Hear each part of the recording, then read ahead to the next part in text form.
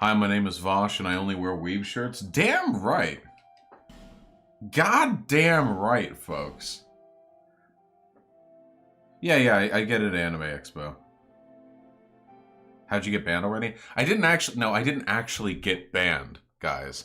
So the issue was, so here's the issue.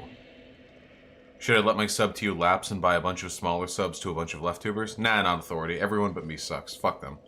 So the issue we were having is that Mixer provided much higher quality video streaming because it did less compression. The downside, however, was that Mixer wasn't allowing us to, what is it called? Interlace? Wasn't allowing us to have the viewers downgrade the quality of the video so that slower internet connections could watch without stuttering. It wasn't allowing that to happen. I'll keep that in mind, non-authority. So the,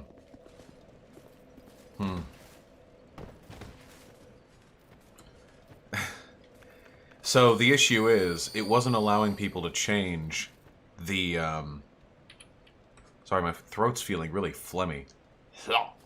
Oh, good luck, Klaus Mouse. Fuck those titties. But not in the normal way. Essentially, Mixer just wasn't allowing folks with poor internet to watch it at decent, like, intervals, you know? It would stutter too much.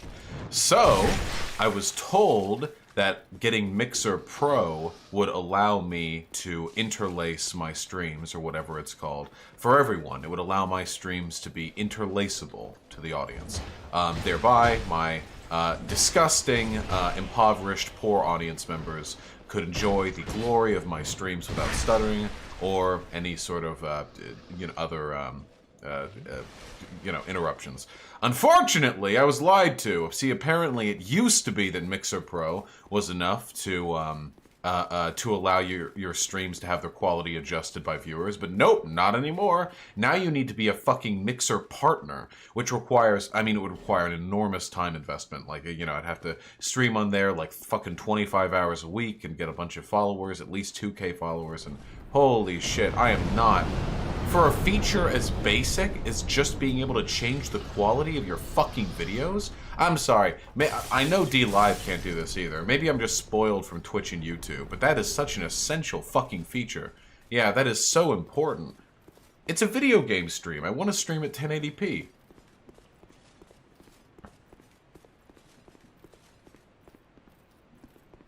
YouTube compression has already gotten to the face cam. Well, I'm streaming at 8K bitrate. There's nothing I can do. At least folks seem more interested in the sonorous and soothing sound of my voice than they do in the actual fucking gameplay. I have 11 YouTube subs. Do I get a blue name? Yeah, sure, petition for one. No, you don't. Fuck you. Why don't you just stream on Twitch? I'll give it a think, you know? Can you take call-ins now? Block Caligula. I know you're desperate to call me an NB foe, but I'm afraid we're going to have to wait a little while longer for the call-ins. I'm afraid we're 5 minutes into the stream, damn it!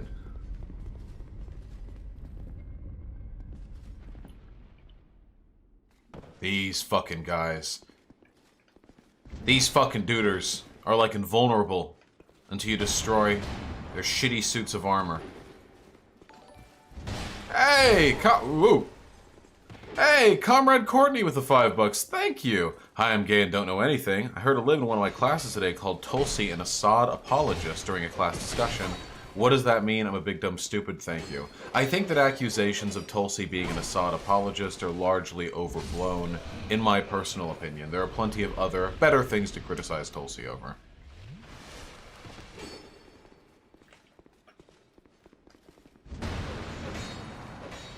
We might get to Dark Souls 1 tonight, but we have 3 whole DLCs to get through. Hey, fuck you. I've got health to spare. Eat shit. Eat shit.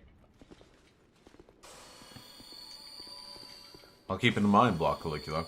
Seattle meetup when? We'll get around to it eventually. And then a Jew for You and Iron both donated $7 respectively, because I asked chat to donate for me to pay for the Mixer Pro, which was very irresponsible of me, because it ended up not working out after all. So I'm sorry that the $7 you both donated will not, in fact, be brought towards an improvement of broader stream quality.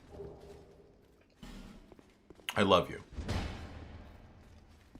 And Balthazar with the $5. Do you think voter shaming is an effective method to winning elections? Nah. Nobody changes their mind on being shamed. Literally nobody. Conservatives have no shame. Not gonna do anything. Happy to hear that, Pig Puncher. We all have our ups and downs. The other day, I got 1,000 concurrent viewers for a video game stream on my 50, because I hit 50k subs, you know? That's fucking sick. For a video game stream, it made me feel like a video game streamer. Isn't that nice?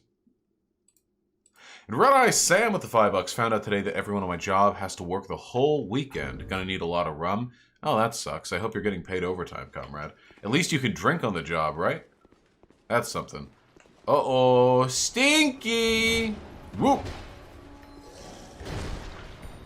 Wait! Okay, that fucking backstab didn't go off at first. Jesus. Hey, manner! Oh. Damage kills you. How do you know when your beard hasn't been growing long enough, or if you just have shitty beard genes? I don't fucking know. I've always had good beard genes, so I don't think about it too much.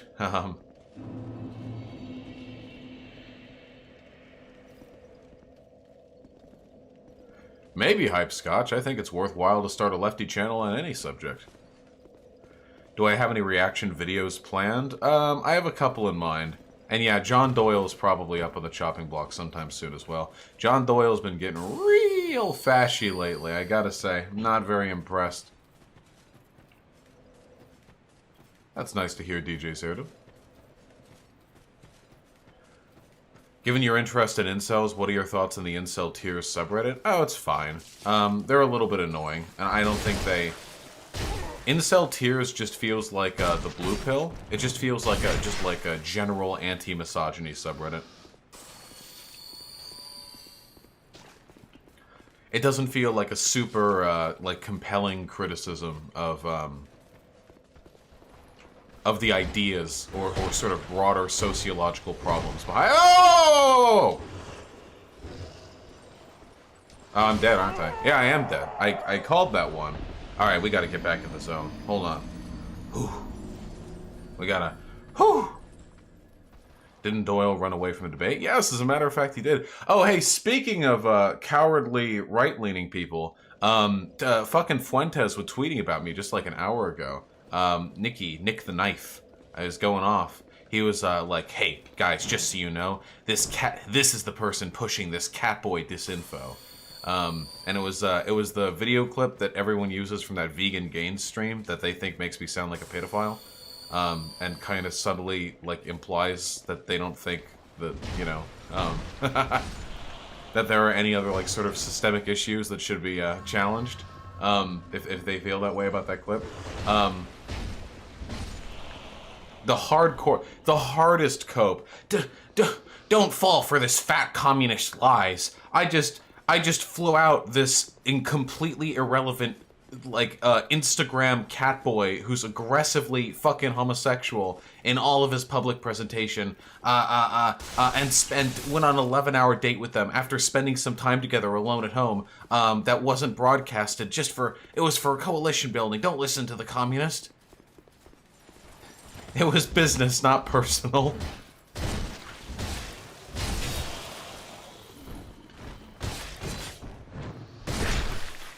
I'm not gay! Yeah, exactly. You like what is traditionally considered to be Italian food? Yeah, why not? A bibbidi bobbidi, you know? A bibbidi bobbidi. Alright, let's do this properly this time, huh?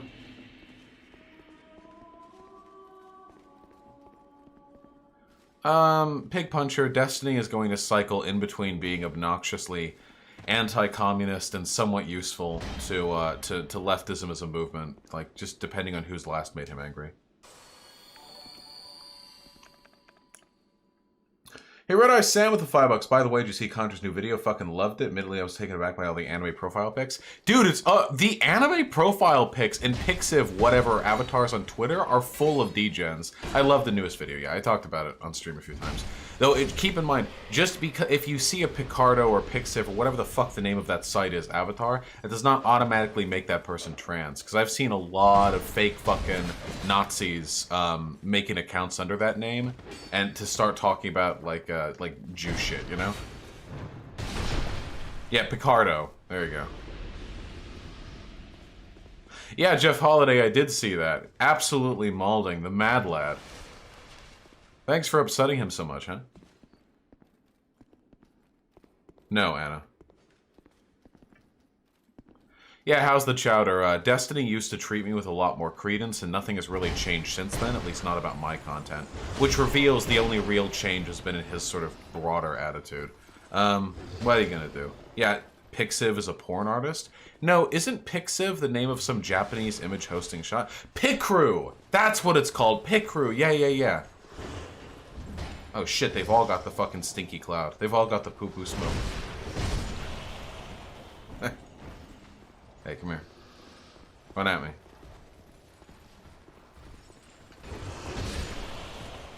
Yeah, I've seen the Twitter accounts that are freaking out for having their their profile pictures shown in Contra's video. God, dude, these people are so fucking pathetic. You know, me when I harass content creator 80 times in a month, you know, chillin'. Me when content creator acknowledges that they're being harassed by me. I'm being doxxed. Like, you know, they do that shit all the time, dude.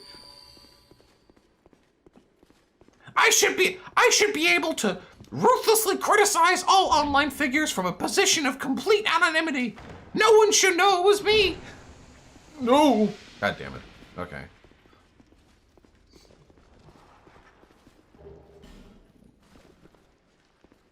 What's hentai? I don't know. It's a magical little thing. What are my thoughts on sin taxes? I don't have a problem with them, personally.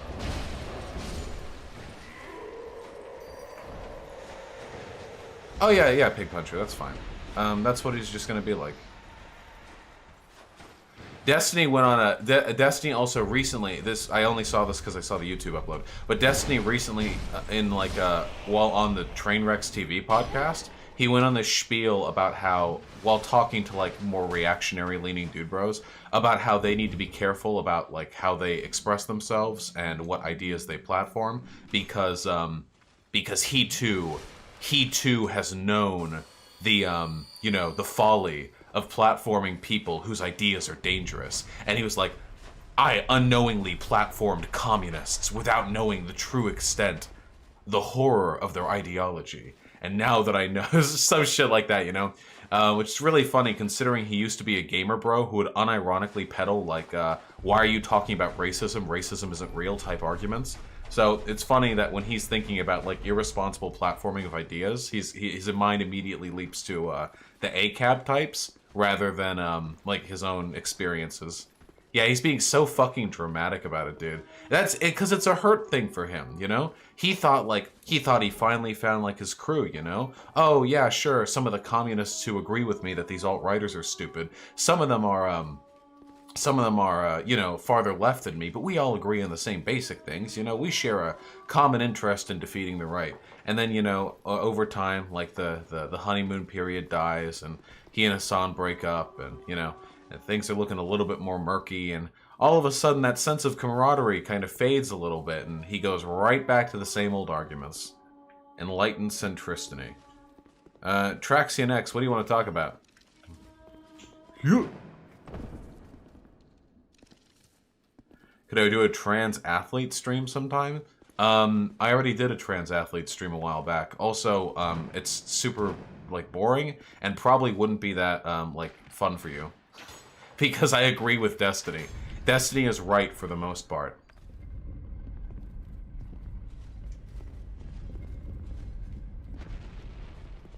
There's, like, a super hidden bonfire somewhere in here. But I don't remember how to get it. I don't think we're, like, at the right place yet. Were these guys always so fucking stinky?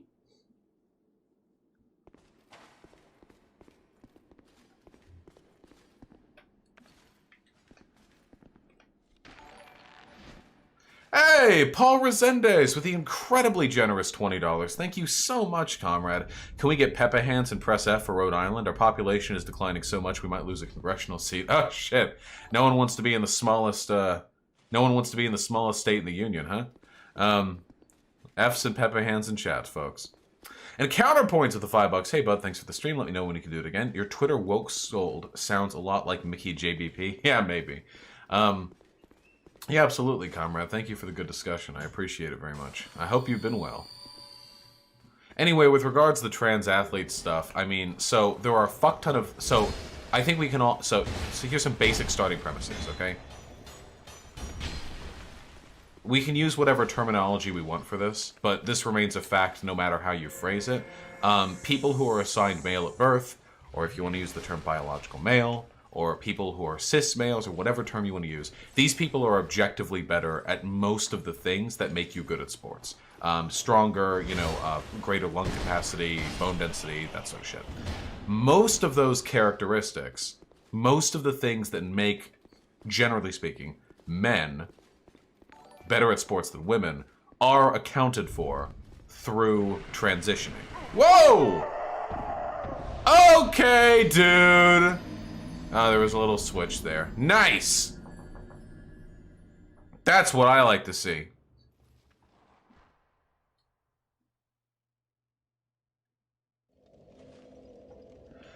There are a lot of components. I'm gonna go back and get some, I'm gonna buy some of the anti-poison sponges. Now, hormones, like HRT, hormone replacement therapy, estrogen, or what have you, do a huge amount, because when we talk about trans people in sports, what we're really talking about are trans women in sports. Nobody gives a fuck about trans men in sports because they aren't as alarmist an issue. And you can't milk outrage by like, this trans quote unquote woman, and it's like a muscular woman with a slightly wider jawline. You can't get that outrage from the trans dude thing. So for trans women in sports, most of the things that make you sort of physically superior as a man are alleviated substantially after a few years of hormone replacement therapy, which is great. Where can I get the poison sponges? Where can I buy those from? I know there's a place that you could buy those from.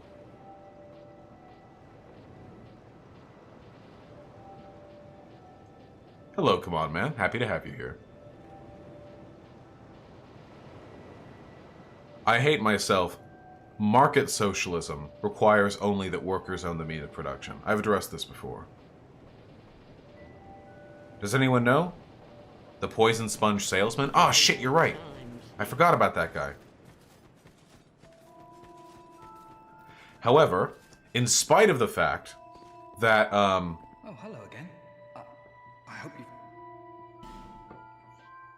Nope, not this one.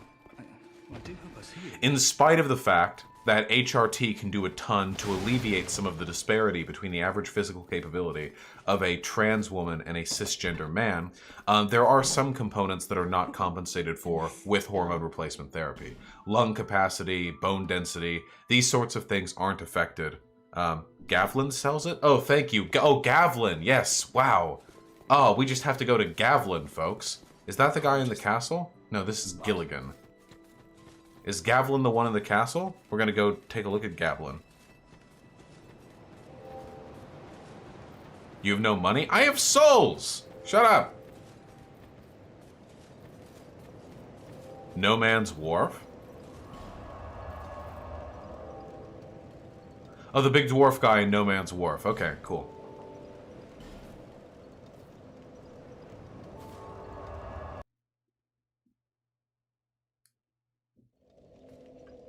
Alright, he's somewhere over here. Let's go. Listen, I just want some goddamn poison sponges.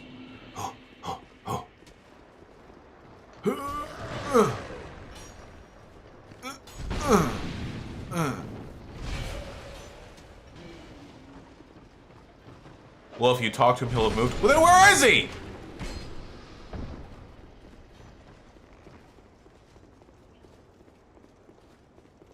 What, is he in the Doors of Pharos? Sure, Doors of Pharos, let's go. Jesus, I just want my fucking... I ask for so little!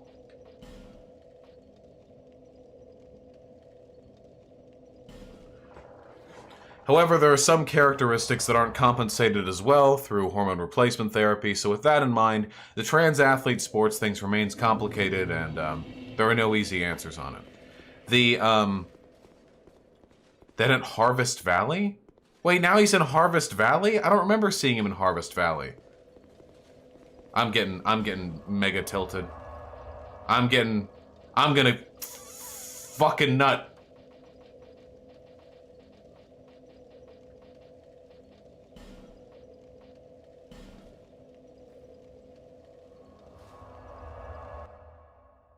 He's hidden in the poison, then he goes to Pharos? What a phenomenal place for one to be hiding when you want poison sponges from him. Alright, let's go find him in the poison.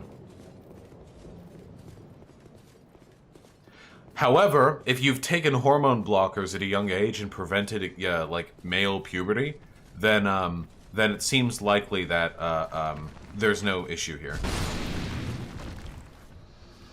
Even if you've got a dick or whatever, like, it shouldn't be an issue.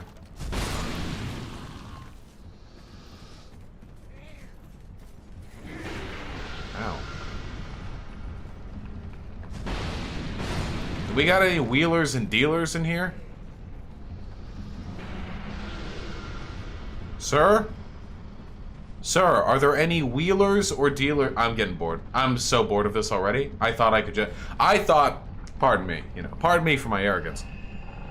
I thought that I could just go and find a duder and buy the thing I wanted. But no, that's fine. No, that's fine. I'm not mad.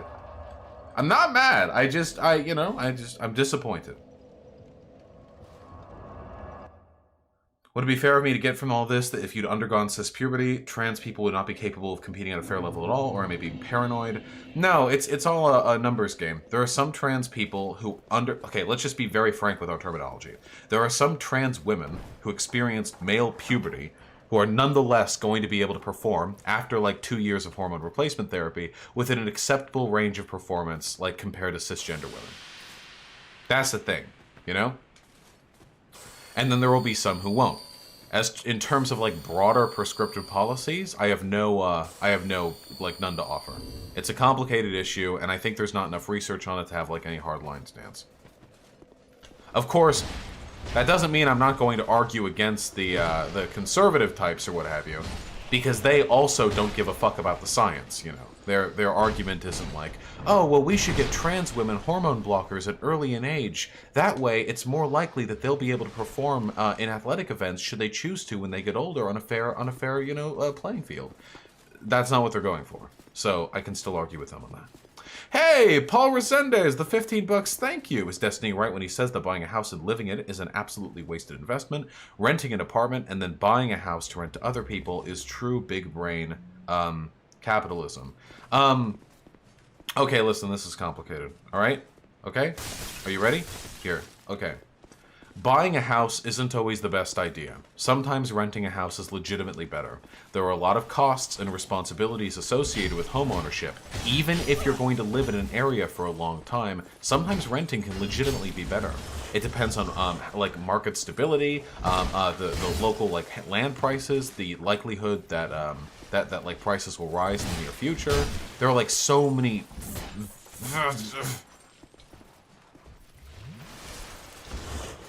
factors that are influenced by it. One of the big issues, though, and this is something that Destiny failed to consider pretty substantially, when he was talking about the efficaciousness of home ownership versus home renting, is what would Estus Flask juice taste like? No, incredibly good. You're undead. You can't die. When you fall to the ground and can't get up, it's because your will to continue has been sapped from you. Estus flasks don't physically heal your body. They just taste really good and make you want to keep going. They're nourishment to your soul, not to your body. One thing that he failed to consider is that for marginalized communities, especially ones that deal with a lot of wealth disparity, sometimes there is a benefit to, in a broad community sense, owning more homes. Because one of the biggest issues with wealth and in race in this country is that the black money doesn't stay in the hands of black people for very long. It's like a really big issue. Like, think about it really quickly, okay? Imagine that you're black, okay, and you're middle class, and you live in a mostly black neighborhood. So you still kind of live like in inner city, like it's not super nice, but you yourself are doing fine, okay? And you've got a family, and you want to buy stuff, you know?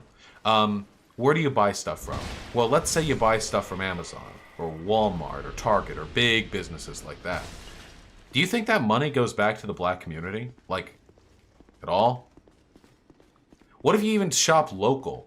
How long does it take, on average, for $1 spent in the black community to go out of the black community? See, without black-owned businesses, without black homeowners, without black landowners, that money kind of slips out real quick like, which is an issue when talking about, say, systemic, wealth inequality, because then we don't really have a way to keep money inside the black community. Yeah, it's like less than a day. Now, of course, that money ends up in the hands of capitalists one way or another, so I'm not saying this is like the be-all, end-all solution to inequality or anything. I'm just saying that mechanisms which trap wealth in the hands of black people go a long way towards alleviating income inequality in the future. When a black family buys a house, that house is theirs. That land is theirs. That's theirs. That's the black community's money. What the fuck is hitting me? What the fuck was that? Did you see that? I just got peppered. What the fuck was that? Oh yeah, I'm sorry. Classic mistake in Dark Souls. The completely invisible, innocuous button that shoots homing fucking darts at you from the far wall. My apologies, game. I'm sorry for disrespecting you by not acknowledging the threat that trap posed.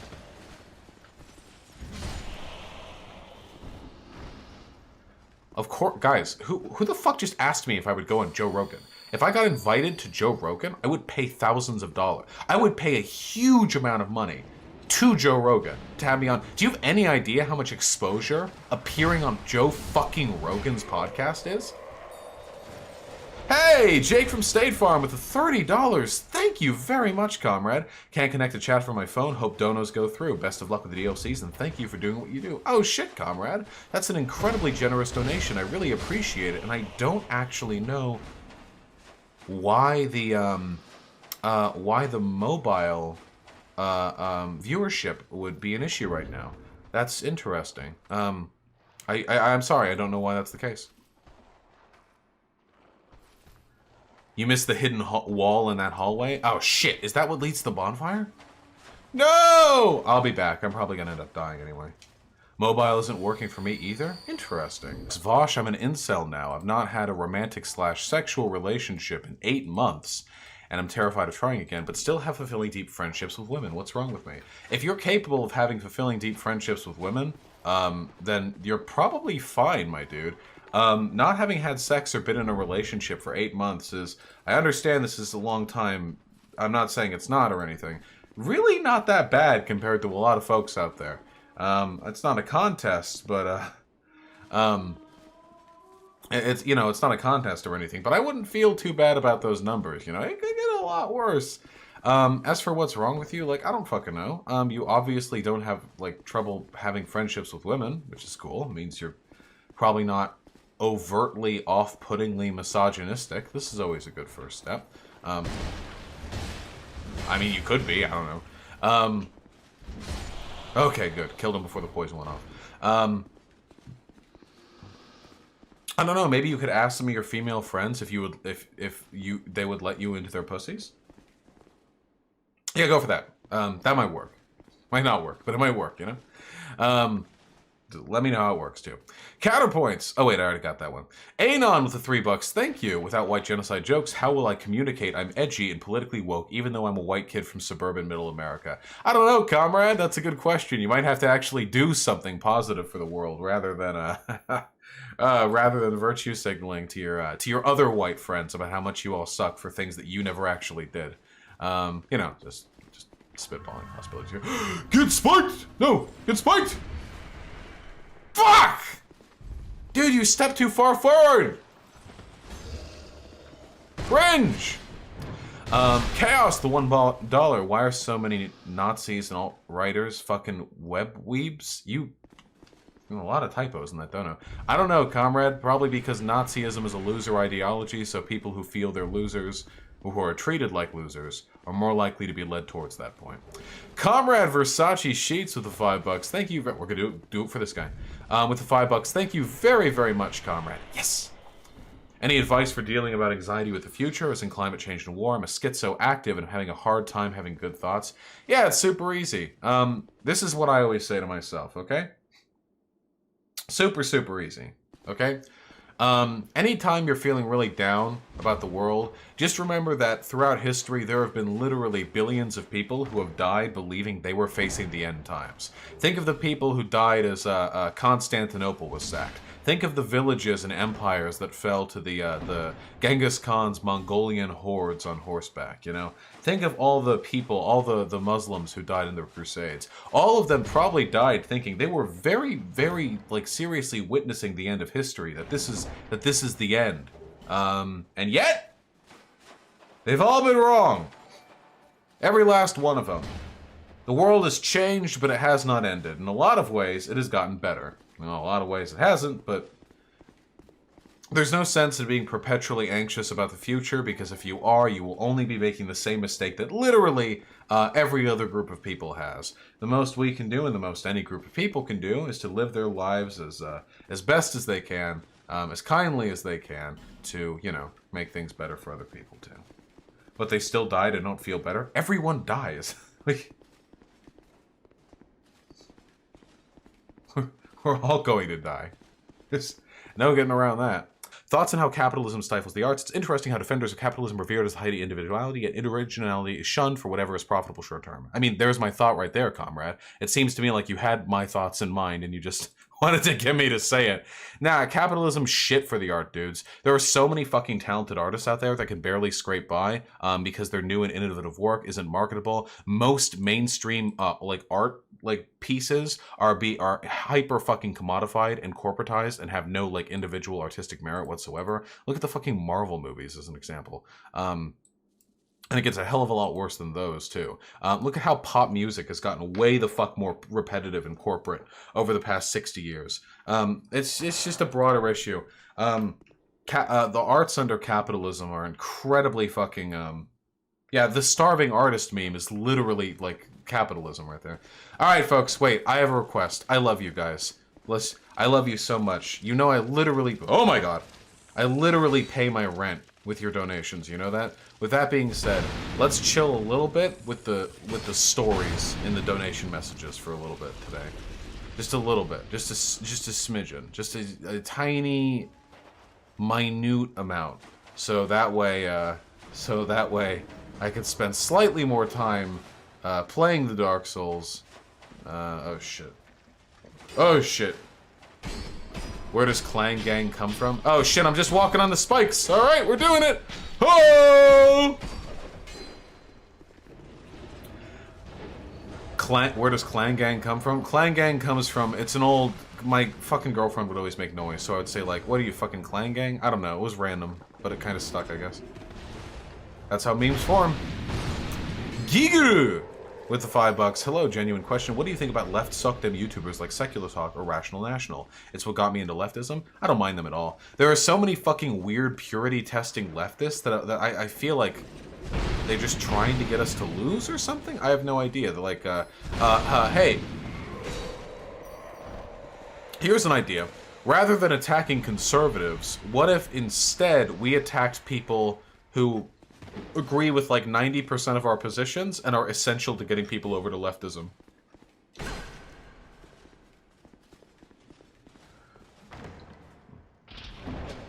Whoa!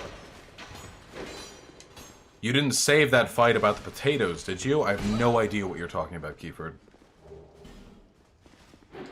We can't fight this fucking guy. He's immune to physical damage or something. And also, somewhere around here, there's something cool, and I forget what it is. Cool. Paul Resendes, the 10 bucks. Thank you. How can I strengthen my vocal cords so I can talk longer? Just keep talking. Ain't nothing but... Whoa, you can't get up here! What the fuck? It's all about the practice, comrade. Oh, wait. We've been here. Oh. It's all about the practice. You know, when I first started streaming, it was exhausting for me to stream for, like, even just 4 hours. To be fair, I do talk a lot more than most streamers do. Oh god, Kiefer, yeah, that's ancient. I have no idea where that would be anymore.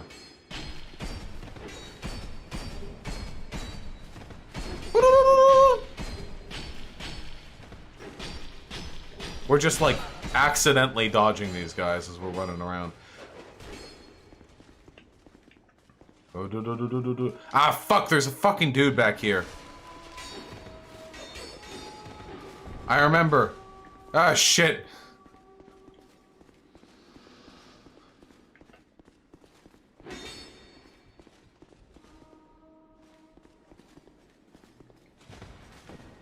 Where's the dude? There's a fucking NPC summon back here. We're gonna run into him eventually. And I know I missed like 2 bonfires back there. Yep. Jester with the unlimited mana. Let's go. Oh, you have so much health. Oh, God. Hey, Cronenfair with a tier 3 sub, thank you! Finally migrated here from YouTube chat, super hyped for the naked fuck with his Zweihander stream. Me too.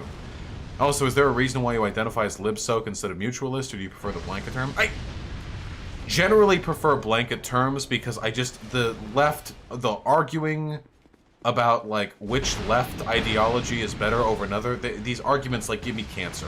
They make me want to kill myself. They're so fucking frustrating, dude. Holy shit. I'm so fucking tired of people, like, coming up to me be like, hey, have you considered you call yourself a libertarian socialist? Have you even considered the benefits of this system? Fuck off, dude. It's pretty fucking clear what I do, what I try to do, okay? I'm out here dealing with the conservatives, dealing with the centrists, dealing with the liberals, try to bring people over. There are a lot of people out here who really, I swear to God, some people treat leftism like fucking Pokemon cards. Like there are 2 people in this world. Those who duel, those who duel, and those who don't. And it's their job as leftists to challenge all the other leftists until there is at the end of it only one pure leftist. I get, this is the impression I get from a lot of them. When one leftist sees another leftist, they're like, I see you picked mutualism, did you? Well, that gets countered by my Maoism, or some shit like that. I just want to fucking grill. Oh, that's right, you have warmth. You have a fuck ton of health, and you have warmth. Oh, but I'm getting you low. Oh. Get away. Ugh.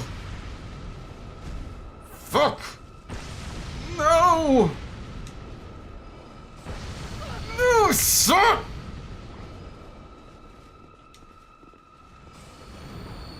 Shit! Ugh.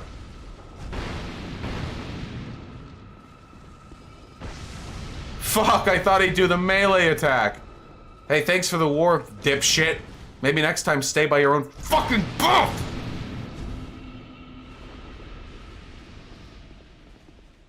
Whoo! Holy shit, Paul Resendes, you are being so fucking generous today, my dude. God damn. What's a good supplement for swollenness? Powdered protein, creatine, whey, or something else? I would always just take whey protein and creatine. I didn't fuck around with any of that other stuff. That was more than enough for me. But it's been a while since I've gotten back to the gym. Maybe they've invented... That wasn't a real player. That was an NPC summon. Oh, and Sophie! Holy shit, my dude, with a $30. Thank you so much. You people are fucking it up with the kindness today. You were truly bleaching my asshole with your generosity. The little wrinkles on my butthole are getting whitened with your donations. Thank you. Fix leftist infighting, please. Yeah, I'm working on it. That's why I don't encourage it. That's why I don't argue with tankies or with anyone else anymore. I have made my opinions on tankies very, very clear. You know, no one is going to doubt my broader opinions concerning tankies. What is that? That's a sick enemy. We're gonna get back to it though, but we have another thing or two to clear back there. We have another thing to clear back there. Sake Tanuki with the $5. Almost all my donos are in a Balthazar 228 were eaten re. No! Whoa, whoa, whoa, whoa, whoa. I responded to as many as 2 donations from Balthazar, and I'll check more out in a second. Kiefer, the N-word is bad pretty much everywhere it's spoken in my knowledge. Maybe I'm wrong in that one.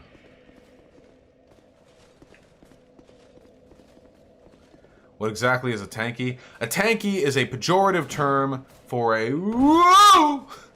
A tanky is a pejorative term for a person who... for an authoritarian leftist who, frequently defends the you know, let's say, misbehavior of Joseph Stalin, Mao Zedong, those kind of types, you know? You'll usually find these types saying that everything that, that is broadly known about North Korea is actually a product of Western imperialism. That being said, like, you have to critically stand every dictatorship in the world if they're anti-American. These are tanky positions. The overarching tanky position, this is like their golden rule. The overarching tanky position is that if it's not American imperialism, it's fine. And if it's against American imperialism, it's good. So it doesn't matter if it's China, like, fucking raping African babies to keep the white dicks out of them first. It doesn't matter, like, how bad the thing is, as long as it's not American imperialism, it's fine, and if it's anti-American imperialism, it's good. Change your helm, it's broken and useless. I like the look. Oh, shit, you guys. God damn it! Because as far as bringing others over to leftism goes, who do you think are the candidates most worth your time?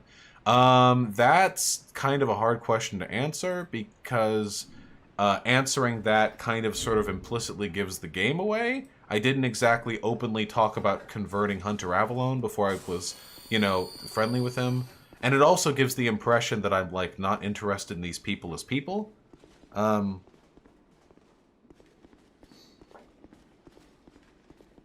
know?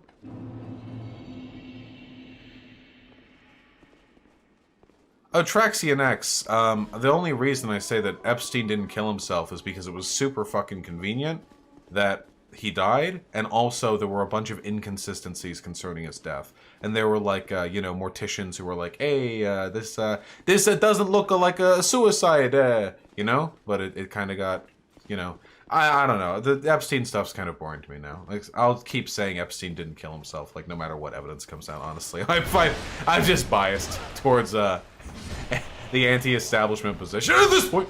I wasn't looking. If they faked Epstein's death, why'd they do it so badly? The government does everything badly. Sophie with the $10, talk less about your butthole wrinkles. That's kind of part of my charm. I don't think that's very called for. You know, some people like hearing about it. I've always been a pretty big into anal myself, you know, so, you know, a little bit hypocritical of me to talk about other people's buttholes, but not, you know, talk about mine. Who here saw the podcast, the Half Cousins podcast that I was on the other day? I had so much fun with that discussion. Amelia with the $5. Avoiding pissing off transphobes is a bit of a big deal. Didn't really live in rural. Not even a lot of people. People flying out on 20 convos. Sorry, this one would be bad. Oh, that's fair, Amelia. Listen, Amelia, you should prioritize your safety above everything else, of course. If you think that you know, it wouldn't be a good idea for you to be doing your stuff, oh shit, because you don't want to upset the transphobes, then, you know, you should prioritize your own safety. But if you think you can get away with it, then I think you should go for it. I don't want to, you know, get a trans woman killed, so I'm not gonna go too hard with that. Johanna Hospice, the $5. Talk more about your butthole wrinkles. Okay, I'll keep that in mind, comrade. Thank you. You know, we got a wide variety of opinions here, it seems. And Sake Tanuki with the $5. There were 6 to 7. Oh, shit. Do you think Obama didn't kill Bin Laden? We have photographic evidence of Saddam and Gaddafi, but none of Bin Laden, even his body. My personal opinion with the Bin Laden thing, and pardon me if this is a little bit too conspiratorial, my guess is that Bin Laden was killed, and probably what happened was that after his after he was killed, his body was desecrated. And then the SEAL Team 6 was like, oh shit. We need to present this evidence, photographically. Let's dump the body. I have a feeling something just tells me that like his cock was like cut out and shoved up his nostril or something. Rat Resistance with the $5. What are you doing? A Styx video takedown, lol. I feel like it's time. It's been time for a while. Styx is just such a tediously unintelligent person. You know? You know what I mean. Wraithwrecker, Vaush, read my 10-volume critical analysis donation messages, and it'll only take you 8 years longer than it took to write. Yeah, exactly. I love being able to read folks' donations out loud. It makes me feel really good. Okay, we gotta go down here, I think. It makes me feel really good, you know? Like, hey, community. At the same time, though, it's undeniable sometimes that the time investment is a little disproportional. Gigaru! With the $5, first, read my last donation. Secondly, do you have any criticism for the one and only Bernard Sanders Uwu? What do you think about Tulsi Gabbard? I do not like Tulsi Gabbard at all. Holy shit, I dislike Tulsi Gabbard. And Luma with the $5, if given the chances, would you rather debate Crowder or Shapiro? Shapiro. Crowder doesn't do debates. I mean, if I could debate Crowder, that'd be so much fun, because he's a fucking idiot. Ben Shapiro is intelligent. His political positions are moronic, but he himself is intelligent. The same cannot be said of Crowder. Okay, hold on. In terms of criticizing positions from Bernie Sanders, I'm not a protectionist, and I don't like protectionist policies. I don't like this shit like, we're gonna bring jobs back, you know, American workers, outsourcing, you know, I fucking hate that stuff. I'm not a protectionist. I think that there are ways to, do good within the framework of, like, a global, like, internationalist or globalist economic, perspective. Yeah, but it plays well to the populists. Yeah, the federal jobs guarantee is definitely a little bit on the cringe side. I'm definitely not a fan of that. There are a lot of Bernie policies I don't actually like at all, but I still support him, 100%. Because I don't think policy is the only thing that matters when it comes to picking a presidential candidate. Blah Caligula, if you keep fucking hampering on it, I'm going to do call-ins and specifically not bring you in. You absolute piece of shit. Sorry,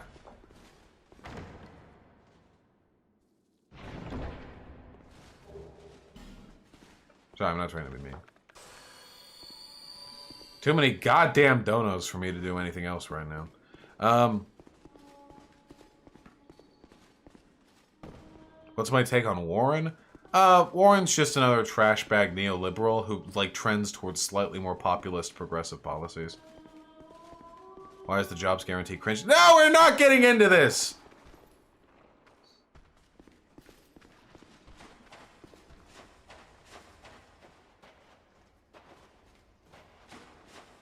Fuck yeah, Raging Red Fox. Wait, Raging Red Fox, have you gotten, like, pussy or dick or asshole or whatever it is you tend to be into, specifically because of my advice? Every time somebody's like, hey, Vaush, I got laid thanks to your advice, it makes me feel so fucking happy, dude. Holy shit.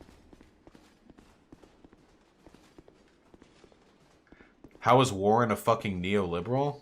Okay. Don't worry about it. Can we just chill? Can we not do... Of all the politics for us to do we have to do electoral politics?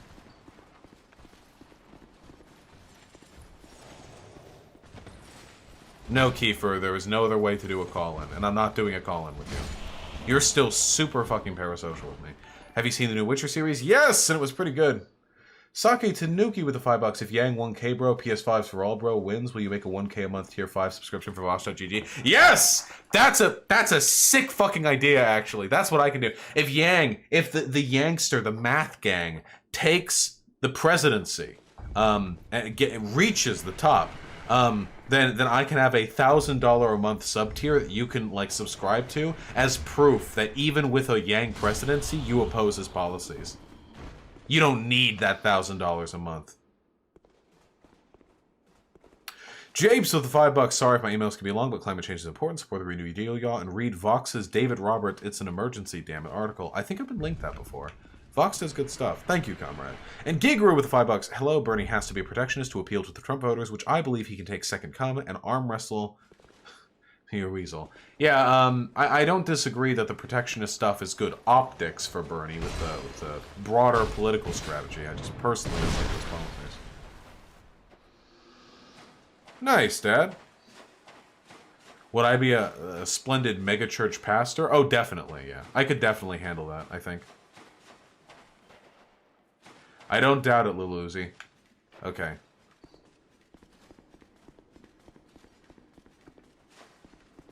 Where the fuck am I going? Have you considered starting a cult? I mean, where do you think you are right now?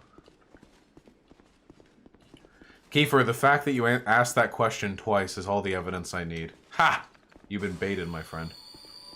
Nah. I'll probably do call-ins later today, though. It was a lot of fun the other time. Yeah, I know I have to go back to the room with the phantoms and the stuff. I'm just making sure I've cleared everything else. Sad Squid 13 with the tier 1 sub. Thank you. First time I've subbed to a streamer. Love your content, comrade. Thank you very much, comrade. That is incredibly kind of you. Enjoy the colored name and emotes. And Rat Resistance, the $5. What are your top 5 Dem candidates? Is Vermin Supreme viable, do you think? Well, Vermin Supreme is obviously the top candidate. I think that goes without saying. Top 5? I mean, Bernie and then Seppuku. What do you want from me? Bernie or Biden? That's what I'm saying. Hey, whoa, whoa, stay! Fucking angle shot down there, fishing!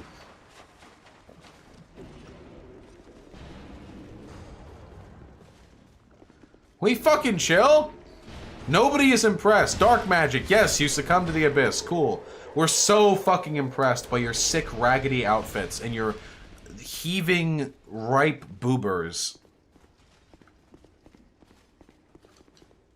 Try jumping, then hurrah for bonfire. Oh, that's actually a very helpful little, little thingy. Where's the button for it, though? There's a button for it. There's a button for the... Don't tell me. It's that.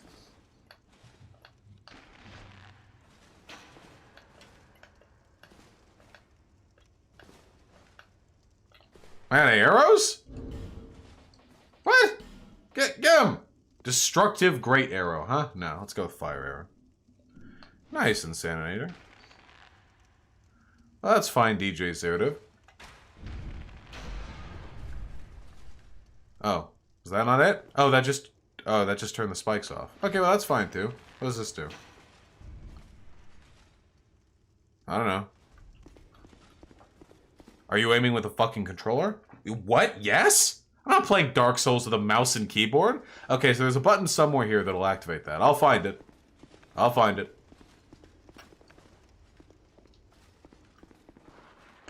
Hey, look! This other player is taking this bitch down, too. Look, she's got a fat ass. Oh, Bionicle fucker, I have no idea. Don't ever ask me to explain social media trends. Paul Rezendes, the $10. Thank you so much, comrade. That is incredibly generous of you. Are you going to watch the Royal Rumble this month? Also, I think you could be an awesome professional wrestler. I think I could do the theater aspect of professional wrestling quite well. Thank you. As for the physical aspect of professional wrestling, they put their bodies through quite a bit. No, no, no, no, no. Why are you not killing those things? You feel free to try.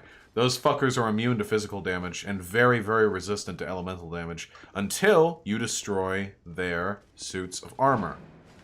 I want to see what's down here. Oh, no, no! I almost had it open!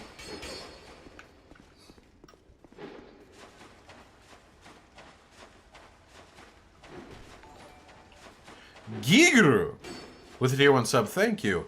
My question is that you always talk about how huge your dick is. I want to know the exact length. Mine is 7.48 inches. Can you beat me, bruh? It's my lust donation. I have you 2/5 of my weekly pocket money, you beggar. Holy shit, comrade. Hey, I don't encourage you guys to give me all your fucking spare change, okay? You guys do that to yourselves. I don't come on here fucking begging people for donos, except for when I literally did exactly that earlier today for the fucking for the $7. No! Ah, don't let me die. Oh, don't let me die. No, don't let me. No, not like this.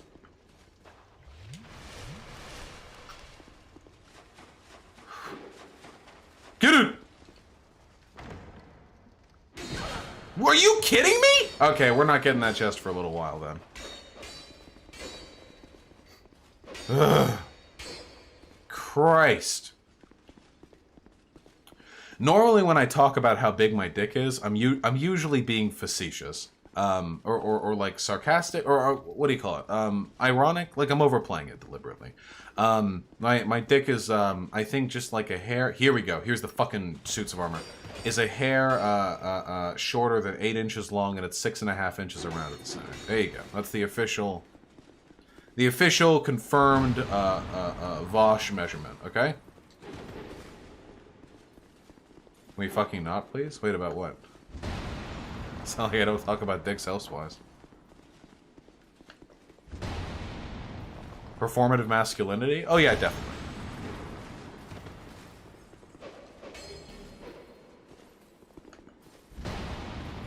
Yeah, this is the real purity test in the Vaush community. We get rid of the woke scolding purity test. Ideal dick size? You shouldn't ask me that. I'm a huge size queen.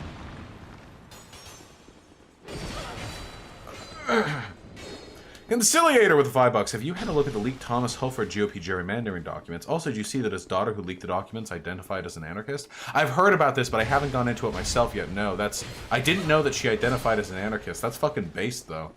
That's based in brat pill. I'm fucking dead. Yeah, yeah. But that's okay. We broke all their suits of armor. We can kill these fuckers now. We can kill them. We can get them.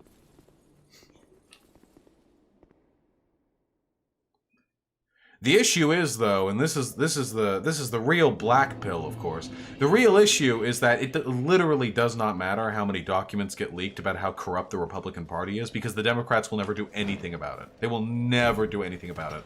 There will still be dipshits like Joe Biden or Tulsi Gabbard who will step up and say that in these times of conflict and partisanship, what we really need is to work with the Republicans rather than to recognize that they are the criminal element of the American electorate, and that voting for a Republican is symptomatic of brain disease and not a viable political choice. That there is no good reason to be a Republican.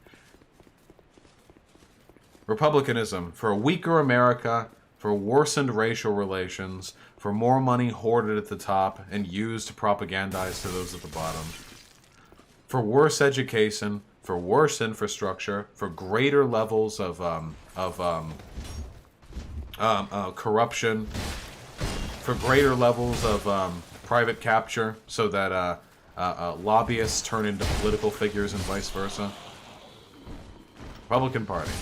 Is the Democratic Party good? No. Shit. But there's always worse.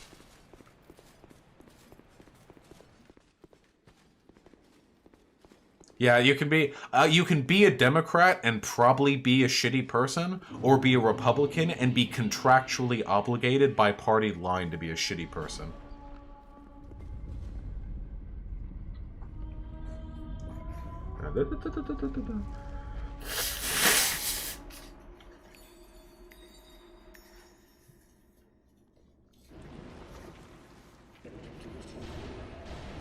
What? Cut!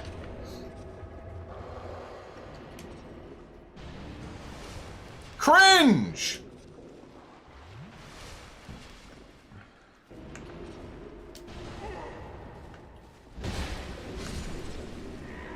How did you get me? Fuck you.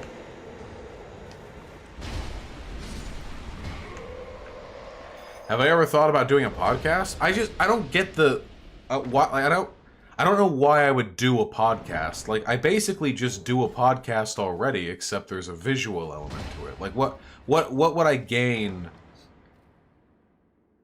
Also, good podcasts usually have, like, a really good rapport between, like, the people who participate in them, but I don't like talking with people who I agree with. I get so fucking bored so fucking quickly, you know? It's so boring. You with the $5. No need to sorry for me. I still live with my parents. I'm 17. I can spare the money. I have like 10K in my bank, and it's even big for money in poop land. You got 2 centimeter bigger dick than me. Fuck you, mate. Gigaroo, in the future. Let's. I can't talk about dicks in this chat anymore because half of you are underage. Fuck me. Christ. Thank you, comrade. That's why I want to do one with you. Oh, Hyena, I love you, babe, but trust me, I would also get bored talking with you if it was in a performative sense. I like arguing with people, you know? The beauty podcast was fun. I will say that for sure. No, there's no link to the Dem debates I did. The beauty podcast was a lot of fun. Yeah, 10K at 17 is a lot. Oh, hello. Hello? Yeah, hello.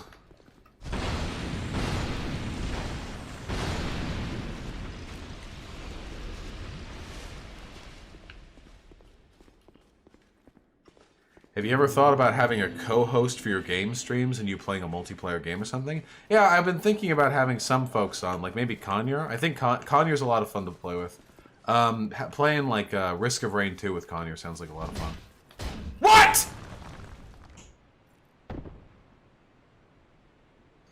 Why did I roll?! I didn't hit the roll button! I just attacked! I'm triggered.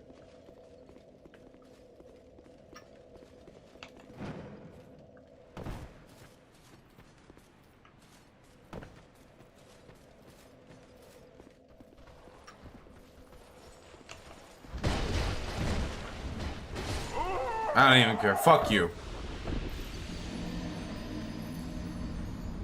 Is Sargon a racist? Yeah, of course.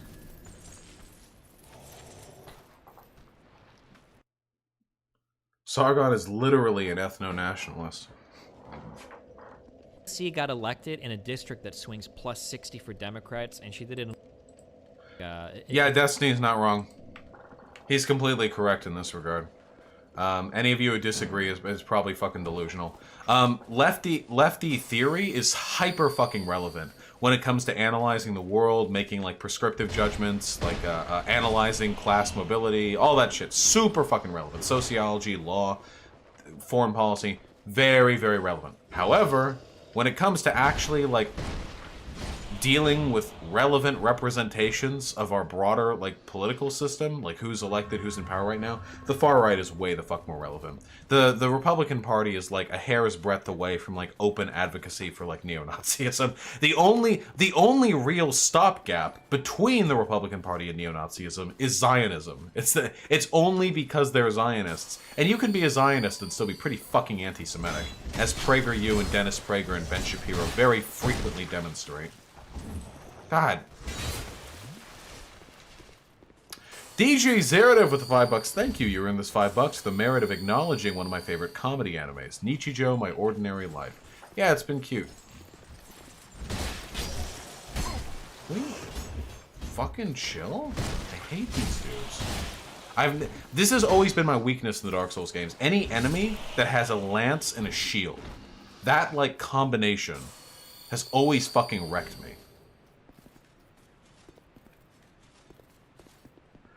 Nah, Republicans aren't like Mussolini or whatever, but fascism doesn't begin and end with the establishment of a totalitarian dictatorship. Dennis Prager and Shapiro are anti-Semitic? I thought they were Jews. You can be Jewish and anti-Semitic. Like, super easy. Because kicking just doesn't work in Dark Souls. The kicking mechanic in Dark Souls has always been not very good. Just frankly. Speaking frankly.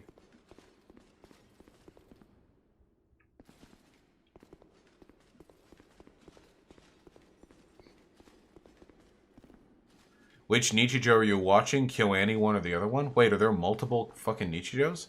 Well, we're watching the 24 episode one. It's got 3 girls. I don't know. I shouldn't be down here. What do they do that's anti-Semitic? What? Ramirez with the $5 isn't saying ACAB a similarly divisive rhetoric as the Mayo side jokes. Yeah, and you'll notice they don't really say it that often. The difference here is this: it is fine to be anti-cop That is fine and moral. B, it is not fine to be anti-white. You shouldn't be against people for their race. Being against people for their profession or their institutional power is something entirely different. For 2, people expect lefties to hate cops, whereas, and this is sort of a broader ideological disposition, whereas there is no inherent ideological disposition that would lead left-leaning people to hate white people. So I think that's kind of a... Why are you a ghost? Wait, you're not a ghost? But even with all of those stipulations... even with all of those stipulations made, I still agree. Just, like, shouting ACAB and being super edgy about it isn't good optics, and it makes us look like fucking dumb fuck children.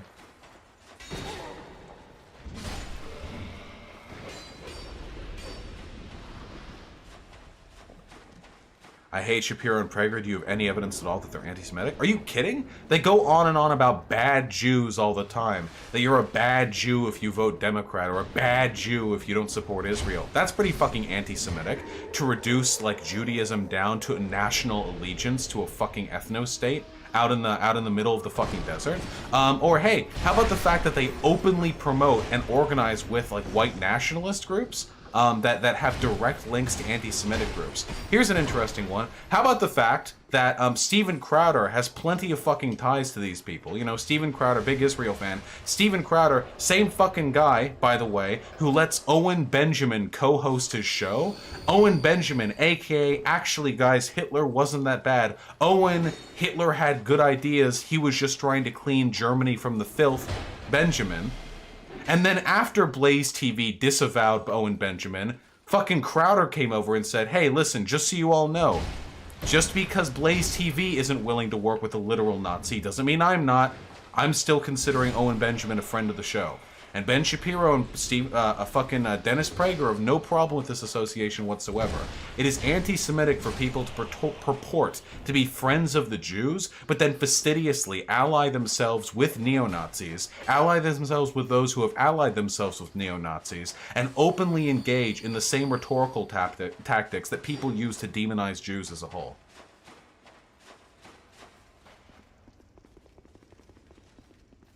Okay, there we go. That's it.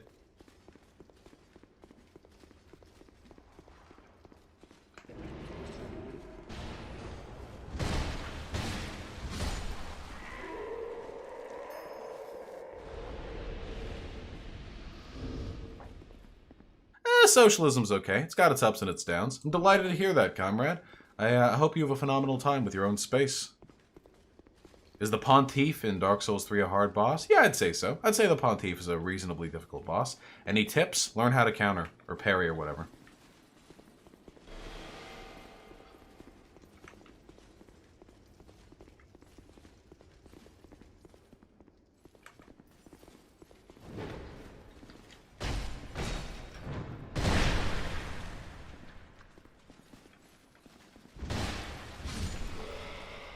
Really enjoyed your convo with that ex-cop, by the way. Yeah, Counterpoints is in chat right now. He's a pretty cool dude. I asked this earlier, but I didn't look at chat after asking it. Who here saw that podcast that I was on, the Half Cousins podcast with the two ladies the other day? I didn't stream it, but I hosted it yesterday. I thought that was super fun. I had a ton of fun with that. I normally don't like that kind of stuff, but... One Rubber Duck with the $5. Why is the election of AOC not considered to be an important political event? She beat an incumbent with no name recognition, next to no money, shows progressive policies, beat centrist ones. What Destiny was saying is that that wasn't relevant in the context of broader political discourse, which is probably true. AOC, like, winning big in an area that already leaned heavily blue isn't nearly as impressive or relevant to broader political discourse as it would have been if, like, if AOC had been able to do the same in Texas, or, like, Mississippi, or Wisconsin, or something. They handled your edginess well. Well, they were fans of me, so I would hope they know how to deal with my being edgy. But no, I do agree, though. I think that AOC, God damn it! I think that AOC's election is significant in many ways. Yes, Somniostatic, I would agree with that. Yeah, the half cousins were envious that they couldn't be as edgy as me, which is kind of funny to think about it, you know? Okay.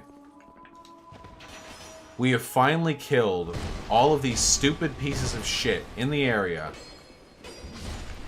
At long last, we have purged these fucking ghosties from our community. Now, how the fuck do I get that bonfire? There's gotta be a button.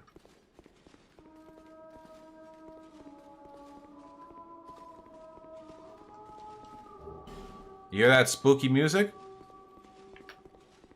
That sounds like progress.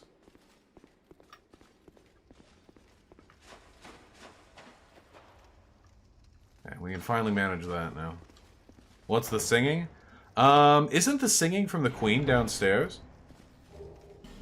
I passed it? Oh, is it on the staircase? Well, I see a corpse up there.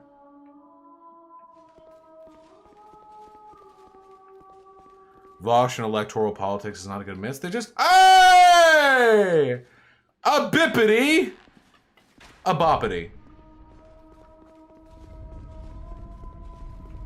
Yeah, the boss is singing from to us from downstairs. What? Can I get something? Yeah, well, you can come in whenever you want. It's when you force me to get up that I cringe. How many fucking people the last night were like, oh, you mistreat hyena? That shit makes me cringe. I did a fake tattoo. Oh, that's super cute. You like him? It's not a fake tattoo, it's a temporary Well, tattoo. temporary tattoo. Yeah, it looks really cute. Thanks. Okay, you gotta, wait, set the record straight. Can we agree that I don't treat you like shit? You don't treat me like shit. Okay, thank you. Now go back to your room. I want to show them my booby shirt. Yeah, go for it. Here. I can't see. Oh, is that you lie? Do you guys want to see my booby shirt that my friends got me? As a meme. I'm playing Dark Souls in the Is this background. legal? You're missing. Do you It's like legal. this? This is D&D cringe. Gonna have to move in more. It's YouTube. It's YouTube. Get in, pop them up. Do you like this? Do you like this D&D cringe my friends got me? Because I do. It's very comfy. And also I got a temporary tattoo on my leg. I don't know if I can show this. You kind of got it. He's kind of long. It's hard. Anyway, hi. I came in here to get pens. Nicely done. I love you. Love you. Oh god, I almost slipped. Slippy. Yeah, Mixer wouldn't allow that. Those big jubbly boobies. No, no, no. Twilight Monk with $1 minute. Oh, fuck, relax. Left where the hell fuck Israel types here. Yeah, I agree. The bad optics shit from the anti-white stuff and the anti-men stuff is super cringe. Also, yes, black, like, anti-Semitic Israelites are they're a weird bunch, I'll give them that. They're also not very politically relevant, so I wouldn't like care too much. What the fuck are people dying to over here?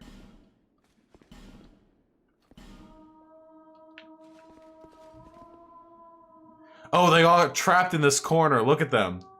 They all ran past the dude and got trapped in this corner and then got fucking bodied. Oh, Raging Red Fox. That's incredibly nice. I'm delighted to hear that, comrade. I am always heartened to hear that somebody got... I want to say pussy, just to be, you know, sort of glib about it. But it could be pussy, it could be dick, it could be asshole. It could be boobies. Maybe you just fucked boobies, you know? Maybe that's what you did. You just fucked boobies really hard. I don't fucking know. I'm not here to judge if you fucked boobies. We're getting to you in just a second, bucko. Whoa! Yeah, hyena does have back issues from the boobies.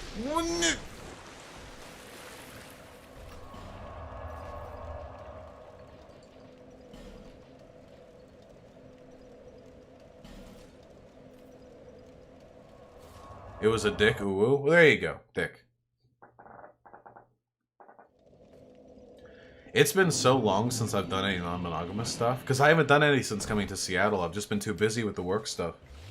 Hey, it's C. Clover with the Tier 1 sub. We in here? You are in here, comrade. Thank you so much for the sub. I really appreciate it. Had a lot of very generous folks today, and I can't tell you how much I appreciate it.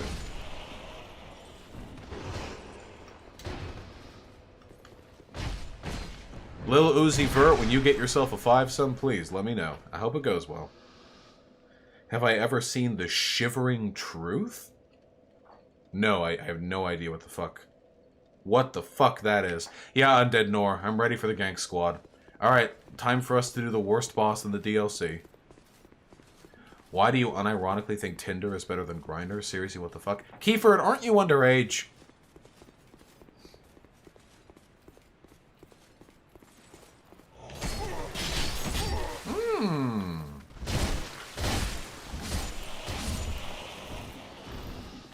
I'm 23? Oh, okay. Never mind.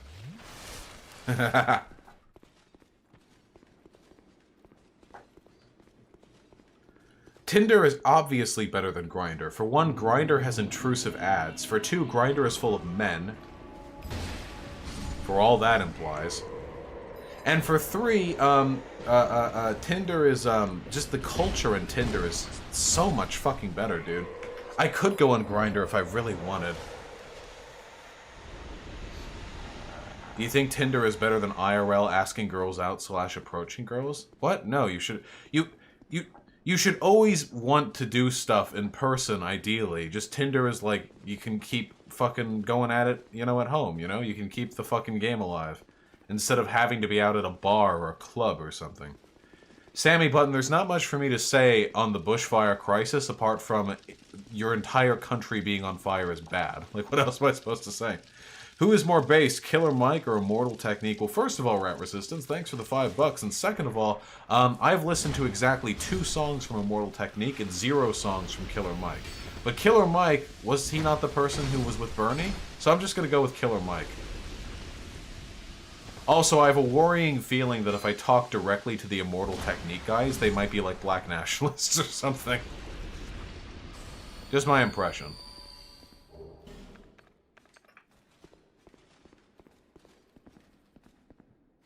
Well, yeah, Kiefer, and I mean, if you're serious about fucking people, you should get Tinder Gold. Yeah, I know Undead Nor, but fuck multiplayer. Can you show us your Tinder bio? I can read it out loud, probably. Let's see. What am I up to these days? Assuming you weren't always poly, did you ever have a problem convincing yourself a partner wouldn't be less close with you if they found better sex? No. I've never had that insecurity thing. I've never felt like, oh god, if they find a better thing, like, I'm done for. If my partner finds, like, a better thing, I want them to leave me. Why the fuck would I want to have my partner chained to me if they find someone who they know they would be in a better relationship with? And likewise, if I found a partner who was better for me, like, I wouldn't want to continue staying with my partner. Obviously, that doesn't mean you should make reckless, impulsive decisions and, like, freak the fuck out and just go bouncing around relationships all the time. But it does mean, like, just... You shouldn't just be, like, stuck in your default, in, like, your initial relationship forever until, like, one of you dies. You should be able to make, like, critical, intelligent choices about who you think you would be best for. Oh, that is Bonfire Ahead. Yeah, non-monogamous relationships are almost certainly less stable for long-term commitment, but there could be reasons for that that don't necessarily impugn non-monogamous relationships. Here, hold on. Yeah, let me see what my bio says. I haven't updated this thing since I came to Seattle, so I can't find my bio. Ah, they've updated Tinder. I wonder if my bio's been deleted or whatever.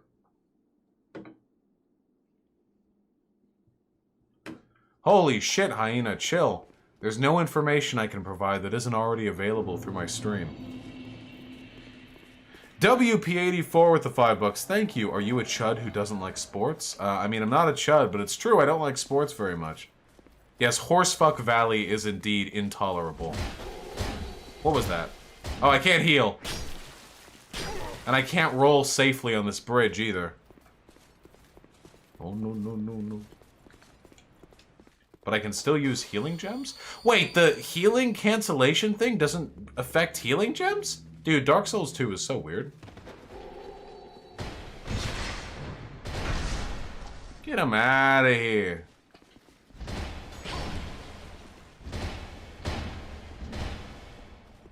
It's just for Estes? Well, that defeats the point! Rat Resistance, the $5. You should listen to It's Poverty of Philosophy and Civil War, or IT's Poverty, Philosophy, and Civil War. He's not very black nationalist, rather socialist, though. Maybe, got a lot of stuff, on my to-watch list as it is already, but...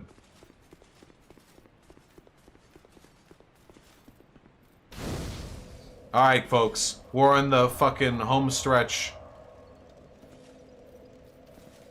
Oh, wait, shit. We gotta fix our helmet. I forgot to do that a while back. What do you think of H-Bomb's video in Dark Souls 2? It's pretty good. A lot of people are too hard on Dark Souls 2. I still think it's the worst of the 3 Dark Souls games. It's possible to think something is a little bit worse than its contemporaries without going full fucking crazy and saying it's a shit game, you know? Check it? No, Lone Cat, I'm playing Dark Souls. Fuck you.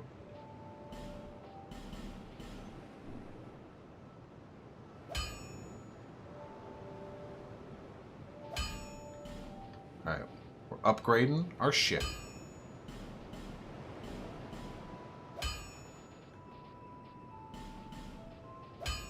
Upgrade complete.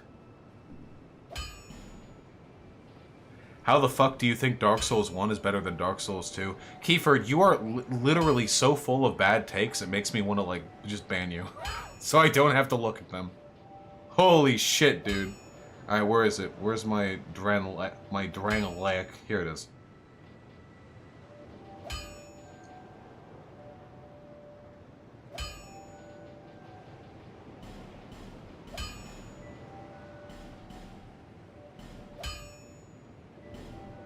I'll be around if you make it back. No, Lone Cat, I have not seen JonTron's latest video. I'm sure I will soon. I forgot he'd released one. We're so close.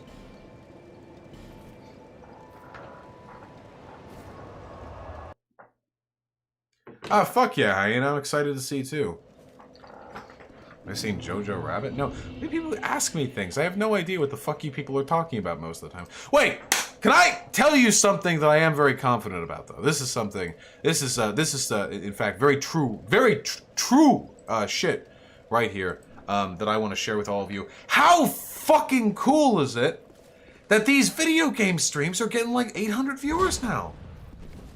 What the fuck? That's so fucking cool. I am so unbelievably happy. I love politics, folks. I love politics. I love talking about it. I love it. But we need this shit to chill out. And I talk about politics the whole video game stream too. But I love being able to play video game streams while talking about stuff. I love it. I love it so much. I've always loved fucking video games. I've always loved talking while playing them. I've loved showing people them. I love, getting better at them. It's so much fun for me. And now being able to do this, not only being able to do this in the sense that like enough folks watch, but enough folks donate to make this possible, that is incredible. That is just so phenomenal. And it's entirely possible that as we move forward with this, as we keep the consistent game streams going, which we will be, which we'll absolutely be doing, that that we're going to get even more viewership, that we're going to get like 1,000, 1,200, each, and then it's like, holy shit, I'm like a fucking video game. I'm like a large Twitch streamer now with the fucking video games. That's amazing. It is amazing. My only regret is that you folks can't see everything in as beautiful a quality as you should be able to.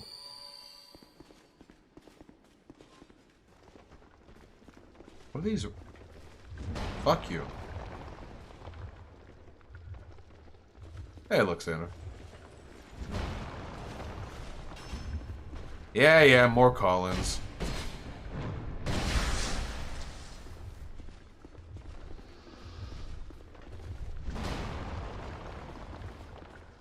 Dark Souls 2's level design is easily better than Dark Souls 3's? What the fuck, Keyford? Yeah, it's true. I might have been able to be a 5K Andy on Twitch, but I've gotten very successful on YouTube, and oh, shit. Oh, God, I'm in danger. Oh, shit. Oh, I don't like this place at all. Oh, God. What loot is there to be had here? Oh, Jesus Christ. Andy Drew with $5 privilege. Good point. Bring up with a bunch of white guys, lol. Yeah, bringing up the idea of whiteness with a bunch of white guys is fine as long as they're not a bunch of fucking dipshits, you know? Yeah, those intersectional approaches towards this sort of stuff is super fucking important. And I like to talk about it with people who I would consider to be friends because I don't like being friends with people who I consider to be willfully ignorant. This is like a good metrics test, you know? Rotten with the $5. Thank you. You should watch The State and Revolution by a little-known artist, Vladimir Ilyich. Is this, that's a meme, right? Because that's, right? Because it's Lenin? That's a meme, right? And that was his original name? That's the joke? Did I get it? Okay, I got it.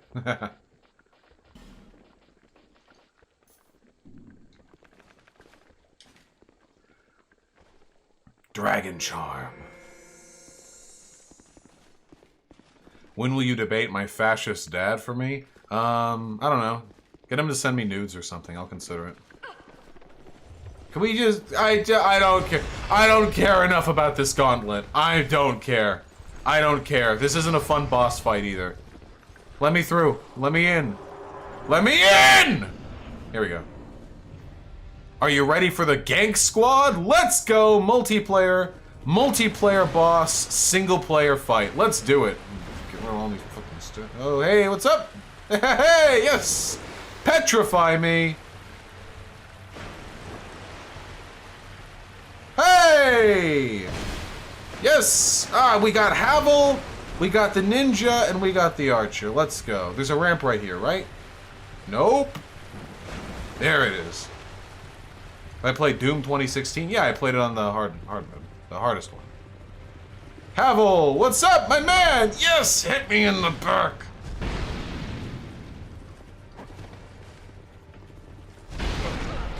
Yes, ruin my health bar. And glitch out so you don't do. Oh, it's the backstab. I love it. Haha. Yes. Then the archer at the end. Oh, this is my funnest, favoritist fight. Crack Rock Steady with the $5. Thanks. Do you think I ever stream that Jamie woke scold idiot from Twitter? Also, should make a response to Young Grippa, Anacap version Smoke Black Guy from the Vice video. Crack Rock Steady, I'm terribly sorry. I don't know who Jamie is, and I don't know who Young Grippa 59 is either. I'm sorry for we missing out sort of the shared cultural touchstone. If you have some suggestions for what you want me to watch, though, you should, fuck! You should, put it in the suggestions channel on my Discord. Oh, boy. Yeah, yes! That's what I call an excellent mechanic. You argued with Jamie extensively on Twitter before? Wait, who's Jamie? Who's this Jamie person? You have to understand, I don't care about woke skulls. They're very boring people. I don't, like, think that hard about them.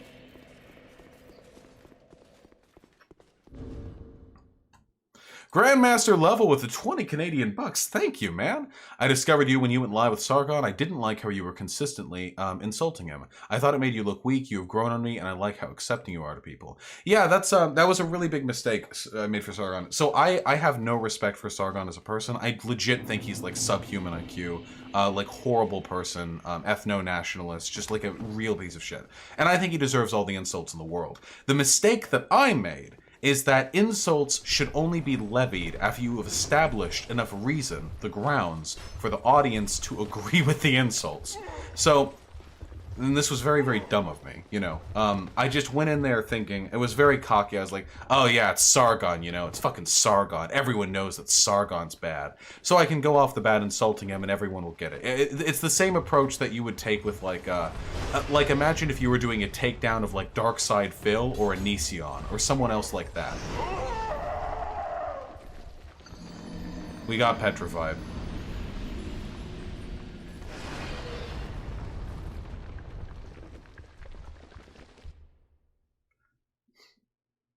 Well, farewell, Keyfruit. Anyway, with somebody like that, like Anici on our Dark Side Phil, you could probably come in and immediately insult them and be all very performative and edgy, and all the audience would go, ha ha ha, haha, very funny, they've been insulted. But with Sargon, obviously, for some reason, I guess, Sargon's reputation isn't quite that bad, ubiquitously. So you have to establish grounds for insult before you can make the insults. That's what I needed to do. I also went too hard on assigning positions rather than asking him to clarify positions. If I had been more careful on these points, I think it would have been a pretty stellar debate for me. But that's okay. It will not be my last debate with Sargon. Ah, shit, I'm gonna... Petrified. It will not be my last debate with the man, and there's always room to do better in the future.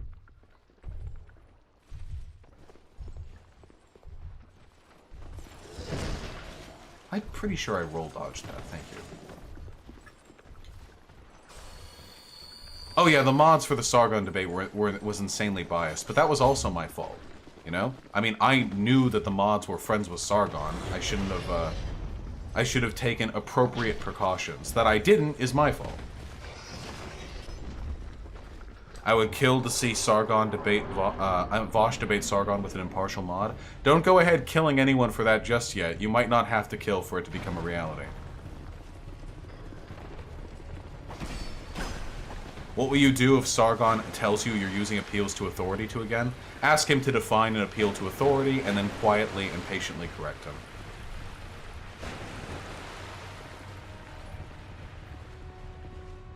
Just another muffin with a tier 1 sub. Thank you. Gone for a week working MagFest. My orange name is gone. Time to remedy that. Thanks for not getting canceled while I was away. Oh, you don't know if I was canceled or not, comrade. You just don't know that I was canceled bad enough to have alerted Twitter to my misgivings and my misdeeds. So seriously, who's this Jamie person? Can someone link their profile? I'll remember a profile image, probably.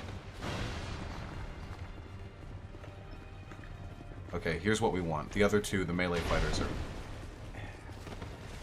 not down long enough, it seems. Okay, that's good damage.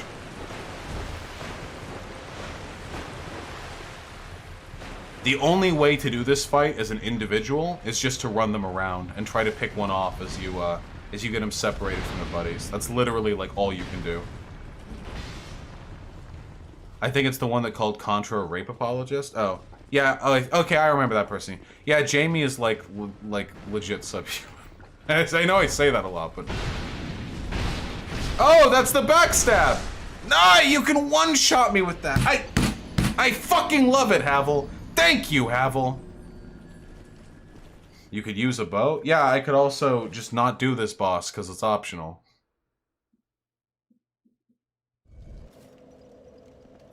Oh, slightly sluggy? Why wouldn't you just use their actual Twitter handle? Yeah, of course. This person blocked me, didn't they? Yeah, this person blocked me like ages ago.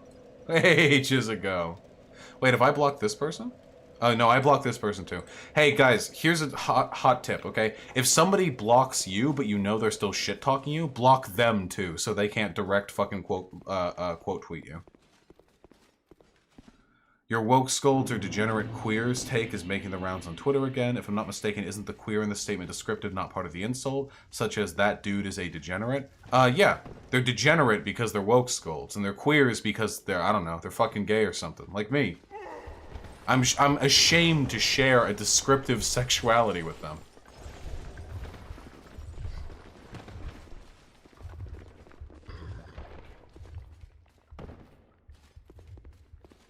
Do the Hassan meme? What, Weasley fucking liar? Nah, these people, listen, let's be real, okay?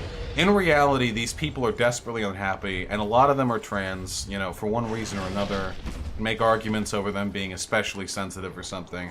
But when it comes to the day-to-day lives of these, like, super cancely people, these are probably people who, like, legit, like, struggle with suicidality every single day. And the fact that they act this way online is a form of projection towards their sort of, like, inner emotional instability. It's the only explanation for them behaving this way. They're probably incredibly fragile, worthless to society at large, and broadly a disappointment to their family and friends. In all likelihood, they're probably abusive to their friends and family, and partner if they have any. No one would act that way online if they didn't have issues understanding, like, acceptable engagement with people with whom you have a disagreement in real life. And that's just their lives, you know? And they're petty and irrelevant, and they'll always be irrelevant. And their only contributions... You're kidding me! Their only contributions to the world are going to be negative. Not to call these folks Nazis, but isn't this always online hate everyone attitude similar to white nationalists? What are your thoughts? Oh no, it absolutely is, yeah. Pig Puncher said this recently on Twitter, and I actually agree with them in this respect. There really isn't that much of a difference between the inner psyche of your average, like, Kiwi Farms neo-Nazi and the woke Scully types. The neo-Nazi's worse, because being a neo-Nazi is infinitely more damaging than being, like, a performatively cancelly leftist or whatever. But the broader similarity here is I'm largely okay with them killing themselves, you know?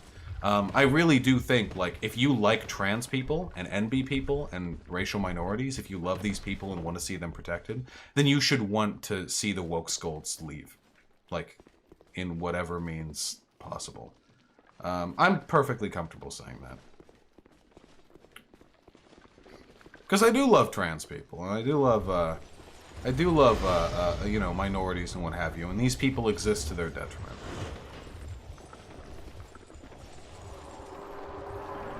It's a little monk-esque? Nah, not at all. What, you think people who are horribly politically damaging get a pass just because they're a member of a sexual minority? I see, with the larger viewers come people who aren't familiar with me being edgy. I can't just rush this guy.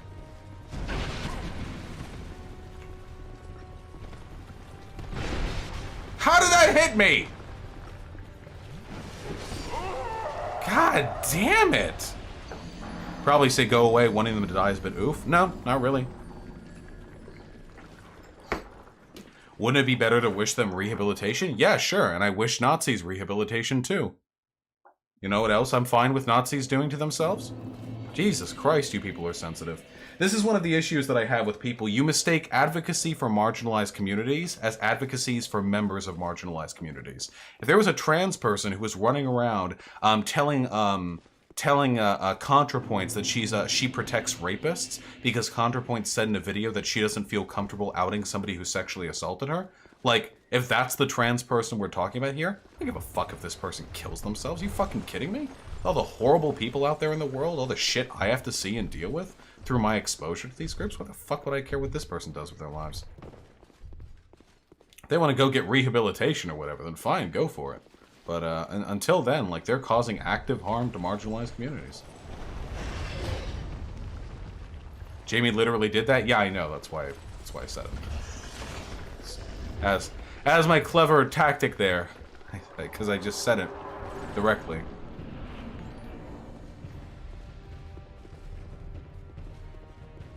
I'll get to that, though, in a second. I should probably concentrate on this fight or we're going to be here all day.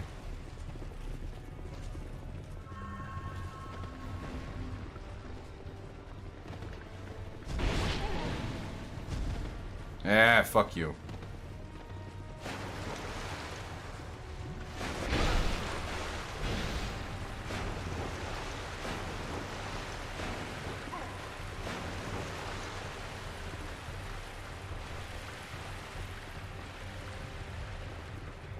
Probably Radical Reviewer, though it's entirely possible I misread exactly what you said because I'm focusing on not dying this fucking boss. This trio. How hard is this game? I think Dark Souls 2 is the hardest of the 3 Dark Souls games, but that could just be because it feels a little wonky to me personally, you know?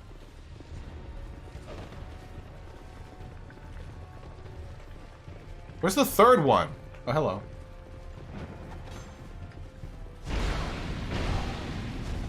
There we go. We got some damage.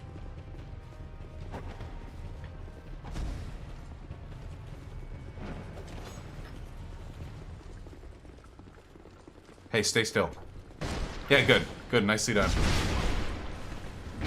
Okay, I was... Okay!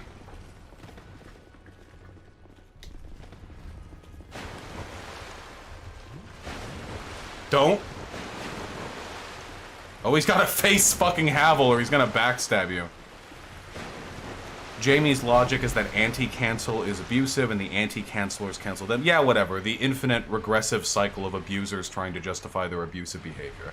Just use that language right there. Jamie and other woke skulls are just abusers. That's what they get off on. The slight power they get. The tiny little bit of clout and power they gain from performatively exercising moral superiority over people more influential than them. And that's it. But why call it anything other than abusive behavior? They act like Kiwi Farms trolls. Clipping things out of context, going out of their way to make people's lives miserable, canceling people performatively over their, like, moral status rather than going after, like, specific takes. There we go, we got one down. It's just abusive behavior. Have you guys ever met, like, the type of... Oh no, he's gonna backstab! I think I got kicked out of that backstab. One of them attacked me and it knocked me out of the backstab. Holy shit. Whoo boy. Whoo boy. Thank you very much. Jesus Christ.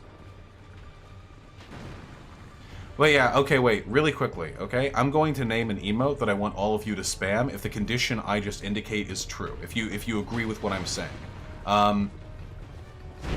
Or like if you've seen what I'm saying. Not if you agree with it, okay? So, how many of you have seen people who are desperately mentally ill? They're usually part of queer communities, and they talk a lot about, like, proper behavior, and they're extremely quick to accuse other people of misbehavior, but they themselves are unbelievably hot-headed, emotional, and willing to shit on their friends at the moment's notice, with no interest whatsoever in, like, allowing for personal growth, or allowing them to develop as people, or recognize why they were wrong. Hug. It's hug. That's the emote. You all had to wait.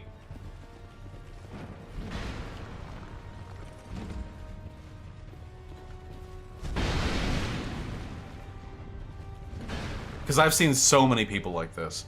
They're super morally pure, you know, they're just so perfect. But if you peel back the micron thin layer of like performative sort of moral goodness, they're like horrible fucking people. They're really shitty people.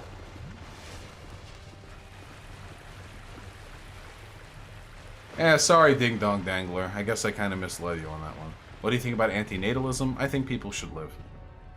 Except for woke skulls. Ha ha!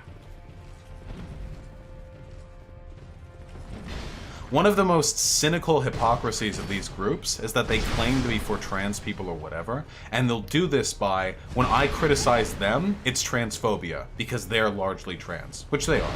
However, when they go after Contra, or when they make light of my or Contra's broader efforts to support trans people, that's not transphobic.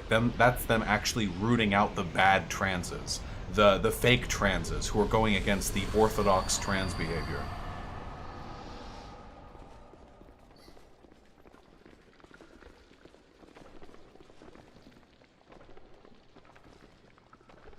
Yeah, I don't think they're a real Havel Knight Undead Nor. Something tells me they're a fucking cuck faker.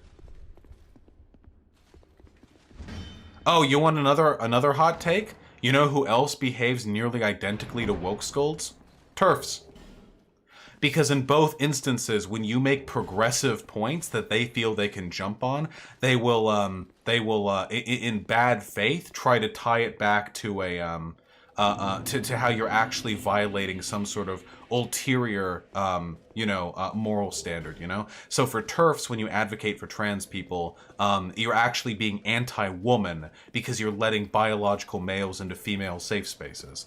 And with woke skulls, when you, say, for example, argue in favor of trans people like I do, in the manner in which I do, I'm actually violating the apparently ulterior moral imperative of never saying mean words or pointing out the fact that the people who criticize me are broadly queer or GSM.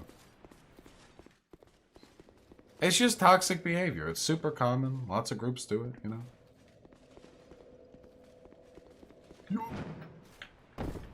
Ooh, ha ha. Oh, ha ha. Hee, ooh, ha ha. Nice! We took the boss down, folks. Can I still use a Twitch Prime sub on you? Oh no, I am no longer associated with twitch.tv.com, my friends.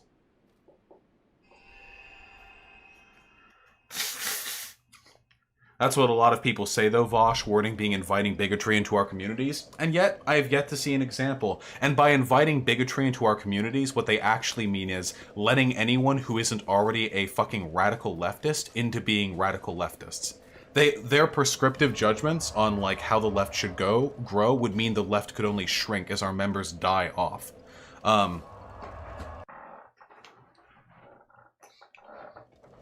I have yet to see it. People keep saying this. I keep hearing this from woke scolds, you know, like, you invite bigotry into your community. These Nazbols hate trans people, you know? And then I look at I went into my Discord last night and I called someone a fucking retard, which they were, mind you, because they were saying some dumbass shit.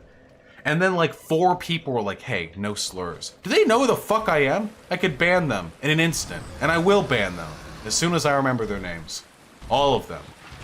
I don't see this like horrible, bigoted community.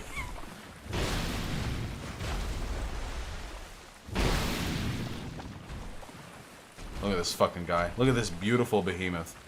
My rule in the community is that I am allowed to be the edgiest member here. No one can be more problematic than me.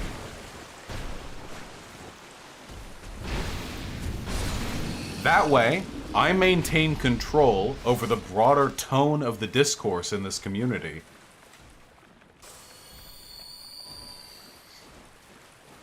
Yeah, this edgy and no further. Hey, you said you stopped using the R slur? I am on stream, okay? True radical.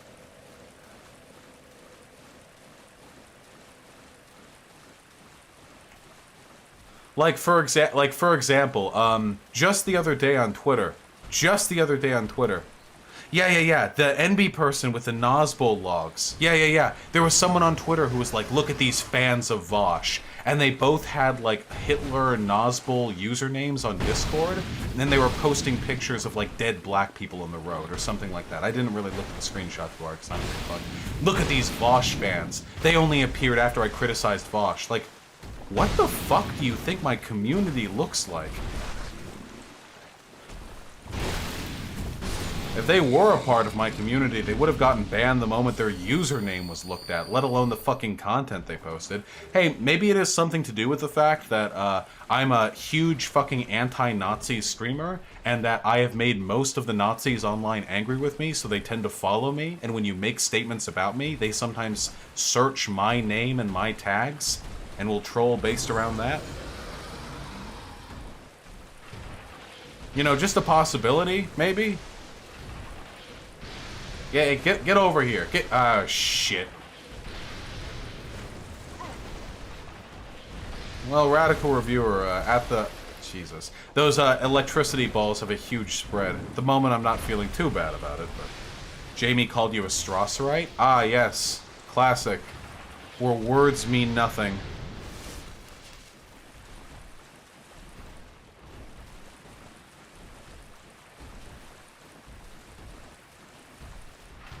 Like, these people have to know that they're jokes, right? A fucking Strasserite? When 90% of my debates are about the necessity of, like, progressivism?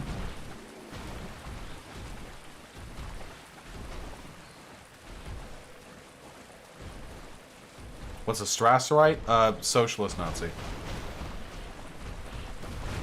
Hey, can I fight one of you at a time? That would just be super fucking cool.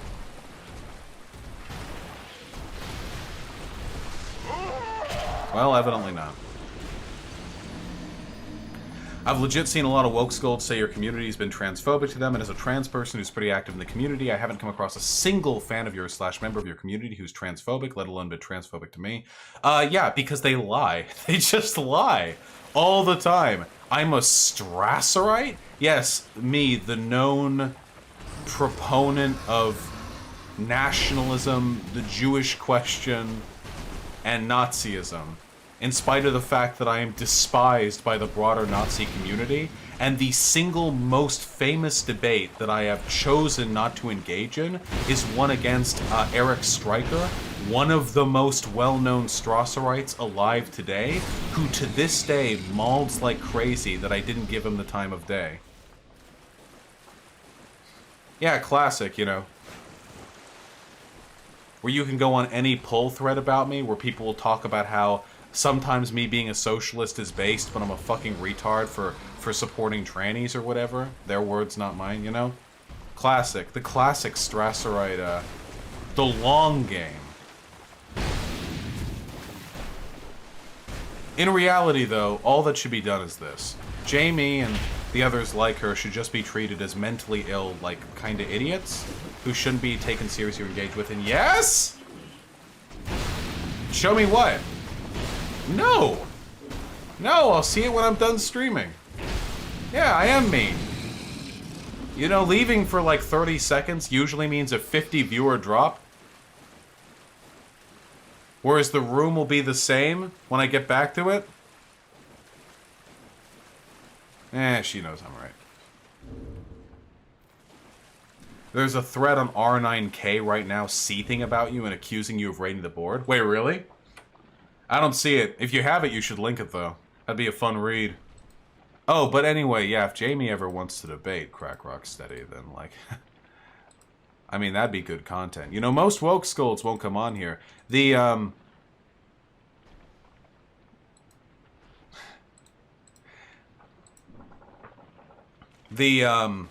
Oh, what was I saying? God damn it. They say Vaush wants to legalize CP. Yeah, funnily enough, the same lies that get spread about me come from woke scolds and neo-Nazis. They both say, like, the same basic, like, misinformation. They both... for some reason, their rhetoric is just very similar, you know? Nice. He used to say re-education's a tanky, but I checked him out, he claims to be an ANCOM. I haven't said that re-education is a tanky, I've said that re-education's take on tanky, like, iconography is bad. But that was a while ago. That was like 4 months ago. That's why I don't think much got accomplished during my debate with Lexi. You know, not Lexi, sorry. Not Lexi. Wait, fuck, what's her name? The Twitch streamer? The trans girl? Come on. Izzy, sorry, 4 letters, ends with an E noise. Whoa! You know how it be. While I didn't think that conversation was especially productive, I at least respect Izzy for coming on and having the fucking gusto to talk with me, rather than doing what most people who think I'm hashtag cancelled or whatever do, which is to cry about it on Twitter and then not come on. Do you think all trans girls are the same? Yeah, why not? Here's the thread. Oh shit, is it content time, boys? Why the fuck do Nazis keep thinking you're lying about not being Jewish? Because it proves the Jewish question is moronic. If the Jewish question was actually in any way descriptive, that people who oppose the white agenda are consistently Jewish, then they would be able to rely off people who are actually Jewish. They won't do that though. Yeah, yes? Don't open the link. I know. You think I'm going to open a fucking R9K thread on stream? I'm trying to be nice. Why are you being so mean to me? They're right. You are mean. Alright. He's abusive. You just said you took down the wall decorations, because I wasn't... I didn't take them down. Shut up. It took like an hour to put them. So as I was saying... You are mean. My friend of Jewish neighborhood? I grew up in Beverly Hills. That's as Jewish as neighborhoods come outside of Israel and New York, yeah. But I'm not Jewish. Polish Catholic is the most consistent. I'm Catholic through and through, you know? Just like Nick Fuentes. In fact, I'm probably a better Catholic than Fuentes is. You know, my father was actually studying to be a priest before he lost his faith. You know how it is. But, what was I saying? But yeah, it proves the Jewish question is stupid, because the only time it works is when you just say people are Jewish. Let's say, what makes people opposed to your political agenda? Ah, well, it's their Jewishness. But these people aren't Jewish. Oh, they're culturally Jewish. Oh, no, they're not. Oh, well, they're ethnically Jewish. No, they're not. Well, they're Jewish in spirit. What does it mean to be Jewish in spirit? To disagree with us. Some background. Destiny fanboy, communist, rich kid from a Jewish neighborhood in Beverly Hills, but claims he isn't Jewish. Literal cuckold in a polyamorous relationship and a homosexual. Has a Snorlax for a girlfriend. Wants to legalize CP. Agrees with Tim Wise that whites should be genocide. Holy shit, dude. Nazis are so fucking retarded. I'm sorry, I can bust out with the Nazis. Fuck you.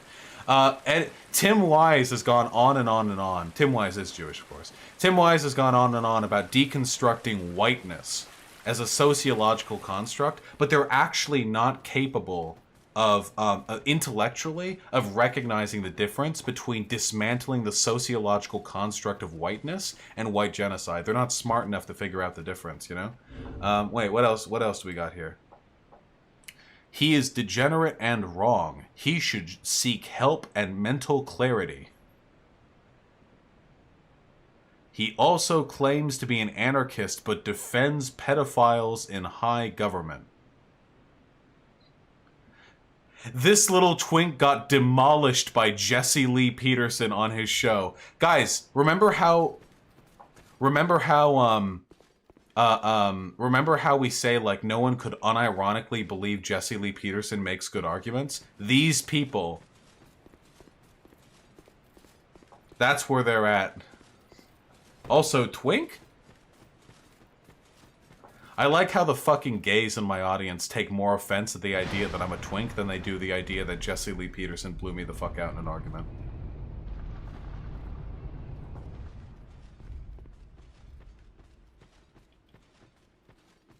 Known twink Vaush. Hold on, I gotta look at more of this. Yeah, they're whining about me raiding. Now they're confused. Posting pornography. More pornography. Yeah, okay. Yeah, it all looks. Checks out. Classic 4chan thread. There are a few people in there defending me. You know how it is. Let post the link. The link was just post. What's your opinion on the transphobic things J.K. Rowling said? Check my fucking channel. Truly phased the $5 Vaush. If you're in for electoral politics, do you advocate removing all forms of private health insurance, or would you advocate for a form of universal insurance that keeps a private supplement? Yeah, no, I advocate for Medicare for all, the abolition of private insurance, but that doesn't mean I wouldn't be willing to accept a compromise. You just advocate for the hardest position you can. It's a negotiating tactic. Don't fall for the fucking centrist brainworms, you know? You know, don't go for whatever position pulls the best, you know? Physics Man with the gifted tier 1 sub, thank you. Vaush, you got name dropped during a segment of the Majority Report by that vegan you debated once that wasn't Vegan Gains. Ask yourself. It was a shit show, though. Also, why are Nazis mad Fuentes is gay if they're okay with him, even though he is not pure white? Don't expect ideological consistency from the Nazis. Most of the Fuentes fans, the Fuentes Cacarinos, are hardcore coping. They're crying that their glorious Aryan, you know, daddy can't possibly be, homosexually inclined. They're really, really upset over it. They're coping like crazy. Go back and activate the bridge. Wait, did I fuck something up? What the fuck? What are you? Game driver? Get the fuck out of there. Fuck Windows. Yeah, ethnically gay. Deny, cope, dilate. True. No, Yeet Master, I'm afraid I cannot. As much as you would enjoy that, I'm afraid I don't think I would. As a rule utilitarian, how do you argue for not having term limits? I don't think there's anything intrinsically wrong with not having term limits. Though that is a position I'm willing to reconsider. It's something that I need to look more into. What are your opinions on bringing it down from the inside? Very, very high. I think that's a good idea, generally speaking. What's better, Chrome or Firefox? Probably Firefox. Chrome feels really good to use, though, even though it eats a fuck ton of your fucking memory. Holy shit. Where am I going?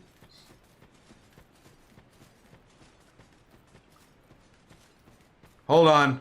I'm feeling it. I'm feeling it. I'm feeling some call-ins. Hey, if you are a conservative and disagree with me on some shit, a conservative. Okay, yeah, probably should have done this. And not a fucking lib shit fan of mine. Then why don't you go and join the goddamn Discord?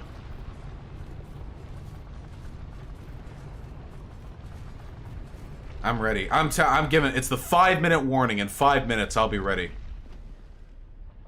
Don't you think the fact that other world leaders get to spend so much time being familiar with the world stage and the US president is a major disadvantage to our roulette wheeler leadership? Yeah, probably. Yeah, to an extent. It's something that I would need to consider pretty extensively. I think having a parliamentary system with a prime minister is probably better than having a president. In most cases, I think that might be a little bit better. Or there's more potential for a better system there, but I'm not sure.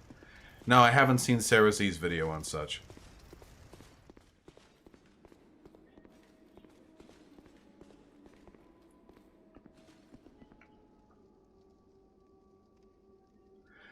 Melendez, being an anarchist doesn't mean you don't want government. It means you don't want a state. A government will exist no matter what, as it should. Government is good. You like Zizek? Yeah, why not, right? He's a pretty funny fucking meme lord. It's actually so funny to me how mad I make the Nazis, dude. I know that they get mad over a lot of stuff. I don't exactly have a complete monopoly on their frustration. I recognize that.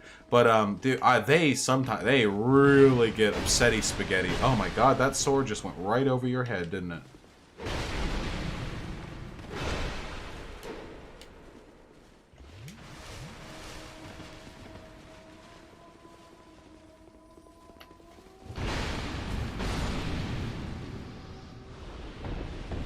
Should I tell the Anons to come talk to you? Oh god, if we could get some fucking channers in our Discord server, temporarily. Oh god, it's been so long. It's been so long since I've talked to some true degenerates. Wow, that did no damage. That truly did nothing. What's your opinion of social democracy? I mean, I like democracy.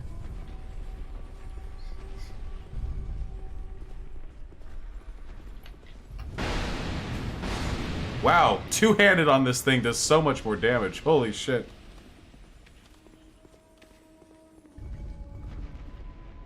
When are you going to play Super Mario 64? If you want to watch scintillating Super Mario 64 gameplay, then you should probably go ahead and watch Conyers streams. Best Marxist academic in your opinion? Marx? Is that the wrong answer?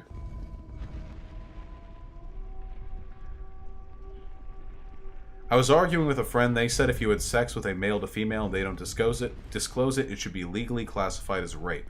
I tried to argue against it, but I felt my arguments were weaker than I wanted. Could you give me some good arguments to use against that? Yeah, wait, why the fuck would that be rape? You don't need arguments, just ask for arguments from them. What? Wait, is it rape if you tell a girl that you're rich, but you're actually not rich, and you fuck her, and she thinks you're rich?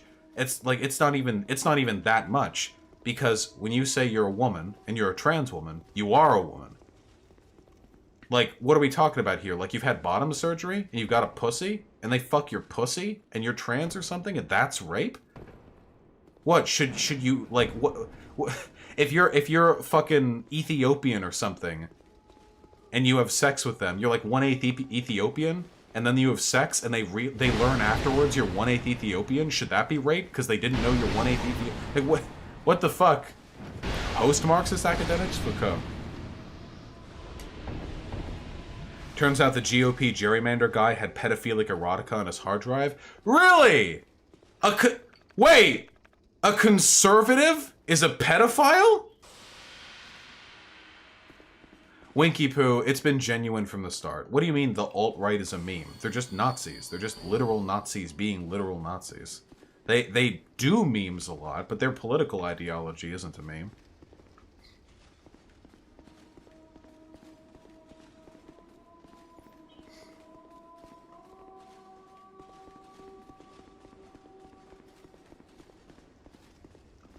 What are your thoughts on Kashmir? Full sympathy and support to all the Muslims being subjected to Hindu nationalist horseshit right now.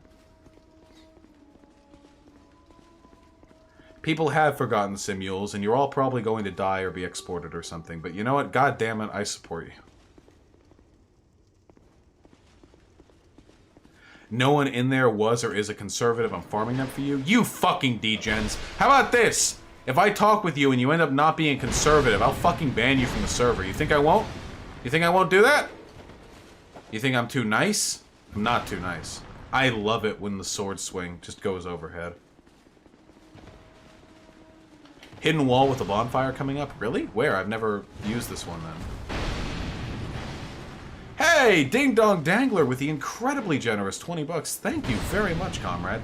Consent can never truly be verified, therefore all consensual activities are in fact non-consensual and should be banned. That's fucking true. True! That's fucking true, comrade. Truest shit I ever heard.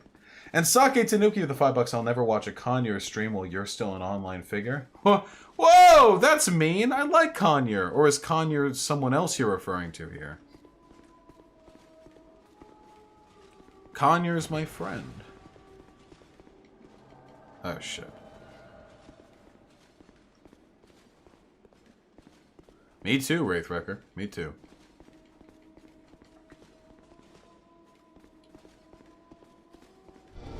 There we go! I have never seen this before.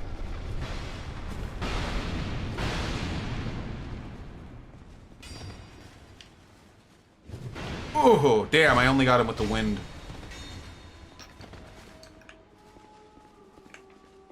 Probably no conservatives because Vaush banned them all. Well, the point is to get new conservatives in. I can't keep fucking the same old dead horse. How did you and Conyer become friends? I completely forget. Haha. Fuck. Andrea Dworkin says all sex is rape unless the penis is flaccid. Andrea Dworkin was one crazy bitch, but there are some components of her theory that I actually quite appreciate. The idea that that consent can never be taken like at face value in a society in which women are implicitly expected to be subservient to women. I mean, to men. I think that's a pretty good, pretty good, you know, pretty good bit of information there. Vaush, someone says Fuentes is talking about you right now. Really? Sunni Shiites are it probably happened a while ago. They want Iran to be split up. These people in Israel. They're claiming he wants to debate? What, right now? Maybe I'm wrong, word of mouth? That sounds like some word of mouth shit to me. I don't think Nick Fuentes does debates during his show.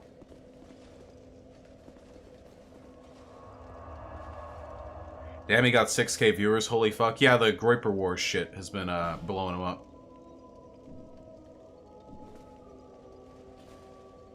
Well, Hydronel, if he's irrationally set on the idea that, like, trans women are men and that makes it rape or something, then that's just him choosing to be irrational. You can't logic a person out of a position they didn't logic themselves into, you know?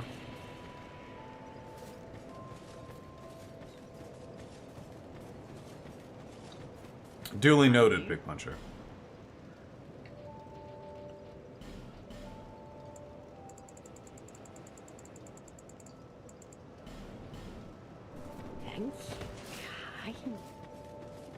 Go back 12 minutes-ish? Ah, that's okay, Jiffy. I can do this on a politics stream. Unless he is immediately interested in debate, which I can't imagine he would be, then I just want to finish this fucking... this DLC. Who do you prefer having a growing audience, Fuentes or Crowder? I mean, Fuentes is a Nazi. Crowder's a fascist, but he's not a fucking Nazi. We're goading the Anons a lot, but nobody's taking the bait. I gotcha.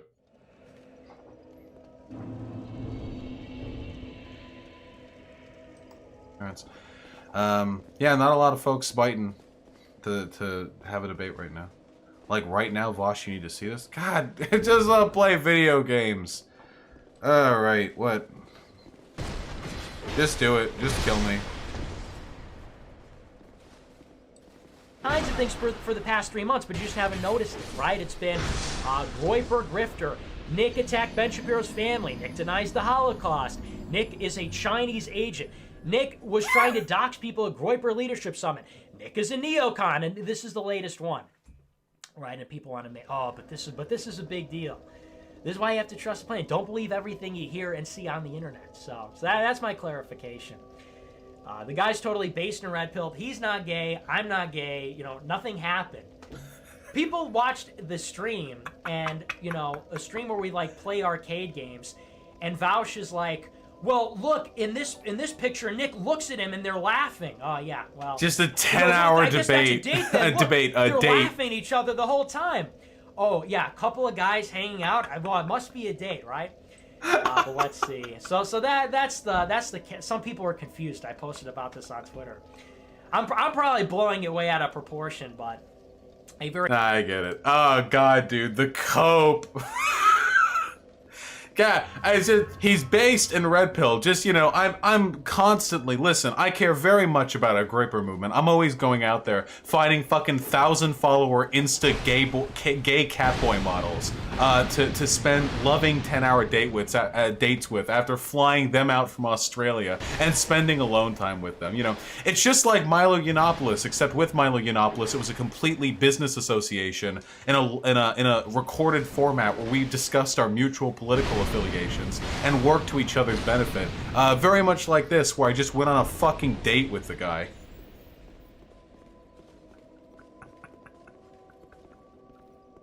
Oh God. And really the sad part is, like, this is all to his, you know, he's saying he didn't fly the Catboy out. I mean, the Catboy flew over. Did they not? The Catboy pay for it? Does that make it less gay? Did Fuentes address you by name? I mean, is Vaush my name?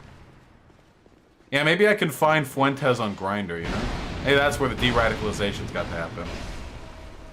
He doesn't have the G spot in his ass, he has the D spot, the de-radicalization spot. Invite Fuentes on? Nick Fuentes said something abhorrently racist, so? He's a Nazi.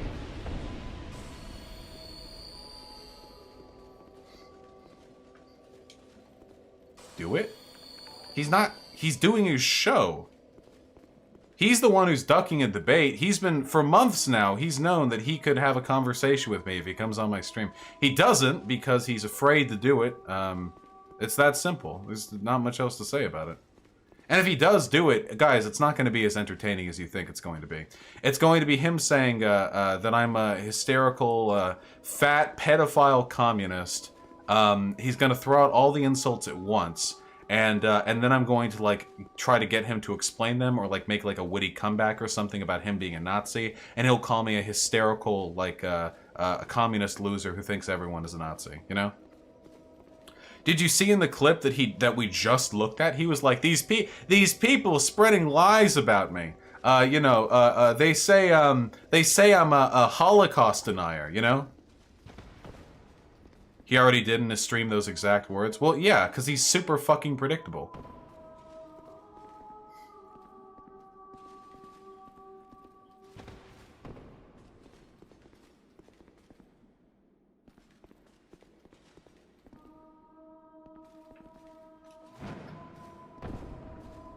Raid. Stop raiding! Jesus Christ.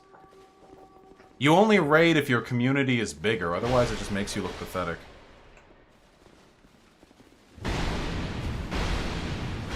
This sword is so fucking cool. Asterism Alex with the $5. Thank you, comrade. Come on, Vaush. Gay means two men having sex, making sweet, sweet love to a catboy based in Red Pill. Yes, Nick Fuentes takes to the Roman impression of homosexuality, it seems.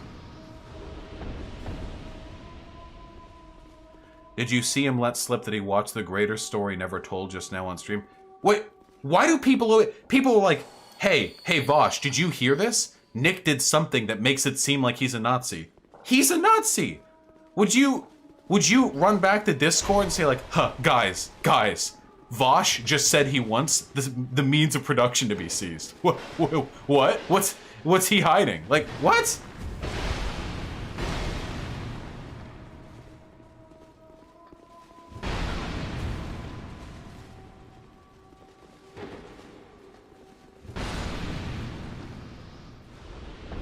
More quality content? Jeez, I just can't play Dark Souls with you guys. I can't play Dark Souls. He said the Catboy watched that? The Catboy is also announcing. I assume that most of, like, Nick's fan base didn't mind the fact that he's gay. Look! Dude, he's got, like, a bunch of dislikes on this. There are people out there who aren't coping, who do recognize that Nick is, in fact, a Catboy-addicted, butthole-sniffing gay lord. Like, you know, like, to be fair, me. Oh god, that's so fucking funny. Tried so hard and got so far. But in the end, it doesn't even matter. I sang this song, but lost it all. But in the end, it... Nice! Let me get some rhetorical pointers on gun control, please, but I don't support gun control. Debate the person who's humming constantly? We're about to. Hey! Shut the fuck up!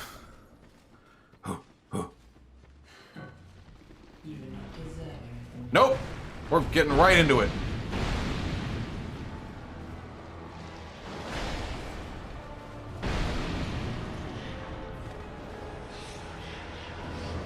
Oh, no, no, no.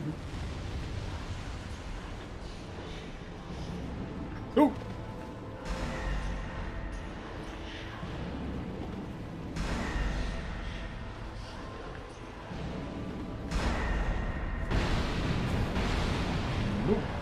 Summons? What is it? Skeletons? Pigs? Skeletons, okay.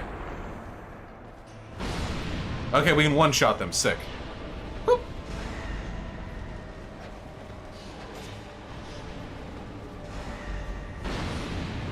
Sometimes we can one-shot them. Whoop.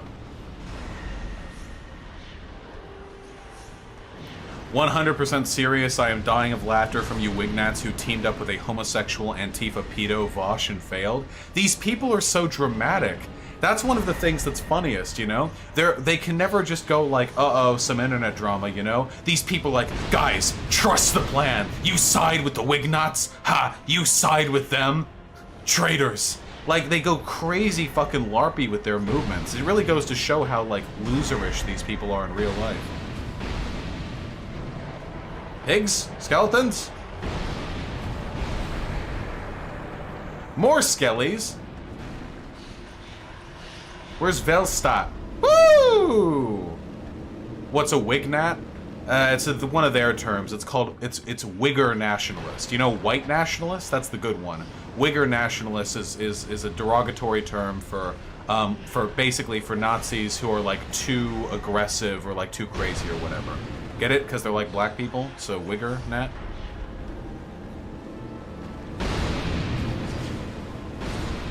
Half of Fuentes' chat is malding about the Catboy. Malding about how the Catboy thing was a lie, or malding about how Nick Fuentes fucked the Catboy?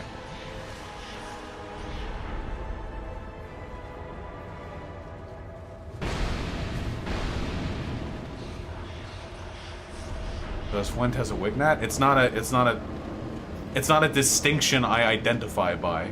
If you're a white nationalist, you are already bad.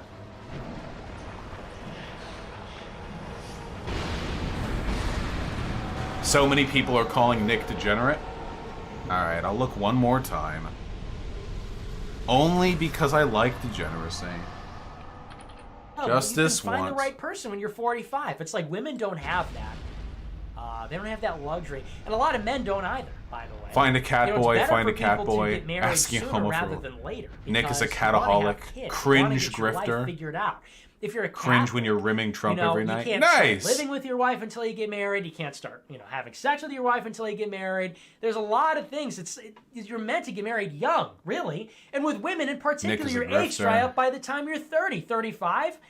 So, waiting to fall in No, love cat is not boys never. really like a Nick great likes to make strategy, boys purr. Find somebody that, works. You can fall in love with Find cat somebody boys. that works, you're compatible, and you can fall Nick in is love with an anybody as e-boy. a guy. Come on, you can fall in love with anybody, really. And and you got to start saving the white race. That's how I feel about it. Josh can remove, but cat boy make sure is a it's male compatible. cat Don't girl. jump into anything, and it ends in divorce or it gets ugly. Find. Can you respond to some of his videos? Maybe this video? No, all of his videos are rambly 3-hour rants. He doesn't like make points. Also, I just fucking blew that boss the fuck out, dude. Holy shit. Yeah, I didn't get the Velstadt summon, but honestly, Velstadt's not that hard to deal with.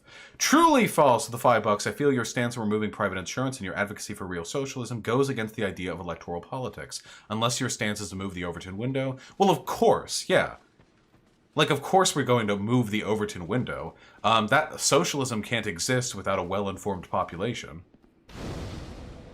And Anon is supposedly waiting in the call-ins? I gotcha, funny rhetorician. Anon in the call-ins, huh? Oh, what? Am I on? Yeah, you are on now. Hello. Okay, okay. Oh shit! I can hear myself in the stream. All right.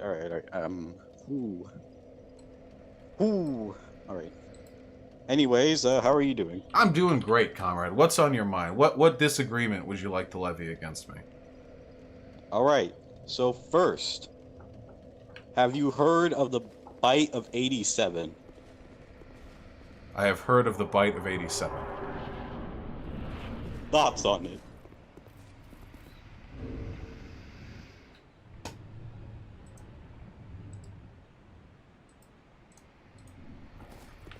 That's what. The quiet disconnect. You let him hang! Get him out of here. It's a FNAF meme? I know. Oh, shit!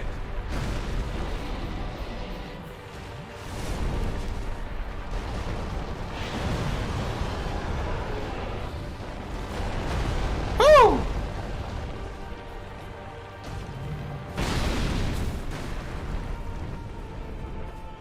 Hey, I love you, Donald. But I said I would be kicking any people who weren't conservatives who talked to me. You got off lucky. I only disconnected you.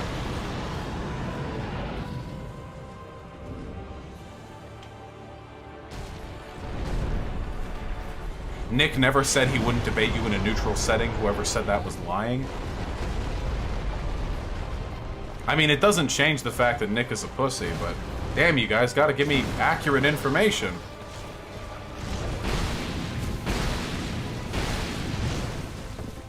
Also, whether or not Nick has directly said that, he's kind of implicitly suggested that through his behavior, has he not? Whoa!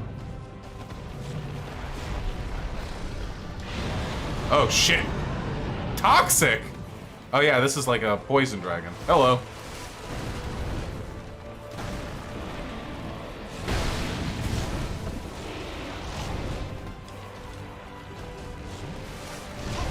Yeah, can we... Listen, I had to... My rhythm was disrupted by the FNAF meme, okay? I'm just trying to live. Oh boy. Starting to feel like the heals that are met with more damage aren't really... What percentage of Americans are socialists? Probably not very many. Probably like 2 or 3%. Alright, now stand still and let me hit you. No!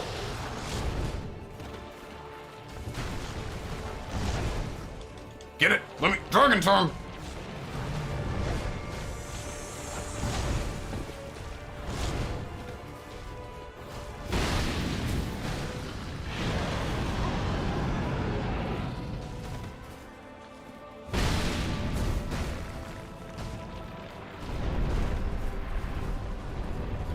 Almost 1K on gaming? Well, most of them, I imagine, are waiting for Fuentes to come on and debate.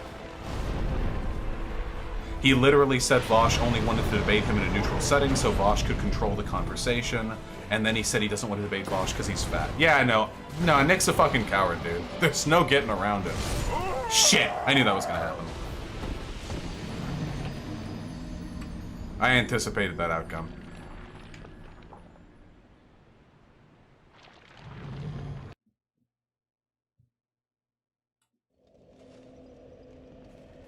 What do dragon charms do? They're super slow, but you get a full heal from them.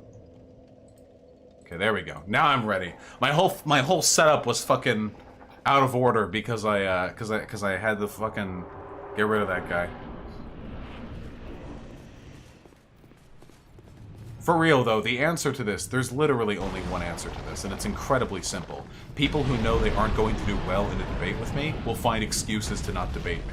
Nick was very willing to debate me on the kill stream when he'd be surrounded by Nazis, but he wasn't willing to do so on my stream, in spite of the fact that either way, a huge amount of exposure would be brought to any debate between him and I. It's not like he was doing this for monetary purposes, you know. Lamau, they're dislike bombing your stream? Okay. Dislikes don't affect the algorithm. All YouTube cares about is views.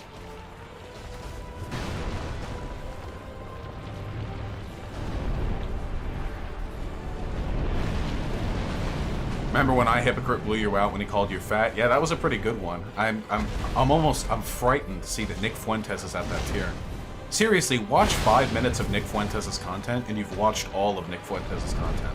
Now, we're both live streamers, you know. I mean, it's not as though we're capable of producing 100% originality 100% of the time. That's unreasonable. I repeat myself sometimes as well. But I'm capable of, you know, sort of grappling with the particulars of the situation, you know.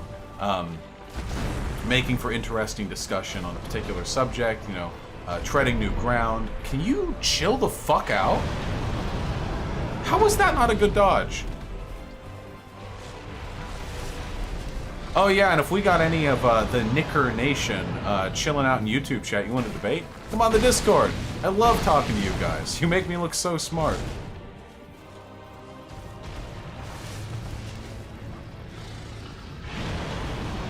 So it has something to do with your low IQ. Whenever I bring on those Jewish globo-homo neoliberals, you know, that's always a tough convo. With you guys, though, with your simpleton white IQs, it's usually pretty easy pickings, you know?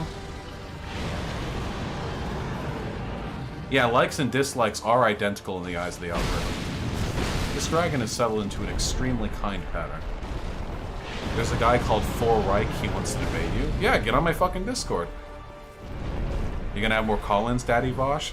Maybe I will. Maybe I will.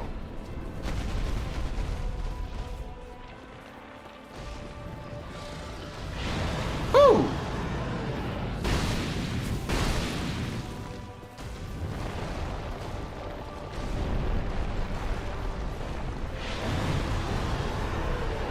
Here we go.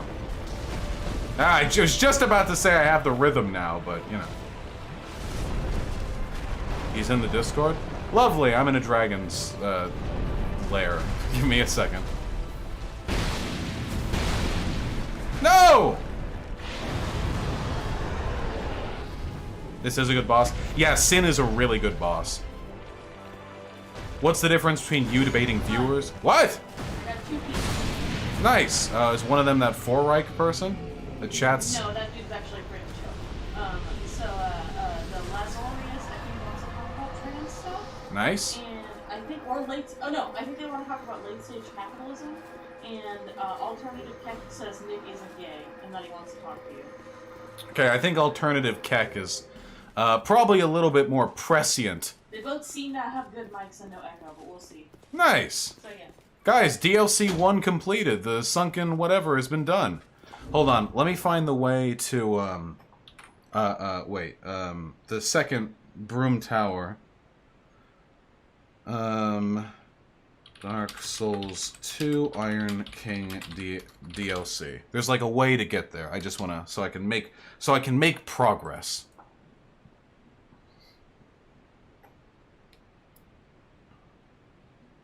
Do I have the heavy iron key already? Wait, let me check.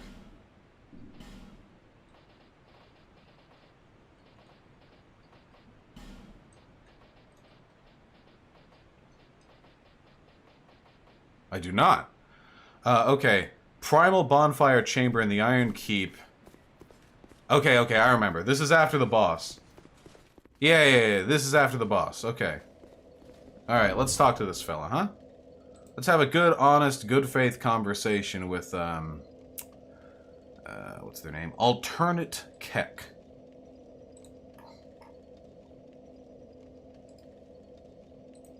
Howdy. Oh, hi. Alternate Keck? Yes, that's me. Good. Sorry, I had to turn off the voice chat. I had to turn off the YouTube chat as you were echoing. Yeah, that's probably a good idea. Wouldn't want to hear yourself recursive over and over and over. All right, what's up, comrade? What's on your mind? Hit me up. Well, didn't really have a debate topic, but why do you think Nick is gay? Oh, I don't actually think Nick is gay. I think that Nick definitely has something going on with that that Catboy person. I don't know if Nick's gay. Nick could be bi or pansexual or maybe just bi-curious. You know, maybe Nick is mostly straight, but they kind of wanted to, you know, like rub dicks a little bit, see how it goes. Yeah, something like that. But I don't know necessarily he's gay. Why would you think that, though? That he might be interested in men. Yeah, because I just don't understand why people think that. Like I've seen the I like went through your video of going through his Discord and stuff, and the stream with Lolly Socks, and to me it didn't seem gay. I mean, because I've hung out with real legitimate gay people, and I'm friends with real legitimate gay people, and Nick doesn't really strike me as one, even with all that. Yeah, well, whether or not a person strikes me as one isn't so much the idea. The idea really is the dissonance between Nick's political beliefs and what he presented there in that stream. Because what he did there, between all of the jokes he makes about catboys, you know, and the big long... I mean, that was a 10-hour hangout. I don't normally hang out with people for 10 hours, even when I'm fucking them. I mean, that was a pretty good long time. And it's not just any old person. It's a sex worker who is a catboy who wore the catboy ears for the time they spent together, and they've taken pictures with big horse cocks just right up against their face, you know? Now, does any of this mean, like, objectively, factually, that Nick is gay? No, of course not. You know, all of these things could be, you know, a component to one's heterosexual identity. What it does mean, though... But I didn't see any horse cocks with Nick. I saw horse cocks with Lolly Socks, and I do kind of have a defense for that. For kind of, sort of. You don't need to really, defend. You don't need to weird. defend Lolly Sock's love of horsecock, my friend. We're all horsecock lovers here. That's funny. But I mean, for Lolly Socks, I would say I've watched some of his streams. I'm kind of new to watch. I pop in every now and then and watch them, and all I see him do is hit on women. And from my experience, there are a lot of women who are into that weird stuff where they want you to do kind of gay stuff. I mean, I've ran into it too, Is it where weird like to do gay stuff? Chicks are like, I think, well, I mean, I'm not gay, but I've been in an experience where a chick asked me, or these two hot chicks I was with my friend, and they were like, yo, if you guys kiss, we'll kiss. So me and my friend like pretended to kiss to see them make out. I mean, I wouldn't consider myself bisexual or gay for doing that. Probably and not, no. From what I see, Lolly Socks, he's an attention whore who over-exaggerates that stuff. And when I see him doing all that like anime horsecock stuff, I mainly see him doing it to try to like impress women, which a lot of women do enjoy that stuff. So I can't profess to a significant level of familiarity with Lolly Sock's content, but this all just seems like massive, like incredible levels of coke to me. And the reason for that is, now it is true. Now we can never deductively know whether or not a person is gay. We don't know what's going on in someone's heads. We can only make guesses. So I mean, I'm into men. I do plenty of things to impress women as well. But if I were to make a reasonable assumption about a person's sort of sexual identity when they act the way Lolly Socks does and do the things that Lolly Socks does, I think I can fairly reasonably say there's probably a little bit of gay shit going on there. But the only reason why, and I think this is the most important point here, I harp on this at all, is because the stuff Nick Fuentes did and the person with whom Nick Fuentes is associating would be more than enough for Nick Fuentes to call another person a filthy homosexual degenerate. It is not the content itself, more so the fact that it is Nick Fuentes doing it. Because if Nick Fuentes was himself not interested at all in, men or the sweet cat boy, boy pussy, then he probably would not have gone out of his way to spend 10 hours with somebody so aggressively in line with what he ironically claims to be something he is interested in, and then go forth and be so defensive about it when called out in it by people who he should have seen coming, criticizing him for his predilections. In sense, I'm calling him a hypocrite for his degeneracy. I don't know whether or not he's actually gay. I mean, that's up in his head. That could be fair, but you've never hung out with anyone for 10 hours who I've never hung out with someone for 10 hours who you're not romantically related. I've never had a sex worker hung out with someone. I've never had a sex worker fly over to me. A sex worker who was known for some incredibly lascivious stuff that fits in line with the sexual interest that I have, quote unquote, ironically expressed before. The catboy stuff, which Nick Fuentes has been doing kind of quote unquote ironic, references to for literal years now, and hung out with them for 10 hours. And apparently at one point stayed together at a domicile for some unknown length of time, with the cameras off, mind you, and not fucked them. Yes, in any instance, if I was doing that with somebody, I would be fucking them. Woman, man, trans, cis, all of that. I'm new to this whole he is a sex worker thing. Can you just give me one example of what makes him a sex worker? Yeah, I mean, I've seen his streams and his pictures. Hold on. Oh, wait. Sorry. Where the fuck is the old iron key? I'm sorry. I'm playing Dark Souls. That's all that I'm watching that. Yeah, it's quality content. Yeah, so, I mean, his streams and the Instagram posts that he make seem to be, marketed heavily off of his sexual appeal. I don't mean sex worker in, he's a prostitute. Sex worker in the sense that his sexuality and his sexual presentation are part of what he is selling to people through his streams, through his pictures, which is why he is so often dressed the way he does, acts the way he does. It's to elicit arousal, ironically or otherwise.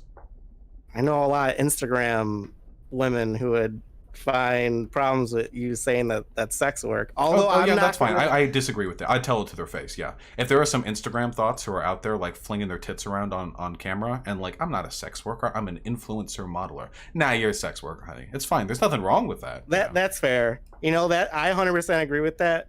That's pretty fair. But at the same time, I mean, I still don't see how that can lead to the inference that they did something, or that it's wrong that he hung out with them and makes them possibly bisexual, bi-curious. I don't think it's. I don't think it's I've wrong. hung out with dudes. My best friend is a dude who's openly bisexual and has sucked cock. Yeah, and but again, I've hung out with him all day, and he's never sucked my cock. We are missing on a little bit of context here. I mean, again, it all lines up really, really perfectly. Years of making quote-unquote ironic jokes about femboys. How much do you know about me? I mean, do you think my jokes about horsecock are ironic, you can do the finger quotes irony shit all you want, but he did the catboy stuff quite a bit. And then there's a sex worker, I feel fair in that characterization, who is flown out. I don't know who paid for the ticket, that's not really relevant to me. But flown out from Australia, this is quite a distance, to hang out with Nick Fuentes in a non-professional context. They didn't do a podcast or a show together. And the person that's flown out is a sex worker who does catboy shit. And he wears the catboy ears while they're hanging out together. And they spend a fuck ton of time hanging out together. And during that time spent hanging out together, they're giving each other, now this is just my personal opinion as a faggot myself, some pretty, doughy-eyed looks, in my opinion. That's subjective, And all of this is coming from Nick the Knife Fuentes, who normally calls people who do a fifth of this shit degenerate homosexuals who are going to hell. So again, that's really the case against him. I don't have a CSI, actually we broke into his apartment, I found a used condom with shit covered on it, or anything like that. I'm not... Okay, wait, I got one thing I have to interject there. Yeah, please. I've been watching, I just started watching Nick past year and a half. But I've been watching him like pretty much daily, and all of his a lot of his extra streams and stuff, because he happens to play right after I get off work. I have seen him denounce that kind of like wignattery where people would call someone gay for a fifth of that thing. When you say that he would call someone gay for doing a fifth of that, I legitimately don't see that. Anytime I see in chat where people are like saying those kind of like weird things like, why are you hanging out with, why are you doing that interview with Milo? Yeah. So he's gay. So he denounces it when it refers to him, but then encourages it when it comes to other groups. This is not especially surprising to me. It's not like I haven't seen his streams before. He's very eager to call other people degenerates, faggots, Jews, whatever, he's throwing it out there. I mean, but when it comes to people calling him out for associating with these groups, he's got a load of excuses. And I think you're kind of given the load of excuses here too. Like, I think I've laid out a fairly reasonable and compelling case for one one might say he's being a little hypocritical here. If you don't agree with it, that's totally fine, but I think the logic is sound. I am saying that he hasn't done that. He hasn't called people gay and degenerates for doing a fifth of that. Because I've legitimately seen him go and talk to Jews and homosexuals when some of his more radical far-right fans have told him, why are you doing this? Are you gay? And he's like, no. That's him playing defense for himself. But he does it with regards to other people. With other people, I've seen him be very eager to call people out on whatever negative characteristic he seems keen to associate. Like on Twitter, like shit posting on Twitter, or so it's shit posting when he does it. Okay.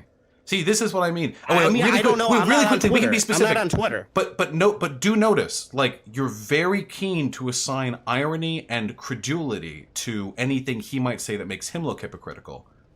But when it's not about him, you're very, very, very like face value and uncharitable. This is like, again, I don't have like a CSI case on this or anything. I've seen his content plenty. It's like I don't think it's a huge stretch of the imagination. Like, he is a homophobe. I don't think he likes gay folks that much, and he's made plenty of derogatory comments about gay folks. I don't think necessarily making derogatory remarks against homosexuals or being homophobic in whatever phrase you're using, or definition you're using homophobia in. That doesn't mean that I don't think that means what you're trying to say. Because do you think he's not I'm by your standards, I'm probably homophobic. You're a Nick Fuentes fan. You're probably a Nazi. I'm probably a little. But I am not like hateful of gay people. I live in Illinois. Are you okay with I can't walk 5 feet without talking to a homosexual person. Are you okay with 2 gay men adopting children? Because there's one answer to that that's not hateful, and there's an answer to that is. I don't think it's hateful to say no. Okay, I know, probably not. I don't think. I like some gay people. Yes, I think some gay people. I think if they have checkups and stuff, and there's some kind of like, I'm making sure that they aren't like fiddling the kid or anything. Why would they be fiddling the kid? I don't know. I've seen some stories where homosexuals I've seen stories of straight parents. Do I've seen stories of straight parents fiddling their kids.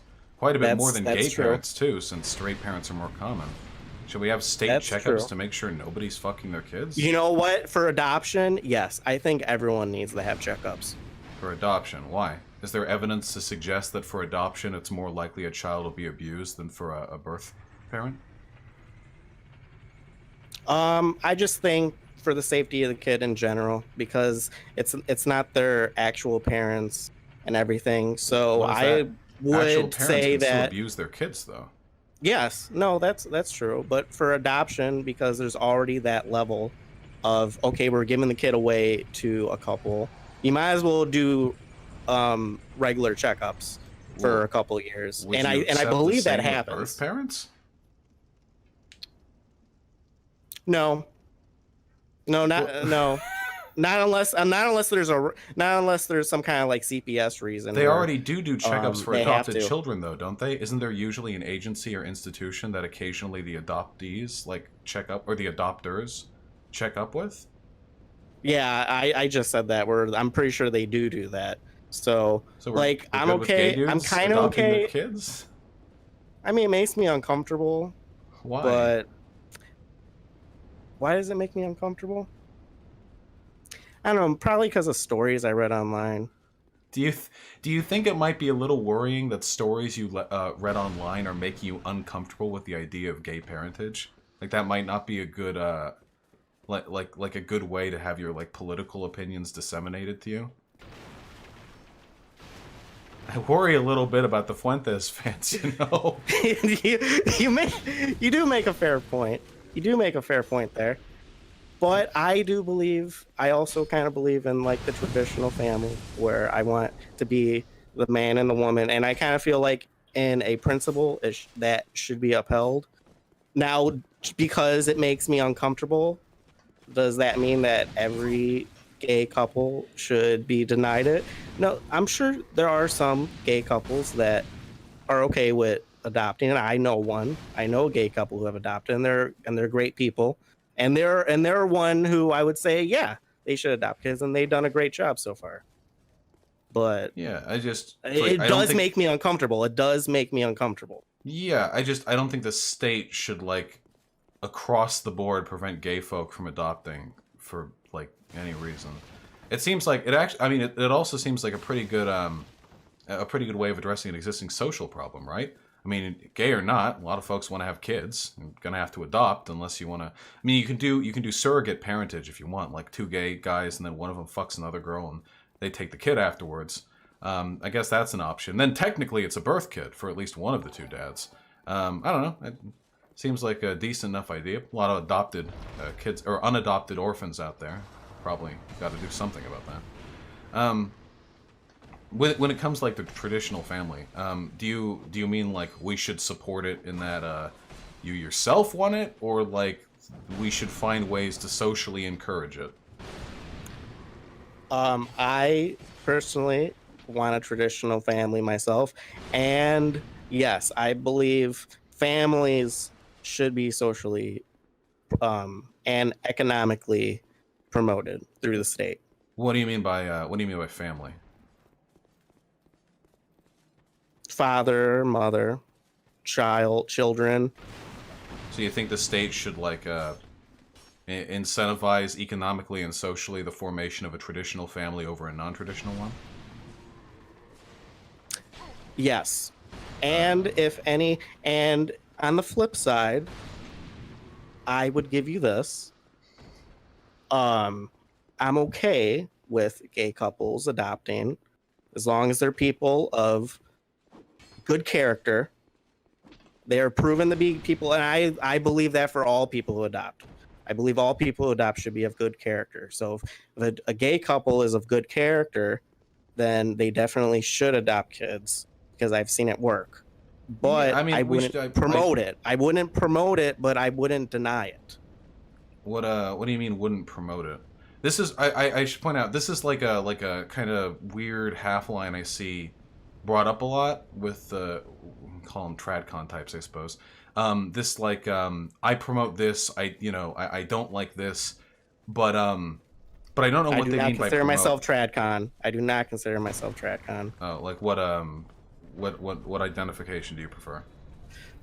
I don't really like identifying myself because I always find myself arguing with everyone on every perspective, and I don't even agree with everything Nick says. Like, I'm not Catholic. I'm not an atheist, but I'm not Catholic or Christian. I just consider myself like a spiritualist. Like, some people would call me a heathenistic pagan, but I don't worship like a god. Are you if it's not too personal, are you a JQer? Jake Cure? Are you JQ. Are the long noses coming to take away everything good that the white tribe has built? I gotcha. I'm not a big fan of them, but my mom's side is a J.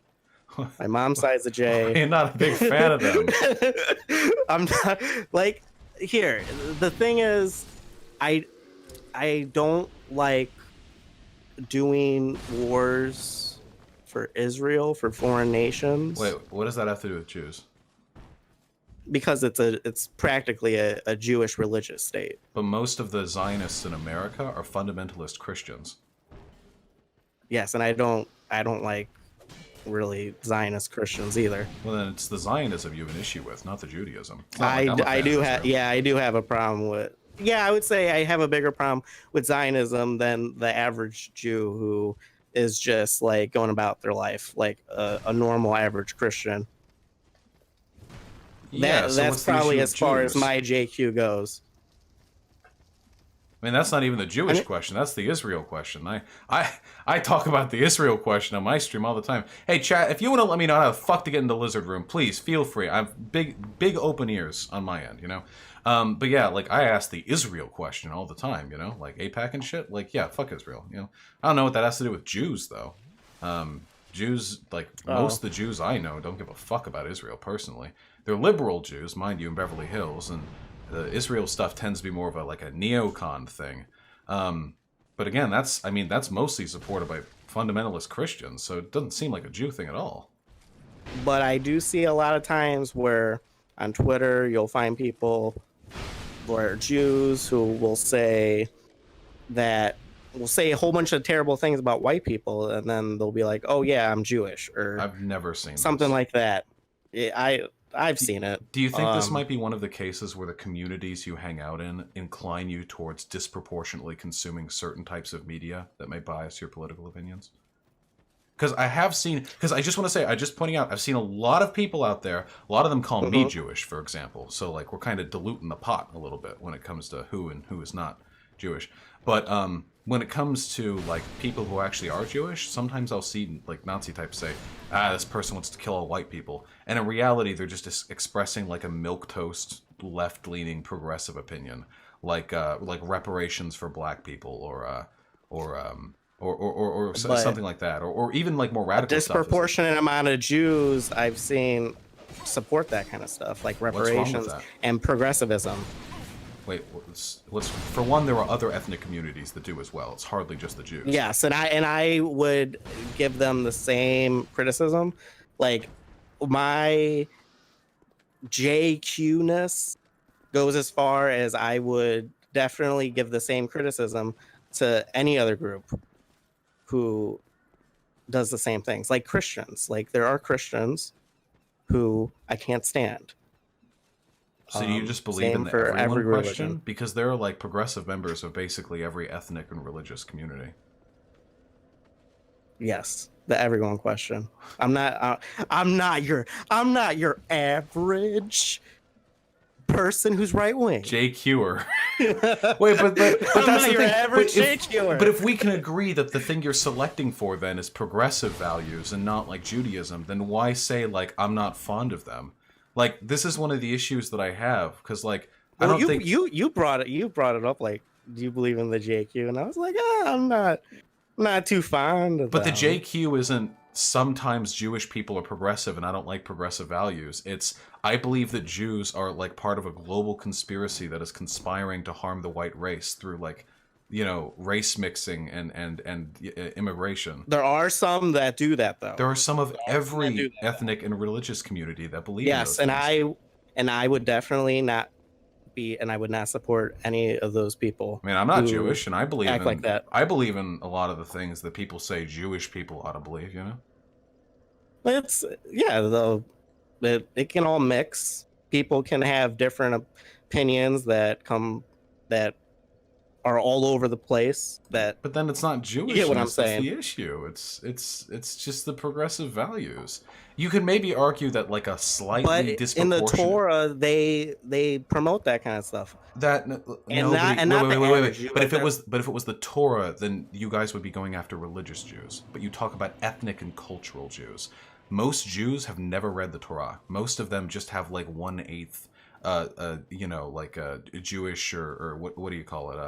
What's the name of the Whoa, Jewish what are you trying to ethnicity? say about you guys there? What are you trying to say about you guys? I'm making a broad comparison to your sort of political ascriptions. What's the ethnic group? Come on, everyone. Ashkenazi, yeah. You got like 1/8 Ashkenazi going on in you, but like, do you? It's not like Jews like read the Torah and they see the passage about like Gentiles and they're like, ah, yes, my mission. Nobody does that. There are 98% of the verses in the Bible Christians don't give a fuck about. The Bible is more of a cultural touchstone than a literal like direct, like rule book when it comes to how you practice your religion.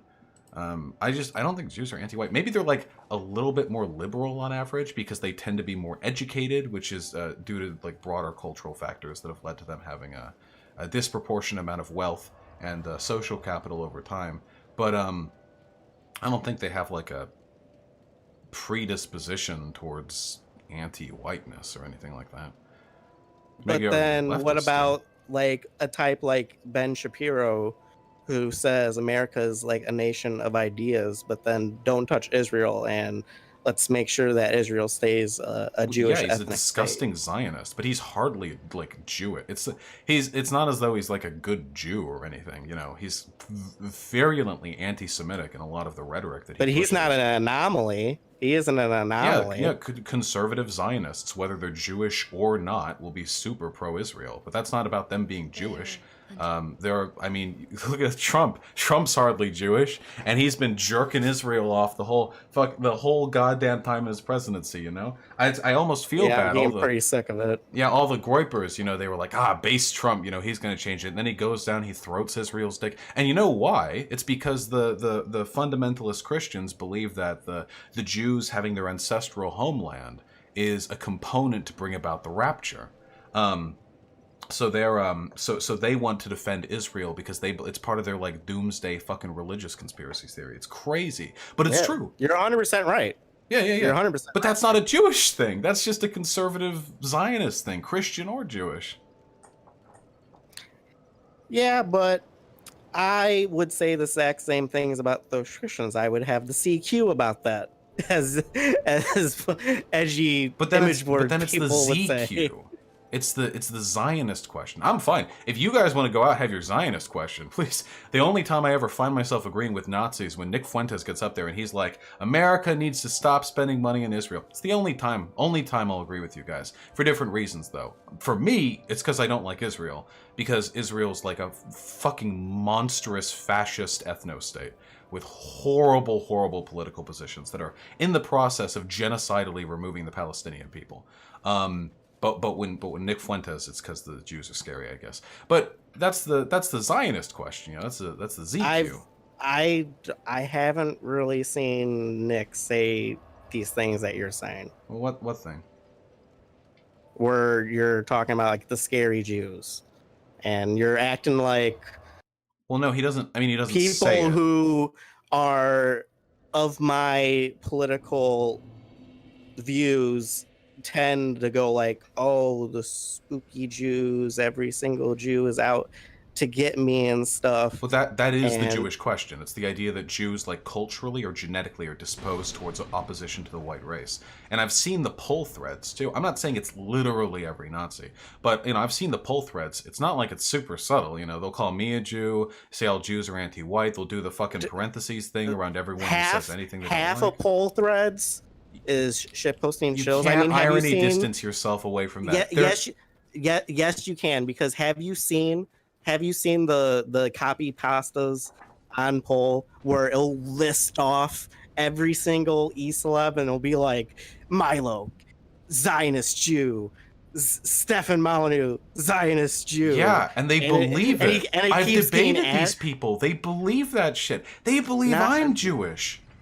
I can't accept the irony. I'm sure there's some I've spent years of my life in and engaging with these communities. There are a fuckload of right-leaning identitarians who legitimately believe that Jews pose an existential threat to the white race. And when I brought up that position at the beginning and ascribed it to you, you said, oh yeah, well, I'm not the biggest fan of them. When I brought up the JQ's definition, you didn't challenge it. So I know that there are types out there who agree with those broader political positions. It's not everyone. And Nick Fuentes never goes on and directly says, I'm scared of all Jews, they frighten me, the white man.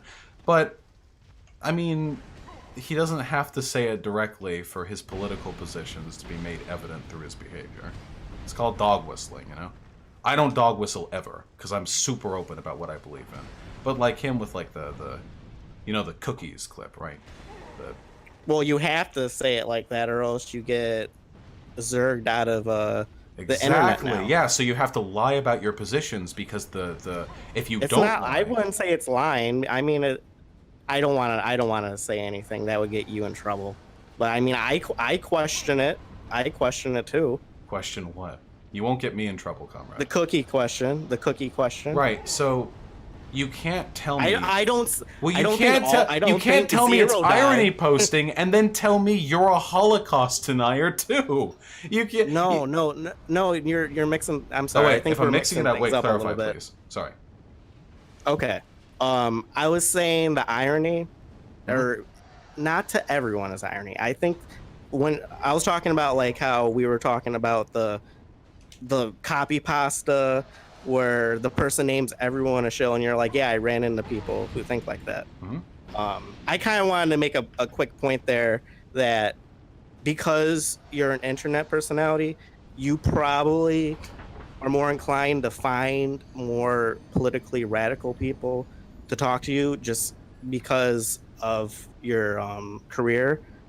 Because Yeah, obviously, relative since you're to a the average political opinion, position, but not relative to Nazis. I think I get a pretty decent like look at the majority of the Nazi like community. but things like that copy pasta aren't always serious, and sometimes, and if you noticed, like I've noticed, every single time like that copy pasta is posted, it's by a meme flag, which Okay. means that they're hiding what nation they're coming from, which could be like any nation. It could be it could be okay, like Brazil or do something. you It's just how someone many shit people- posting. How many people do you believe died in the Holocaust? How many Jews do you believe Nazi Germany killed in the Holocaust? Just be honest. I don't. If you say you question the numbers, it's fine. I'm not jumping down your throat with evidence here. I'm not busting out my history degree for this one. I'm not 100% sure. I don't think 6 million. I 100% do not think 6 million. Okay, maybe a million. I'm just taking that number out of my ass. But he killed a lot of people. A lot of people died. He definitely did. So that's Holocaust denial. And you can't say that there are people making ironic comments about the JQ, which there are, but you can't say it's largely ironic when you yourself saying these positions are ironic unironically believe in the positions I'm saying you guys tend to hold. I'm not saying all positions are ironic. I never said all. Holocaust denial is pretty far up there. That's not like a minor. And I didn't say everyone who espouses everything that they say is ironic. But there are some people who legitimately shitpost on like 4chan. Of course, or never believe what you see on legitimately 4chan. just lie or something. But I don't disagree. Wait, but you realize this is misdirection. That's completely denial. I never took the position that every person on 4chan was telling the truth. I took the position that Nazis are anti-Semitic and believe that the Jews are orchestrating a conspiracy to destroy whites and that they're Holocaust deniers. And then you deflect and you're like, oh, well, a lot of people here are trolling, a lot of people here are joking, which they are, I'm not denying that, but a lot of them are being serious too. And you seriously believe a lot of the positions that that you just said a lot of people are trolling when I pointed out they were being done in other communities. So with Nick Fuentes, for example, you acknowledged it with the Holocaust denial, which is what the cookie question is. He dog whistles and he kind of expresses it in like a cool, funny way that makes for a clip. And he since deleted that video, by the way, and disavows any Holocaust denialism because he feels the need to lie about his position to avoid getting axed off public platforms.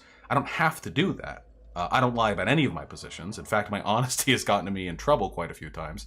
But that's one of the reasons why I find these conversations frustrating. So, like, there is undeniable historical evidence that about 6 million Jews died in the Holocaust. Not were gassed, mind you, just that were died. From everything involving being shot in the back of the head, to being gassed, to being starved, to being worked to death, to, I don't know, cholera.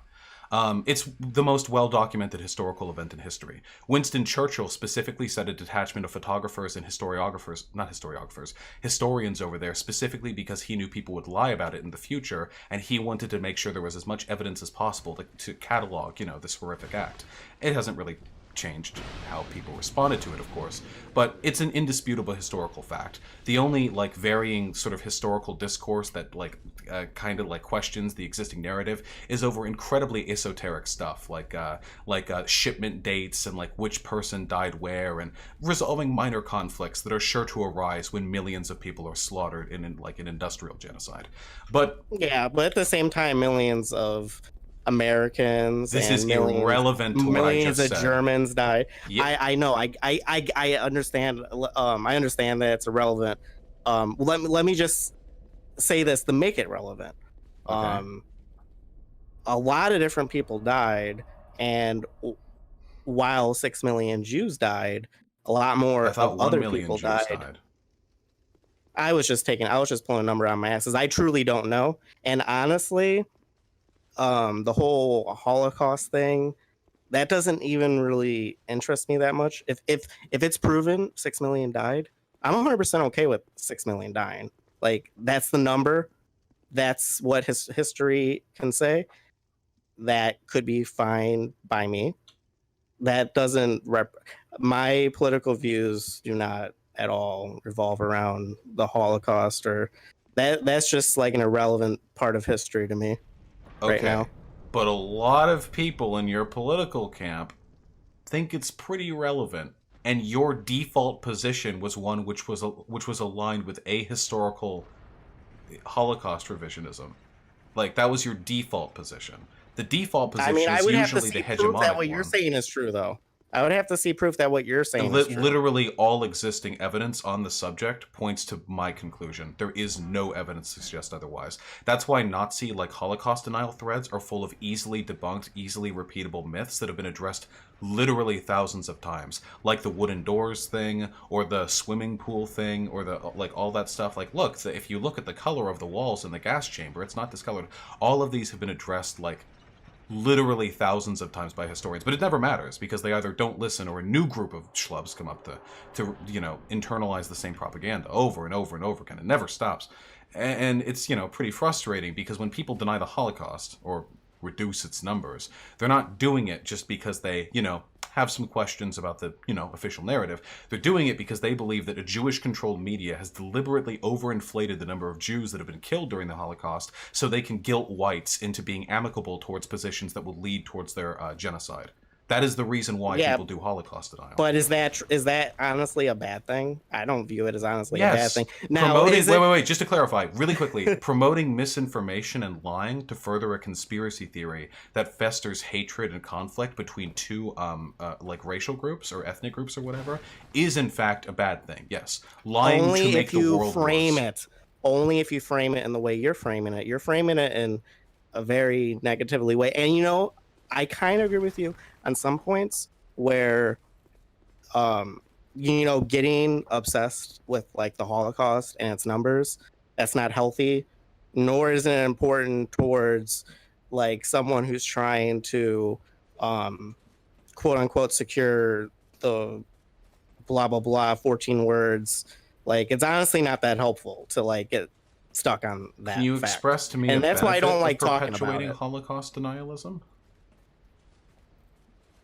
Oh, well, I don't really care about the Holocaust denialism, nor do I perpetuate. Why did I just say it was bad, and you said, well, it depends on how you frame it? Yeah, because the way you're framing it is that. Could you frame it differently so I can understand your perspective? Well, the way you said it, to me, sounded like people legitimately question the Holocaust because the media and corporations are controlled by Jews, and because the fact is that white population has been going down in America. The white population is at this point greater than it ever has been in human history. It's like 50, 6 or whatever percent in The America flat number right now. of And white people in the world is greater now. the world doesn't matter to me. The world doesn't matter to me. In America, what there are matters more to me, white people. yeah, there could be more white people, but I want it to be like 80%. Okay, so again, so you believe that Holocaust denialism is okay if you're using it to promote a narrative of white nationalism. Is that correct? No, I didn't say that. I'm really I'm trying sorry, to. You said it depends on how you frame it, and I'm really trying to ask you. I'm really super curious because so I explained not only why it's wrong, but also how it hurts people. And you said it depends on how you frame it. And I'm really curious to see if there's a different way of framing it that would make it okay to lie about a historical event to stoke antagonism between two different groups of people. And you say now that it's okay if it's for the purpose of facilitating a white ethno-state? I didn't say that. Then in what context is it fine? I said when people see all these things and they put them together. What things? And they see like the many points I just made before, like how the Holocaust Jews disproportionately control like a lot of media and corporations. There are several ethnic groups that disproportionately control large swaths of the media. Did you know that Irish people and those of Irish descendants have an and there's a problem enormously with that too. Huh? There's a problem with that too. Why is that a problem? The Irish question. Why is that a problem? I think I've seen something about the Irish centralization. You know, there's a joke in my power. community about the Hibernian question, and it's that since JQers are conspiracy theorists and generally irrational, the joke is that we make fun of them by doing the same kind of points, but we do it with the Irish, with the Hibernians. And the joke, the punchline of the joke, is that no one is actually retarded enough to believe that. And that sort of that punchline is ruined a little bit, I think, by the idea that you unironically believe not only that there is a Jewish narrative to control media, but also an Irish narrative to control the media. There is something up if like a lot of Irish people control things. Do you know what group of people controls the greatest and most disproportional amount of power in every media outlet that affects both of our lives? Inform me. It's white people.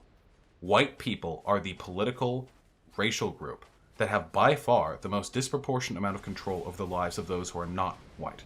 The extent to which white people have exerted global control over people who are not white vastly outpaces any conceivable Jewish or Hibernian occupation with their own respective media. Not only do white people control the media, which they unquestionably do, white people control the global economy. The entire world market centers around the US dollar, which is controlled by a white hegemonic state. The United States unquestionably is. The white question is the most compelling question, which makes it seem to some me, people, yeah. To some people, yes. Like they could honestly have a problem with the U.S. being if they think it's a white dominated state, and so you don't currently actually it is, but it's not going to be for long. You don't actually care about which groups of people have unfair control over the world. You just want to make sure your dude's on top. Well, I feel like we've kind of been going down like a rabbit hole of many different ideas and kind of like you leading me down like this rabbit hole. Well, like I gotta like defend other people. I'm really like, asking you're making you me simple like defend questions random about, people. I'm not asking you to defend random people. I'm asking you simple questions about your political ideology. So I believe that generally speaking, I'm trying to explain my political ideology, but you keep like contrasting me with like other people, and you keep bringing up like other random people, like other groups of people. No, I just directly I accused you of not actually caring about disproportionate representation. You only care about your group being on top. That's you specifically. That's not other groups. I'm directly. Yes, I do. I do believe that white people should control the United States and the European nations. But I also at the same time believe that Asian people should control their nations and black people should control their nations. If a whole bunch of white people started colonizing Africa right We're now. not talking about colonizing, though. We're talking about the legal, law-abiding demographic proportion within a nation. Why should white people get to control like America? Why can't it be a democratic confederation of the people who live there, like this country was intended to be in its founding? Well, I mean, I don't believe that, but I it mean, depends wait, on what is just the how your worldview. What does the Constitution empower the rights of government to? It's the people. Yeah, the people. Yeah, the United States of America was founded off the liberal ideals of the Enlightenment. It's meant to be a democratic nation. There was nothing in the Constitution about this being a white We're a ethnicity. constitutional republic. A constitutional republic and a democratic nation are not mutually exclusive. We're a republic because we have representatives who we elect that are relevant in our government, and because, you know, we have the states and such. And we're a democracy because those are elected by the people. Those are not mutually exclusive. I hear Nazis bring that up a lot. Well, we're not a democracy, we're a republic, as though those two terms have anything to do with one another. We're a democracy. It's founded in our Constitution. The powers of the government are enshrined in the will of the people. It is the will of the people that allows the government to do what it does. Not white Yes, people. but there are lots of quotes from founding fathers talking about how And they didn't enshrine it in the upstanding Constitution. white people. No, Because it didn't need to be enshrined in the Constitution. No, I'm sorry. When you're founding a I don't country, think that they believed. I don't think they believed that we would get to the point. yeah, we are right now. Jefferson didn't believe in bathing with water. He took wind baths. Every morning he would stand up on a hill near the White House and bathe his naked genitals in the wind. Do you think all Americans should be inclined to do that too because one of the founding fathers believed in it? No.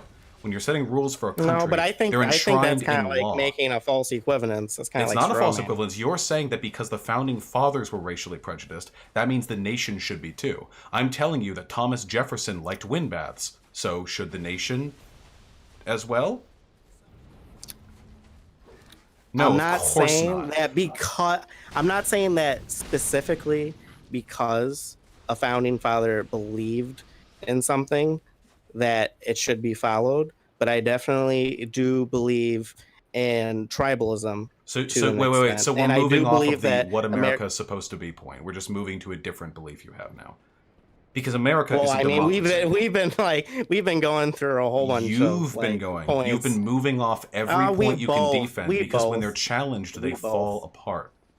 Hey, So- hey, I'm trying to explain my points, bro. No. I'm And I appreciate. I'm 100% trying to be. I appreciate your legitimate willingness to express your points. and You know, genuine. I'm not impugning you for that. What I'm telling you, But you gotta also remember, I'm not some like super big like dude who's like always in political debates and everything. no, I'm but gonna you're get off still track. I'm I'm gonna get off track. You're a Jewish I'm gonna get off track and questioner who stuff. believes that there is that the Holocaust numbers were exaggerated and America should be a white ethno-state. So I feel perfectly comfortable challenging your political views, whether or not you make a living streaming like I do or doing political content. Yeah, no, that's perfectly fine. Yeah, so America is a democracy. It was, enshrined in our Constitution. And it should be pointed out, by the way, and this is probably something Nick wouldn't tell you, it's that the Founding Fathers didn't want America to be white. They wanted it to be Anglo-Saxon. Where does it say that? Okay, yeah. I have read that. Mhm. Yeah, because they complained. It was one of the Founding Fathers in one of personal diary that they wrote. They said that America should be kept ethnically homogenous, okay, point to you, because they have already experienced the misery of incorporating a foreign blood into the population before. This was in the 18th century. The only immigrants that had come to America at the time were Germans.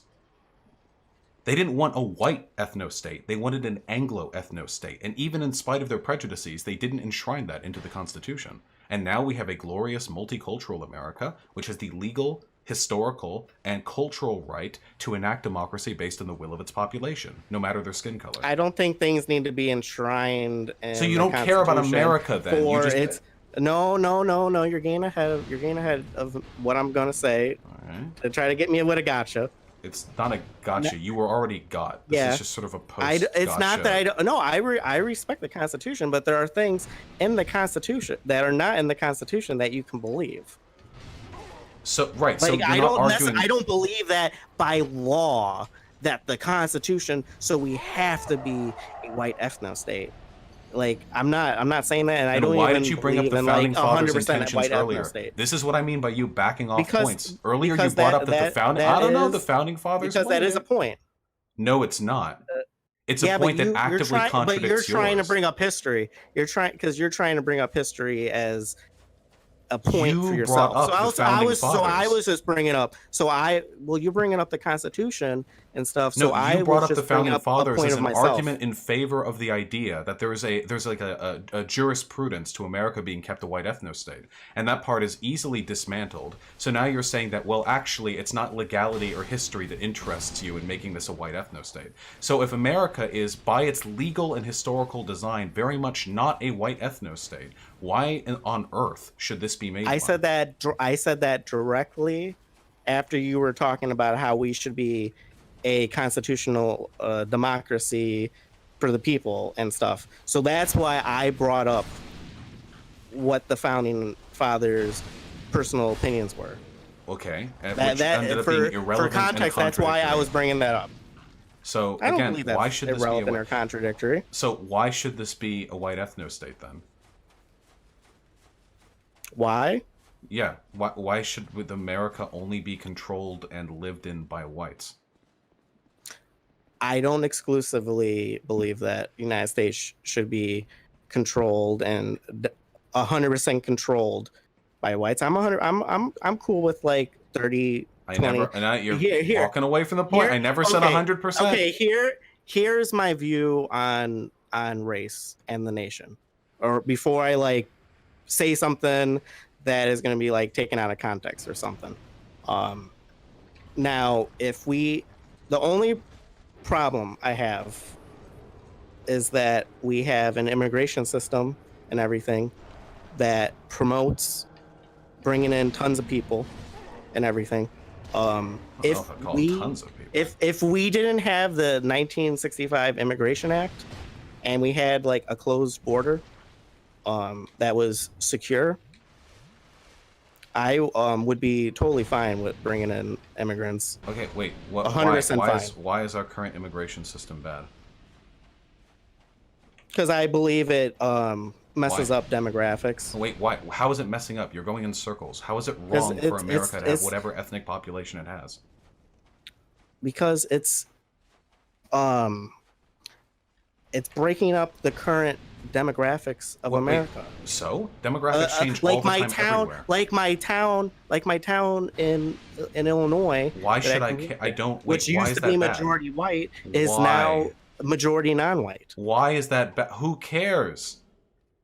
Well, some people care. I don't care. No, I don't care if people care. I'm asking why they care. And some people don't. And some people don't care that you want it to be multicultural. No, wait. It's legitimately a personal taste. Wait, no. You have to make an argument for why you care. There are literally people who are shooting up mosques because they believe that countries should be kept all white. Because it will legitimately be safer.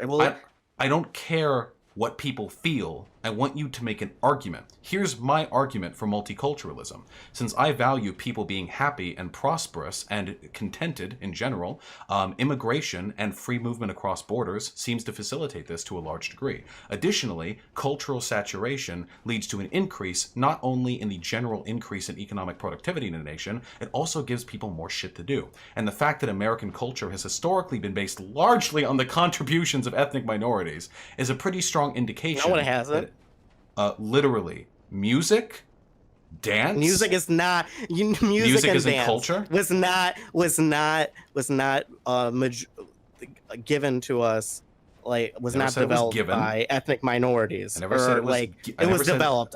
I'm sorry. I didn't mean to misuse the word, but like it wasn't developed by ethnic minorities. What do you mean? People say punk rock, like punk rock without the black people of the blah blah blah 19 whatever, punk rock wouldn't exist. So black people created. I'm sorry, punk rock. really quickly. Do you feel you have a good enough understanding on music theory history to actually like defend the point that white people didn't have like ethnic minorities significantly contribute? Yes, because okay. Then, wait. Then this is already an incredibly boring subject to me because this isn't disputed anywhere in any serious academic context. Blues and jazz, the foundation of rock, which ended up being like one of the biggest American cultural exports for decades, were largely developed in Harlem and in other ethnic minority communities. The idea that you could say that wouldn't have been created by white people. Wait, that's a eventually, completely and different it's question. been mastered, Wait. You and it's been can't mastered by white say, people. hey, ethnic communities didn't contribute to music, man, and then I point out they didn't. You're like, well, white people would have done it if they hadn't. What the fuck are you talking about, my dude? Wait. You are taking me out of context, and you're blowing up what I'm saying, and you're misrepresenting what I'm saying because you're not letting me give a chance to actually respond. And because you speak quicker than me. yeah, it's a talent. You're professional you're a professional at this. I'm not, bro. Gotta give me a little slack, bro. So, what context did I take you out of? This is getting super boring. You realize literally every point that you make, you walk back on, right? I don't think you've made a single point that you didn't except later. I'm not. The problem is, and I can give you. Wait. I can give you advice. Wait. This is honest. I'm trying my best. I'm giving you. I'm imparting my streamer wisdom. Okay. This is the issue. Nick Fuentes and his talking points do not prepare you for discussions on this subject because Nick Fuentes relies on his audience being stupid and ignorant for any of his points to make sense. That's the difference between my really quickly. Sir, you're taking me out of context. You're interrupting me. Okay, really quickly. I just want to make this super clear. That's the difference between Nick and I. You know, when I try to deliver points, I try to do it cohesively enough that people who are watching have a broader understanding of the subject, who maybe sort of reason it out themselves. But Nick literally just regurgitates the same pull-tier talking points that get utterly fucking eviscerated when anyone whose IQ is above like 42 comes out to like attack them. And like every point you've walked back on, like every single one, the Holocaust point, the JQ point, the Zionist point, the music making point, the American founding fathers point, the constitutionalist point, every single point you walk back on. How are you going to say I walk back on a point, but you're right. What's I'm sorry. going on? I'm being incredibly unfair. I'll give you one more chance. You can walk out of this conversation. What has been happening? All right. I got so fucking bored with that trash, dude. Holy shit. What a fucking coward. And moonwalk out of that conversation. Jesus fucking Christ, dude. What a fucking moron. Knicks fans, I guess. About the most you can expect from them. I thought initially I thought that had the potential to turn into like a somewhat decent conversation when he was like, oh yeah, actually I guess it's not Jews that I have a problem with, it's Zionists. But he like every point, like he has like an infinite number of like failed points that he has to make before. Yeah, I don't like labels, you know, I'm just a conservative. I do have issues with the Holocaust numbers. Holy shit. Jesus Christ. Well, why should America be a white ethno-state? Well, the Founding Fathers wanted it. No, they fucking didn't, you know? Oh, well, actually, it doesn't matter what they wanted, you know? I was just mentioning that. Fuck me. Do you think you could start substantiating some claims instead of saying all existing evidence on the subject agrees with me? With the Holocaust, no. There is literally no, like, master tier list of Holocaust evidence that I could compile that would be enough for Holocaust deniers. With other things, though, like, I can't supply evidence on literally everything. If they're making a claim, they should be able to supply evidence to the fact. Bring on Sammy? Alright.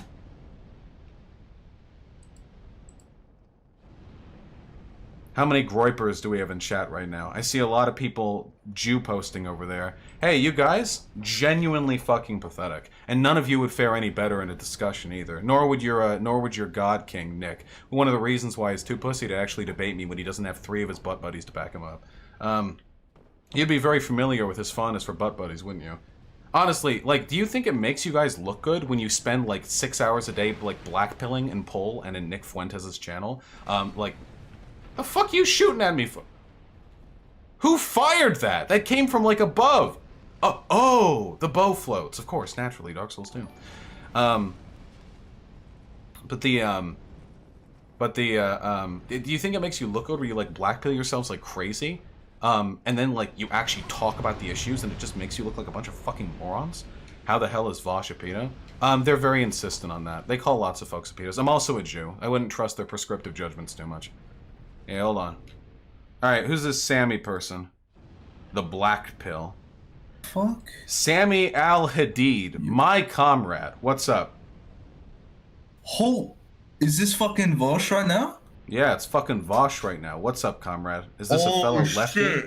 here to agree with No, me. I'm a Nick Fuentes fan. Damn. All right, what's Oh up? my god, I'm actually talking to you right now. Holy shit. Yeah, what's up? Wait, Easy before to we go on, reach. sorry? I'm fairly easy to reach. You know, I do the call-ins pretty often. Yeah, I've got the stream I mean, chat. it's great because I've watched all your videos. It's like it's weird, man. This is crazy. Are you like this is- the extreme like enlightened centrist where you consume Nick Fuentes and Vaush and you've got like both ends of the political spectrum? It balances out. Oh no, I'm a paleo conservative, but I watch heaps of left wing content. All right, hit me up, comrade. I've watched all the Destiny stuff and your stuff, so yeah. Paleo conservative away. What are we talking about today? Jews or IQ? What's up? I'm not a race realist, but I mean Jews, that would take too long. I just wanted to talk about like the whole Nick Fuentes thing, just real quick. Like the Did Catholic you even thing? go? Yeah, did you go back to his stream where he explained like who Lolly Socks was? I saw a portion of it, yeah. I mean, it wouldn't really matter what he said. It's not as though he has like a penchant for honestly, you know, assessing the situations that he finds himself in. And I've already, with the previous guy who came on, I already explained why I did the Fuentes is gay thing. I feel like there's a hypocrisy in the potential for degeneracy he expressed there when compared to his penchant for accusing others of being degenerates. Yeah, but dude, the whole point was, if you go back and you listen to who Lolly Socks is, you're missing out on all this context. I know he's a If you don't Nazi. have I this know he's a Nazi too. I mean, I'm aware of that. I mean, well, Nick's not really a Nazi. I don't know why. I know you like to Right, I confuse know. I'm not paleo-conservatism actually with Nazi. right. I'm not. What's the difference between Nazism and paleo-conservatism, if you don't mind me asking? Well, paleo-conservatism is Christian, and we don't believe in ethnic genocide.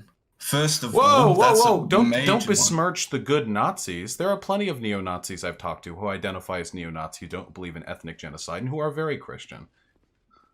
Well, then they're not Nazis, then, dude. No, they're not. Wait, why? Then you're not paleo-conservative. What do you mean? You're not paleo-conservative. You're a Nazi. Or Wait.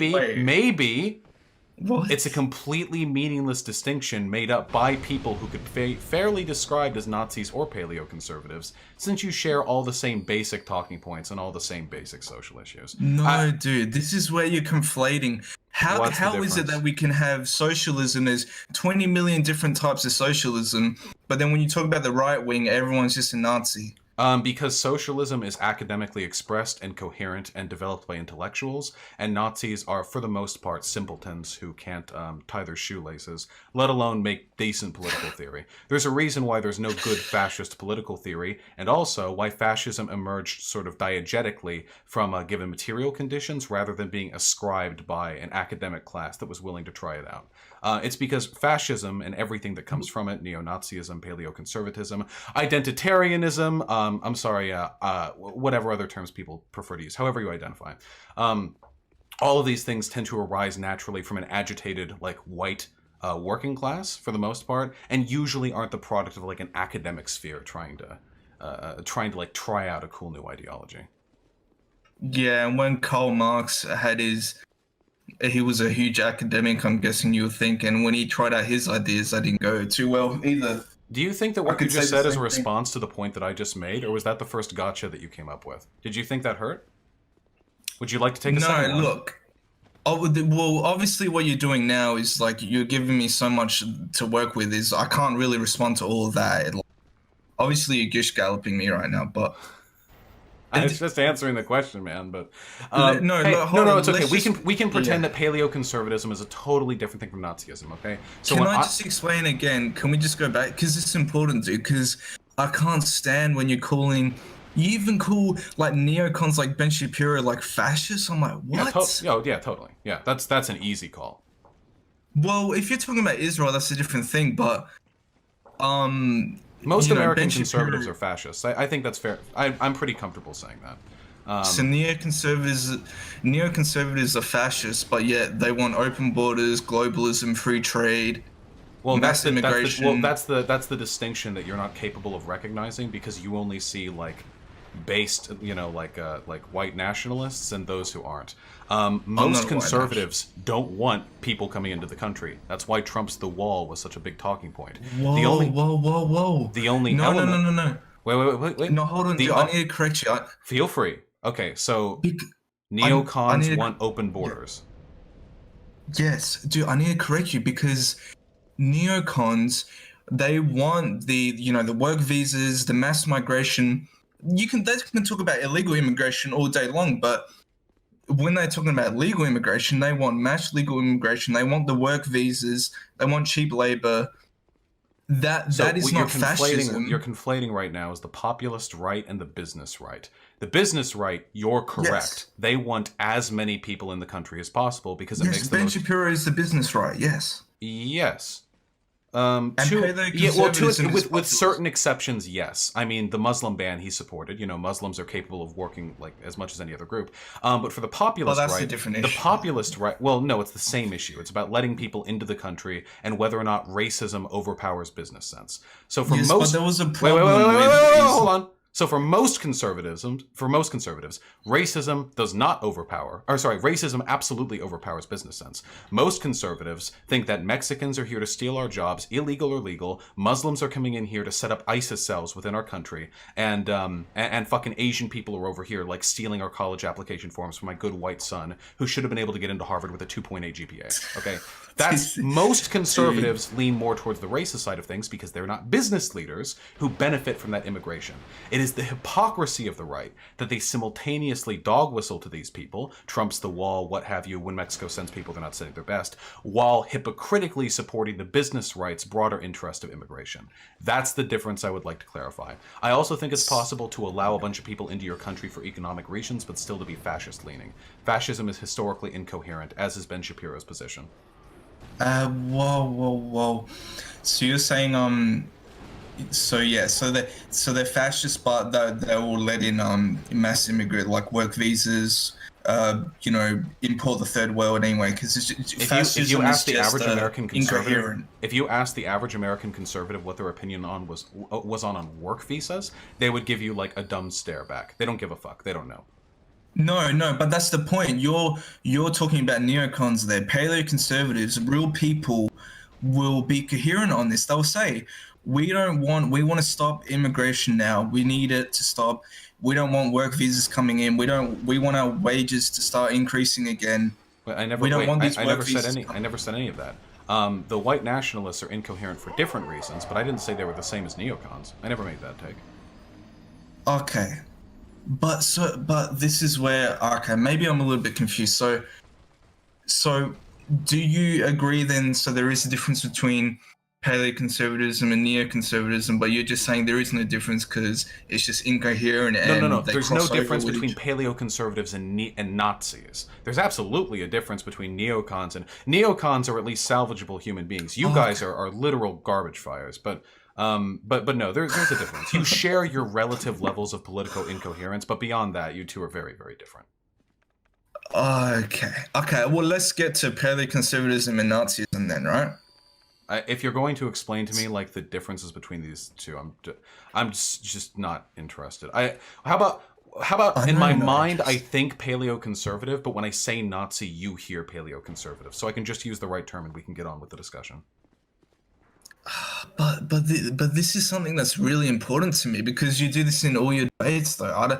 So you're telling me you don't really want to get into this. You don't want to see the difference between paleoconservatism and Nazism. You don't want to engage with that anymore. There is no meaningful. For one, again, these positions tend to be incoherent, and there have been neo-Nazis historically, long before the term paleoconservative was used in any sort of like common discourse, that would have believed the things you believe, and there would have been neo-Nazis who believed different things. The general trends here tend to be white supremacy, white nationalism, the Jewish question, like basic hit pointers like that. And in that respect, those points are so overwhelmingly prescient in your communities that any other minor difference between the two, like whether or not the fuck you're Christian, completely irrelevant to me. I don't care if you're Christian. No, this is, and you just got away with all this. I can't let you get away with this because... Please, you can't keep getting away with it. Hit me up with it. I'm ready to learn. Oh my god, dude. You just said in these communities of paleoconservatism and Nazis, there's white supremacy, white nationalism. Nick, it's like a broken record with Nick. He's made this distinction 100 times now. that Nick, he's known not a white honest supremacist. person. Yeah.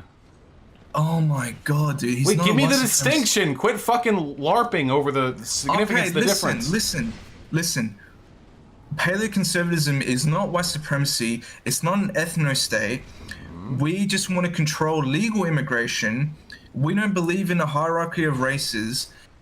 And we are Christian. We don't believe in ethnic cleansing or murdering.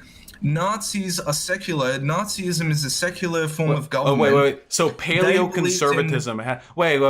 Wait. Then all I need to do is convert to Christian, and I'm a paleoconservative. Because I also think we need to control immigration. Damn. So paleo-Christian just means anybody who's a Christian and doesn't believe in open borders. Paleoconservatism is Christian. It's nationalist. It's control of legal immigration. This is so fucking boring to me, dude. Dude, Nick is can we not? Nick has advocated for white nationalism before, for white supremacy before, for the Jewish question before, for Holocaust denialism before. Why would you wait? Really quickly, you fanboyed out a little bit when you come to speak to me. That's fine. I'm not making fun of you for that. Okay, I used to do the same thing when I come into big figures. Why would you come on here and then waste both of our times trying to dilute the Nazism in your movement as Christians who care about immigration? Neocons are Christians who care about immigration and are nationalists. No, they don't. Ben That's why they're Shapiro. neocons. Ben Shapiro fits the definition you just gave. You realize that, right? No, he's a globalist. He's not a No. nationalist. Yeah, I get it. I get in your little like hug box. All these words mean the same things, but in reality, Ben Shapiro is not a fucking globalist. And also, your only description there was somebody who cares about controlling immigration, which Ben Shapiro does. You can be a globalist and believe in controlling immigration. He doesn't care about controlling immigration, dude. He will import the third world as long as it's cheap labor, work visas coming over, because it's all corporate interest to him. Oh wait, then he cares about controlling immigration. Yeah, he wants immigration coming in as long as it's good business sense. That sounds like controlling immigration. Yeah, paleoconservatives don't agree with that because it's lowering So it's wages. not just controlling immigration, then, is it? No, but that's not okay. Why can't we just talk about the points? Okay, yeah, we will. Just real quick before we get into the thing. I shouldn't have said controlling immigration. I said just banning immigration altogether. Pretty much. That's a lunatic point. That would lead to the destruction of the country. Yeah, but sure, yeah, that makes sense. Yeah, I disagree, but yeah. I know you do. Okay, so let's get into Nick Fuentes and his really white quickly, supremacy. why would you say control immigration when you mean stop all immigration? Yeah, that's what I just said. I fucked up on that point. I'm sorry. Okay. It was a mistake. It's just a habit sometimes when I'm talking to your people that you describe your political positions a little bit more neutrally than they actually tend to be. Oh yeah, hiding our power levels. Yeah. Mm-hmm. Okay. I mean, I never do it. Do I hide my power level ever? I'm usually pretty open with all my positions. Yeah, okay. Okay. Let's just get into that's a different conversation. Let's get into Nick and his white supremacy. What has he said that's I'm not interested in like clip chimping Nick or whatever. We can discuss like broader positions because he like dog whistles like a motherfucker. No, this is dangerous, dude. This is really dangerous because what's happened with the left now, like it's dangerous how people keep accusing Nick Fuentes of being racist. That's a sort of a broader social problem that we need to address. No. It's dangerous because it's almost postmodernism with how you use words. It's almost like words are just like weapons. It's almost like they don't mean anything. How about we go over your positions because you're the person to whom I'm speaking. And if I was talking with Nick Fuentes, I would do the exact same thing with him. So when I think of white supremacist, racist, do we want to defend the claim whether or not like racism is present in your movement? Is that a fair like question that I can ask, or would you concede that your movement is literally brimming with racists? Who, the Nick Fuentes movement or the like Wigan nationalist? Literally, no. Literally anyone you're a part of. Pull 8chan, Nick Fuentes' movement, and I don't know what degenerate hellhole you spend your social time in, but that probably has racism in it. I mean, no, I'm just saying, I don't really like Paul. 4chan's pretty shit. I I'm not like the alt right is. I know you think Nick Francis is part of the alt right, but no, that's I know. You completely guys are different. constantly purity checking one another. It's fucking hilarious from the outside. It's not Or a purity bunch of checking, people dude. with the same political positions end up canceling and disavowing one another over the They're simplest not shit. the same, dude. Yeah, I know. I'm sorry. I'm painting with a broad brush. I just when my eyes cross a little bit, all of the same like racist white nationalists who make the same talking points and believe that Jews are orchestrating a global conspiracy against white people. They all tend to like look and sound the same. But that's my bad. I'll try to be more Oh open-minded. my. So people can't talk about the Jewish question. They not. Can we talk about your positions? How much are you Okay. going to keep wasting our time crying that I'm sorry. pointing out you guys have the same basic positions? Okay, because it just annoys me how you just paintbrushes of the right wing, dude. It's just really. That's one You know of my what biggest my complaints. issue is with? The positions, not the specific identities. I don't actually care whether the person I'm arguing with identifies as a Wignat or as a neo-Nazi or as a white nationalist or an identitarian or white supremacist or any other. I don't care what they identify as. I care about the positions they hold. So, Okay. with regards to racism, Yeah. Yeah. Okay. Okay. So, what was your question? Is racism still prevalent, or what are your opinions on race? Did you say? well, I was asked, I believe, by you if Nick Fuentes was white supremacist, or I believe I said he's white supremacist, and then you Yeah, challenged that's me on right. that, and I said I didn't want to go over clips because the guy dog whistles like a motherfucker. I'd rather talk with the person to whom Yes. I'm actually speaking. So, Okay. you're right. Actually, we never actually had a broader discussion topic for this, did we? We just kind of waltzed in and started arguing. No, over I'm it. just in, dude. I'm really happy to be talking to you. Honestly, I was in your Discord and then I was like, holy shit. I didn't really come to here with it. I was going to talk about the Nick thing, and then if you wanted to talk about something else, but I'll give you something here.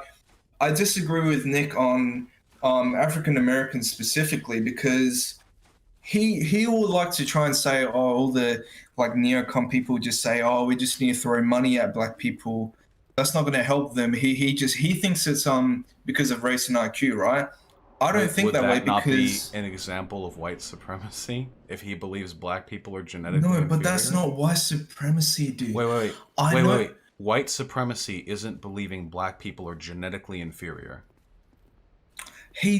He might very well think that, but how can he be a white supremacist if he believes in race realism? Because then, by that logic, Asians should be are the Dude, most superior. you've bought into it. Yeah, it's not racism, it's race realism. You know they made that distinction. there's a You know they made that distinction, dude. they made that distinction to fool like the No. media, right? Not to fool their own fucking dudes. No. Sorry. Let's rewind a little bit. It is racist, but it's not white supremacist because Okay. race realism just proves that Jews and Asians are The superior classic, to white people. I'm not racist for going on and on about how blacks have inferior IQ because by using IQ as a metric, No. I'm actually pointing out Ashkenazi Jews are better than white people. You're right. I know. Yeah, are you gonna listen to me, dude? I said it was racist, but it's not white supremacist. Well, I guess according to because Nick, are white Yeah. people genetically more intelligent or not than black people? I don't know how much percentage he thinks genetics plays a role in IQ, but I think maybe it's like 50-50 to him. Maybe it's like 90%. I don't know, but I disagree with him on that, dude. I was just explaining, like, I don't really want to get into race realism because I really know fucking nothing about it. But yeah, it's not white supremacy, dude. Because by that logic, then Asians and Jews are superior to him as a No. white How about person. this? Wait, I'm actually going to deign to make an actual argument here. What if people who talk about race realism only use the IQ differences between white and black people to support a hierarchical justification of discrimination against black people, but then ignore those same talking points when it comes to Jews or Chinese people? Yeah, they obviously, yeah, it would be convenient for them. They would take Asia. Because I've seen, Okay, I'm at debate. I have seen, Sorry. I've seen a lot of people on race realist forums very Yeah. interested in the IQ difference between white and black people. You know, they seem very keen. Oh, they don't just talk about the IQ difference either. You know, they say a lot of nasty stuff about black folks. But you knew that. And I Yeah. see very little discussion about how, well, actually, we should consider the fact that we are also superior to the Chinese, which makes me think They're not actually interested in an impartial, race-blind analysis of proportional IQ differences between the groups, and are more interested in selectively using the difference between white and black IQ on average as a cudgel to justify oppression of black people. Yeah, I can see, I can agree with that. Obviously, I see that, and yeah, that's possible. Yes, of course, and a lot of people do that. I understand that, but it's just. I guess it's the principle, really. You just, dude. Can't you just be more careful with your terminology? You got to be very careful. I don't think there's any terminology I've yet used that's been inaccurate. Okay, in that sense, if they're ignoring Asians and Jews, and they're just talking about it in an American sense, they're talking about race differences between whites and blacks. Obviously, yeah, you could say it's white supremacy because they're ignoring Jews and Asians who, by their logic, would have a higher IQ, obviously. So, yeah, you could call it white supremacy there, yeah. I concede on that point, I understand that. That's most people who talk about race and IQ. The number of people who talk about race, the number of people who talk about race and IQ in an impartial academic sense is limited pretty much exclusively to the academia. Usually, when people talk what about Stefan Molyneux, dude? Stefan Molyneux is a Nazi. Yeah. Oh my god. I know. Oh, it must be all of the white nationalism and race realism and the fact that he keeps talking about Jews. It's. Can we keep doing this? How many times are we going to go through this cycle again? I also think Goebbels was a Nazi. Yeah. Does that imagine my shock? Right? Does that? You can't be a globalist and be a Nazi. It's impossible. Wait. Because Nazism is nationalism. Stefan Molyneux is a white nationalist. How is he? I've only watched a little bit of his content. Okay. Then you should back off this point because he's not a globalist by even your definition. What do you mean? I just pointed out there that you can't be a Nazi and a globalist at the same time. You can't be what? You can't be a Nazi and be a globalist. You have to be a nationalist to be a Nazi. It's a good thing that Stefan Molyneux is a huge fucking nationalist, then. Okay, yeah. But you said something... Yeah, okay. But didn't you just say you can be a globalist and be a Nazi? Say before? Sorry? No, I said you can be a globalist and a fascist, but even then, I wouldn't call Ben Shapiro a globalist by any stretch of the imagination. I would say he makes necessary. No, a true globalist would be someone like me because I also promote multiculturalism. Ben doesn't. What he does is make selective capitulations towards his business interest because that dude is a hollow shell filled with money. No anti-Semitism, Marino. I wouldn't consider that to be a genuine ideological predisposition towards globalism, more a capitulation towards his corporate masters. For him to be a true globalist, I'd want to see video streams of him talking about how, actually, we bring in the work visas not only so we can, benefit from their labor, but also so we can truly taste the culture, the diverse multicultural flavors of the world. But he didn't. No, but that. He's an American supremacist. You're conflating like you're trying to put culture into globalism, and I'm just merely talking about it economically. Economically, Ben Shapiro is a globalist. I guess you could say he's not a globalist because he criticizes Islam, but I'm just talking about economically. He's a globalist. I mean, I've criticized Islam. I'd consider myself a globalist, right? Yeah, but you'll still import them nonetheless to Europe and America. Yeah, of course. Why would I not? Yeah, of course. Wait, that was a question. That's another. I don't know if you want to get into Islam. Well, not Islam specifically, just any group of people. Can't you see you still of all your debates you still don't understand. I promise you that I'm more familiar with your talking points than I am, but please go ahead. Dude, I've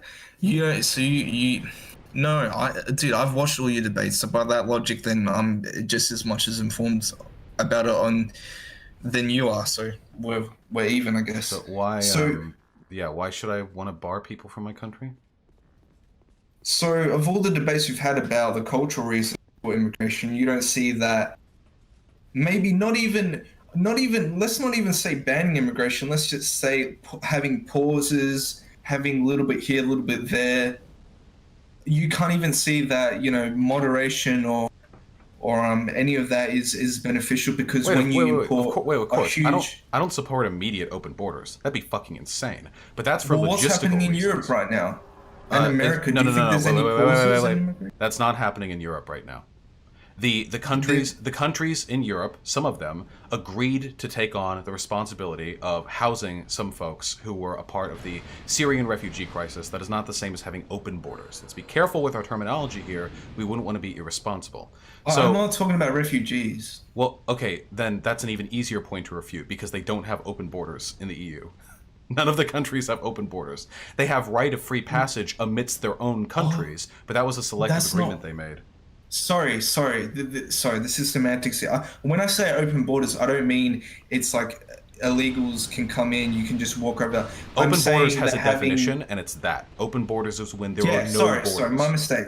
Okay. Sorry, my mistake. When I said open borders, I meant mass immigration. Just what is mass just immigration? loose legal immigration is what I meant. I didn't mean to say open borders. I'm sorry. America- So Europe is America has one of the most stringent immigration processes of any country on Earth.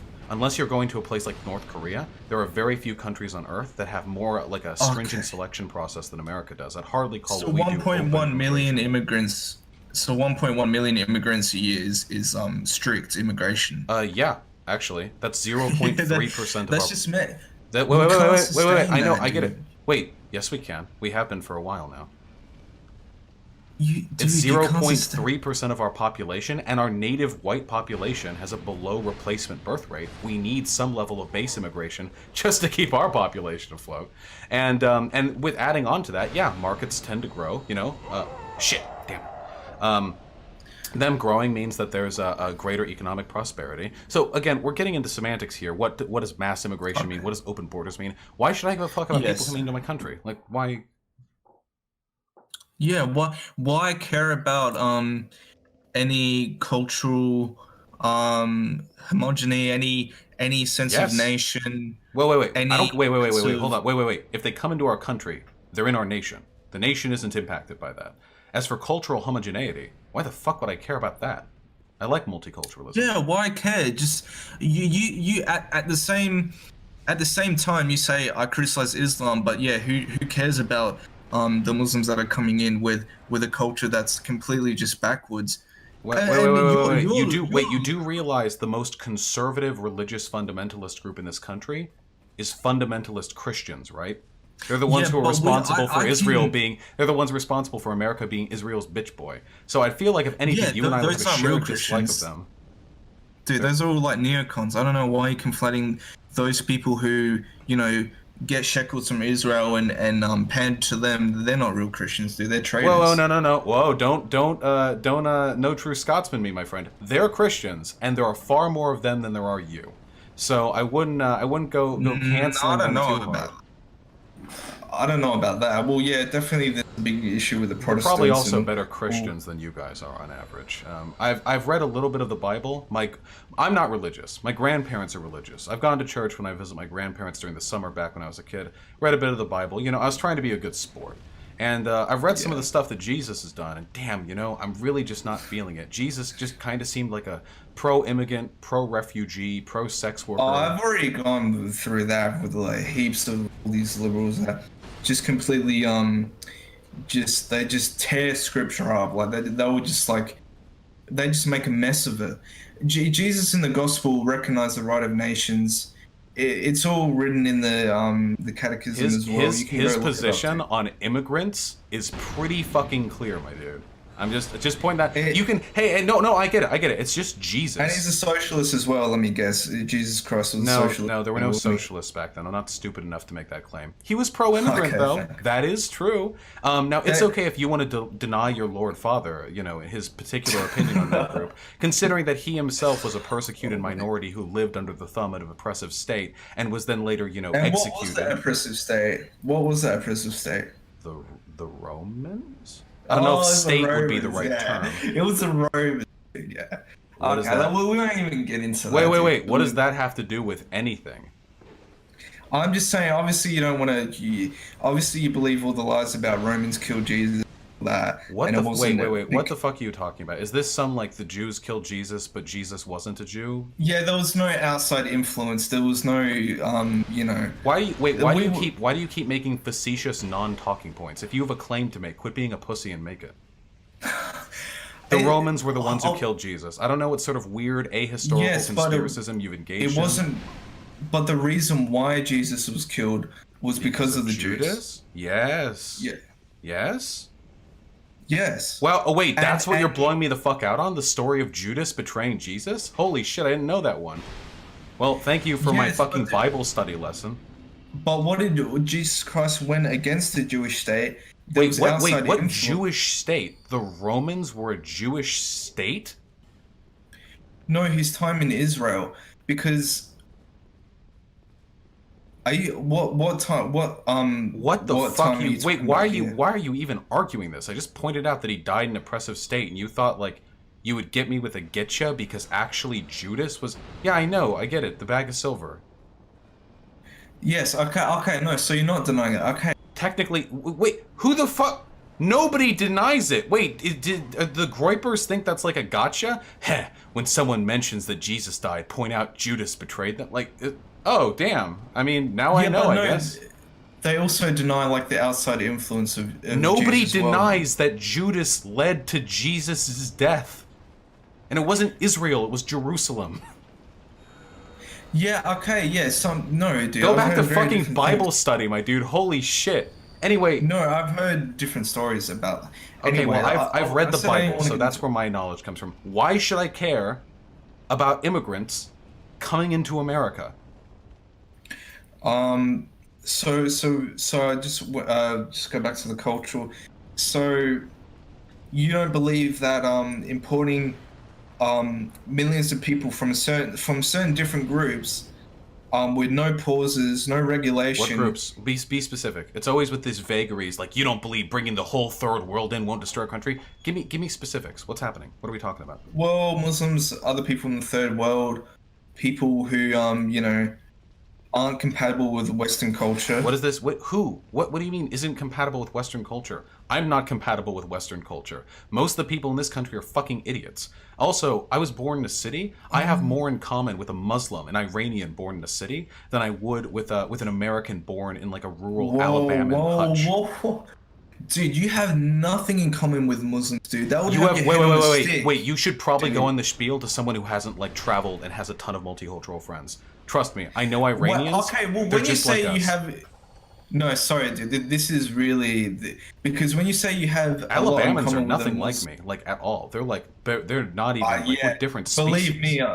believe me, I know that. Believe me. Yeah, wait. So that's in America. Why the fuck why should my glorious fucking metropolitan American culture be subjugated to the degeneracy of Alabamans and Mississippians? Why the fuck should I allow them in here? And with that point being taken, why can't I if they're allowed in here, why the fuck can't I let other groups of people in here that I have cultural differences with? Because Alabama, I'm pretty sure you're talking about the Native American populace. When you're talking about Alabamans as well, you're talking about people that are compatible with Western culture. Wait. What are we talking about? Native Americans? I'm talking about like no. rednecks. When I say native, I mean you know what Native American means. Use the proper terminology. Yes. Okay. Sorry. Native Americans. Yeah, it's technically the American.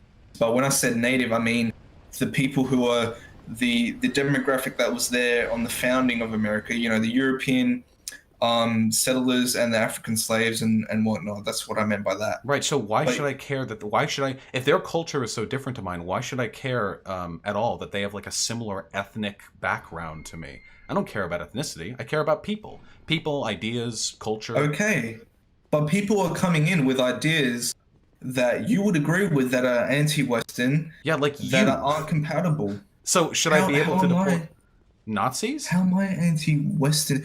Wait, you realize that Nazism and fascism and paleoconservatism, whatever, are rejections of liberalism, and liberalism is the predominant philosophical theory that America was based on, right? You guys are literally like anti-Western culture.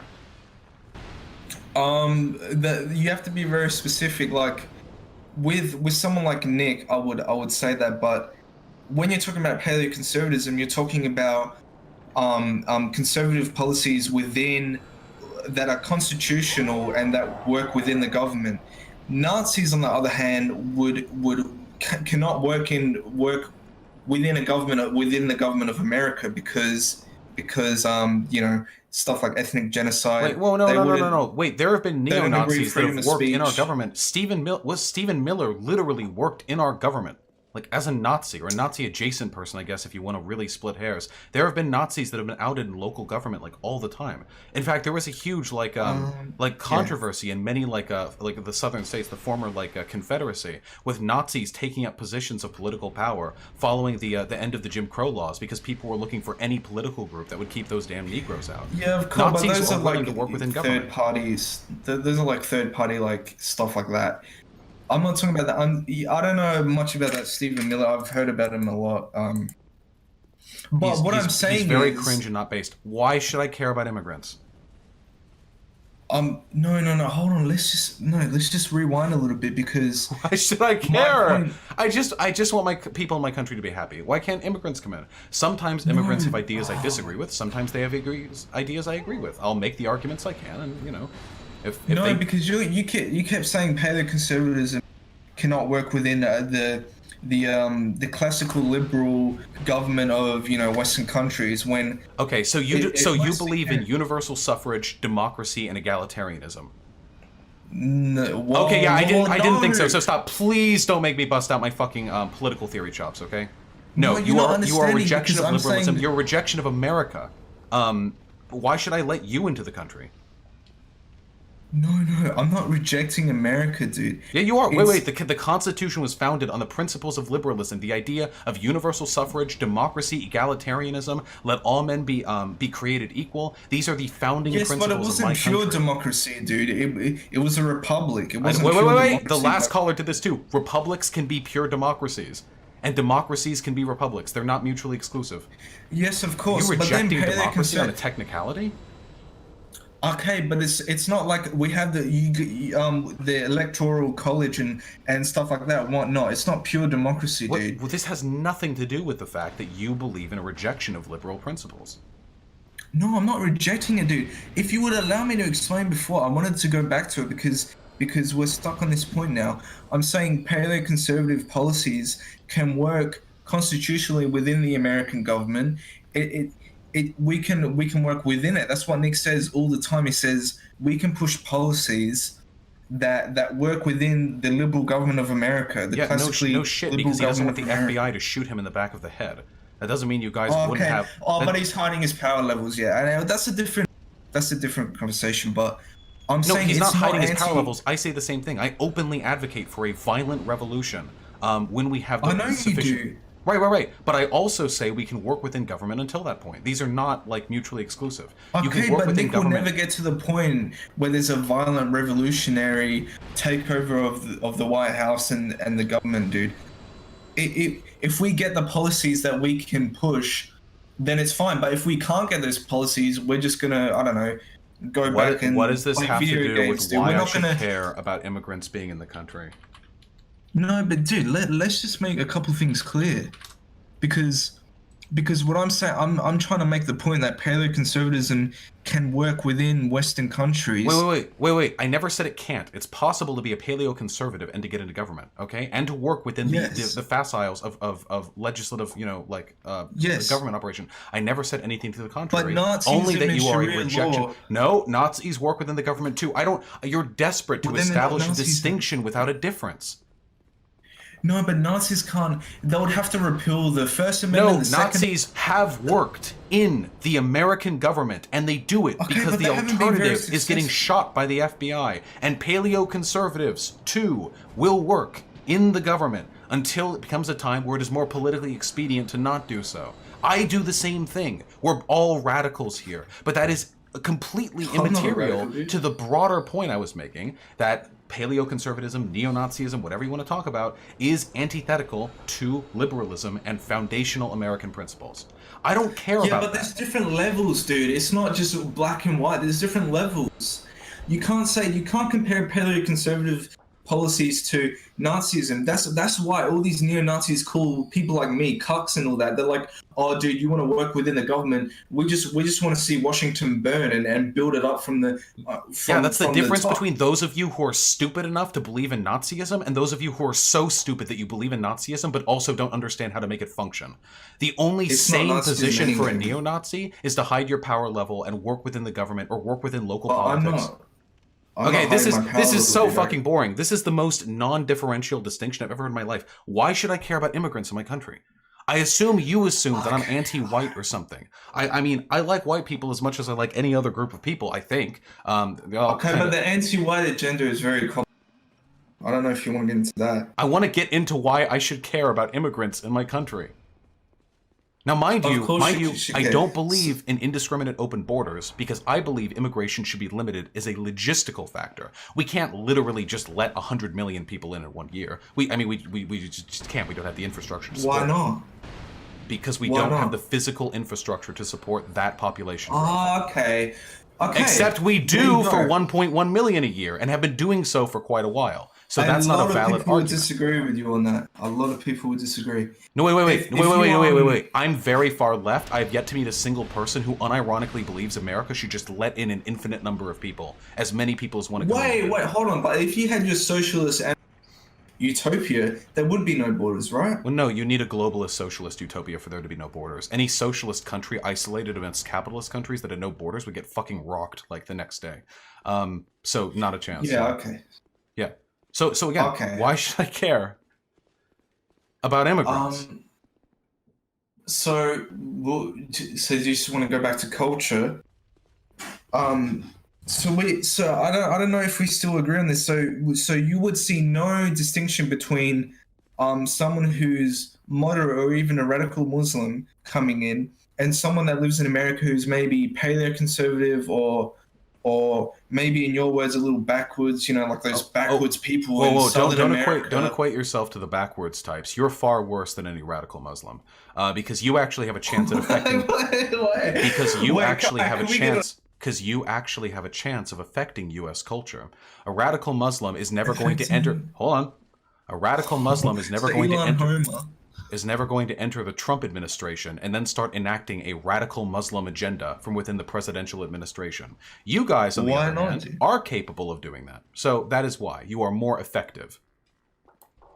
Okay, so we're more effective than Muslims, but you're worse too, but you're more effective. That's the main issue. It's you're more capable of enacting your agenda. So Christianity and paleoconservatism.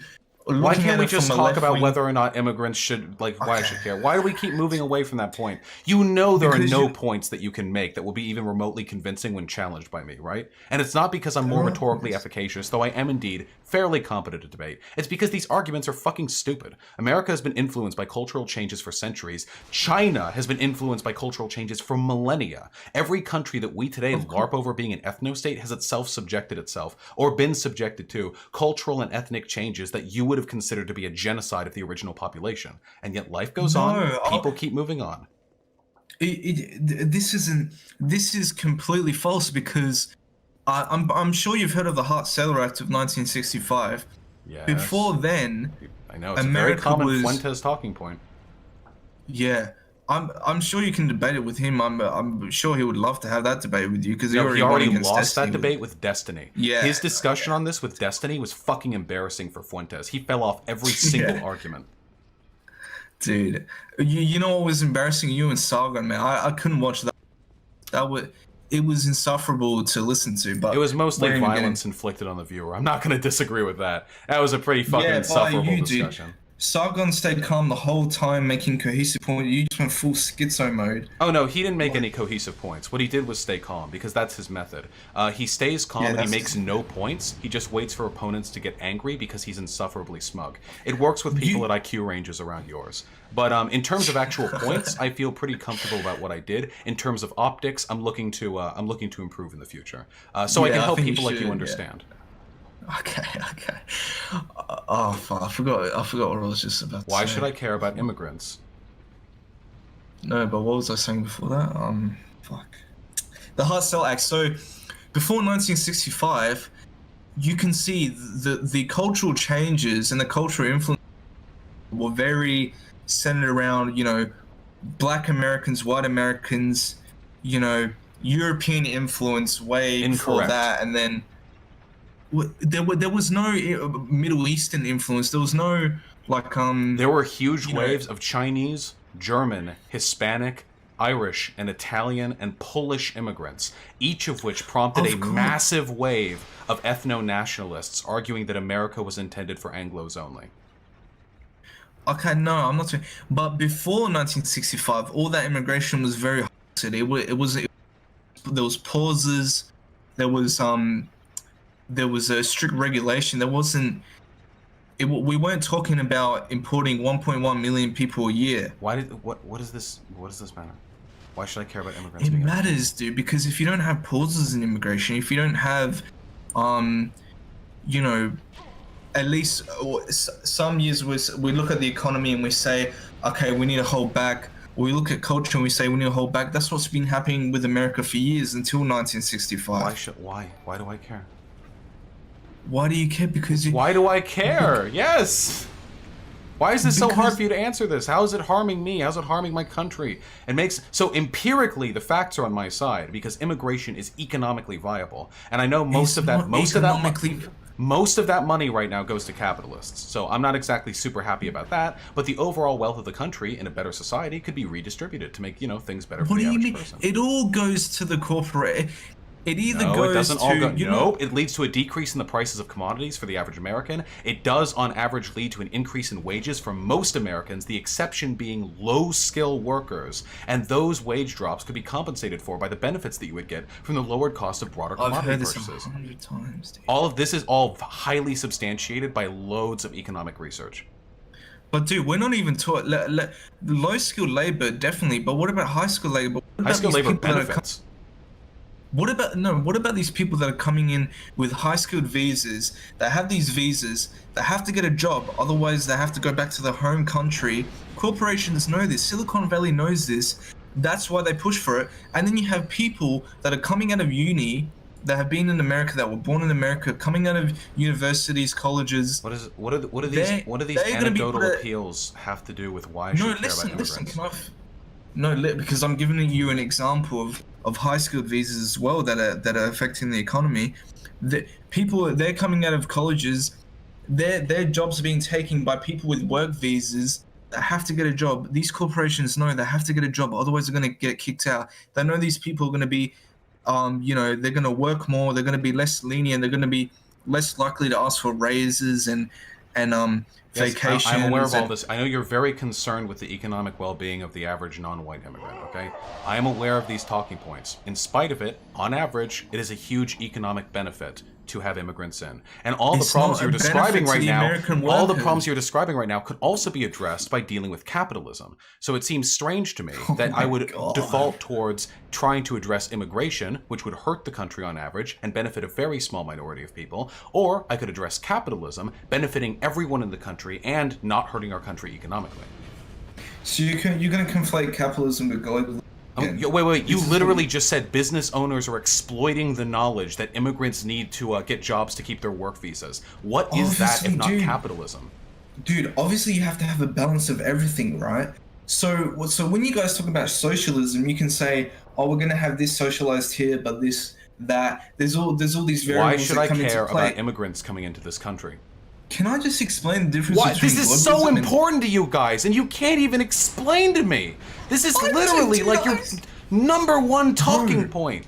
Bro, you just cut me off when I was trying to explain it, dude. You every What? time I give you a chance to speak, you start talking about something else. Economically, the case is No. made for the side of globalism and immigration. It's not, so dude. culturally, why should I care? Why are you trying to control this conversation Because so if much, I dude? don't, When you finally guys just get- ramble because you know your arguments are weak, so you'll run off into the sunset, dragging the chain of No, logic I right with just you. got close. I got really close there, dude, but you just had to destroy it. Like, you just had to... Don't threaten Dude. me with another fucking dialogue train. Please. Why? Listen, if you can find for me a broad meta-analysis of economic impact of immigration that indicates immigration is harmful to domestic workers, even that wouldn't be enough to convince me, because I still care about the immigrant workers. But I would be can give it very to you, interested dude. in seeing it. Huh? I can give it to you because there was Nick did a video on D Live and he went through. Can't remember who the guy's name was, but he was an economist and obviously he was pushed out of the scientific community.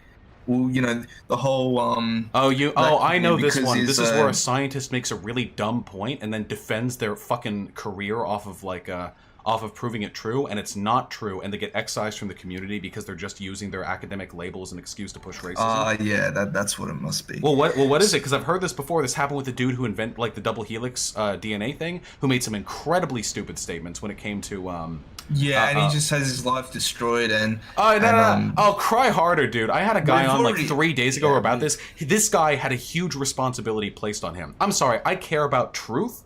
That guy was a scientist, and it was his job to represent the organizations that had propped him up. Doesn't matter, dude. He made it. I know, and then he lied and staked his career on it, and they destroyed him for it, like he should have. I'm sorry, I care about personal responsibility. I don't know if you're a liberal or something. Like, you guys don't understand. This is where the whole. I don't know if there's a gap between morality here. I don't understand how you can destroy someone's life for having an opinion that you disagree with. Destroying someone's life? You mean revoking their awards and firing them? I'm sorry, again, I believe in personal responsibility. Maybe you believe in living in a hug box where no matter how much responsibility you have, any misbehavior isn't really, like, dealt with, like, administratively. God, dude, Vaush, let me just tell you right now. No, dude, cry harder, okay? I don't give a fuck. I don't give a fuck if somebody does an incredibly stupid thing very publicly and makes the organizations that represent him look bad, and then those orgs drop him. That's incredibly fucking easy to believe. You believe conspiratorially that it's because they couldn't handle the truth. But in reality, most of these disgraced scientists... Most of these disgraced scientists are just nutters who get dropped because they're embarrassing the organizations that prop them up to begin with. They're embarrassing. Oh my god. Yes, I know. Because you don't believe, pardon me for being perhaps a little editorial here, in the concept of truth. You don't believe that somebody of that level of responsibility should be held to any sort of standard when it comes to publishing material. Of course he should be held to standard. He should be scrutinized by other people. And what happens? What happens when it turns out not firing him? Cry harder, dude. You can't be fired for lying at your job and trying to spread misinformation to millions of people. Cry harder, dude. You're this great socialist, but you I'm a libertarian socialist. Don't misrepresent me, okay? You have to be careful with your language. This is it. We've been talking for, what is it, nearly an hour now. You have not only failed to give me any compelling reason why I shouldn't let immigrants in. I have heard better arguments to that effect from people less intelligent than you. That somebody that you are capable of faltering this hard to give me a good argument is evidence that you should not take so seriously the information that you've been receiving from Nick or 4chan or wherever it is else you get your positions. I'll give you the final word if you want. Red pill my audience. Dude, there were so many things I didn't get to finish. If you would just let me finish, we could actually get somewhere, dude. Explain where Nick, on one of his D live streams, he went over this economist that explained the impact of low-skilled and high-skilled labor coming in. It's not just low-skilled anymore, it's high-skilled labor coming in as well, affecting native workers. And when I say native workers, I don't mean Native Americans, I mean the people that were born in America. What's that the name were of the already researcher there. or the name of the study?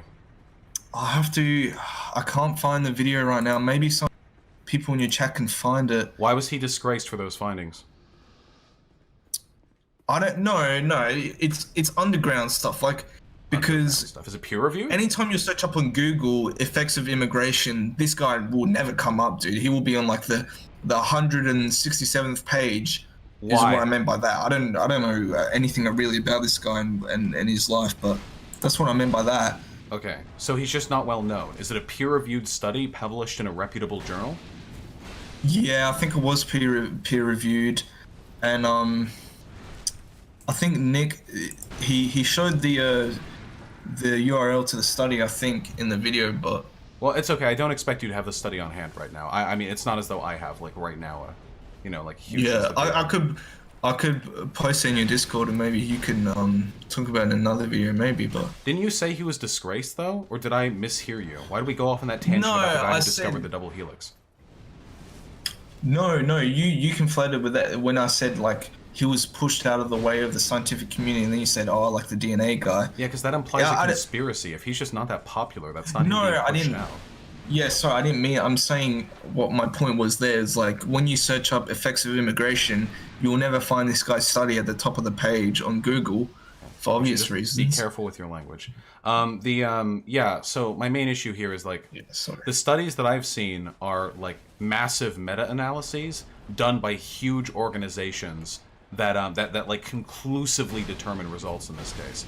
I would be extraordinarily surprised. I would probably delete my channel. I'm not joking. You can all hold me to this. If it was found that immigration hurt the American economy, that would be like an extraordinary. Dude, stop right there. This is where the disconnect comes from.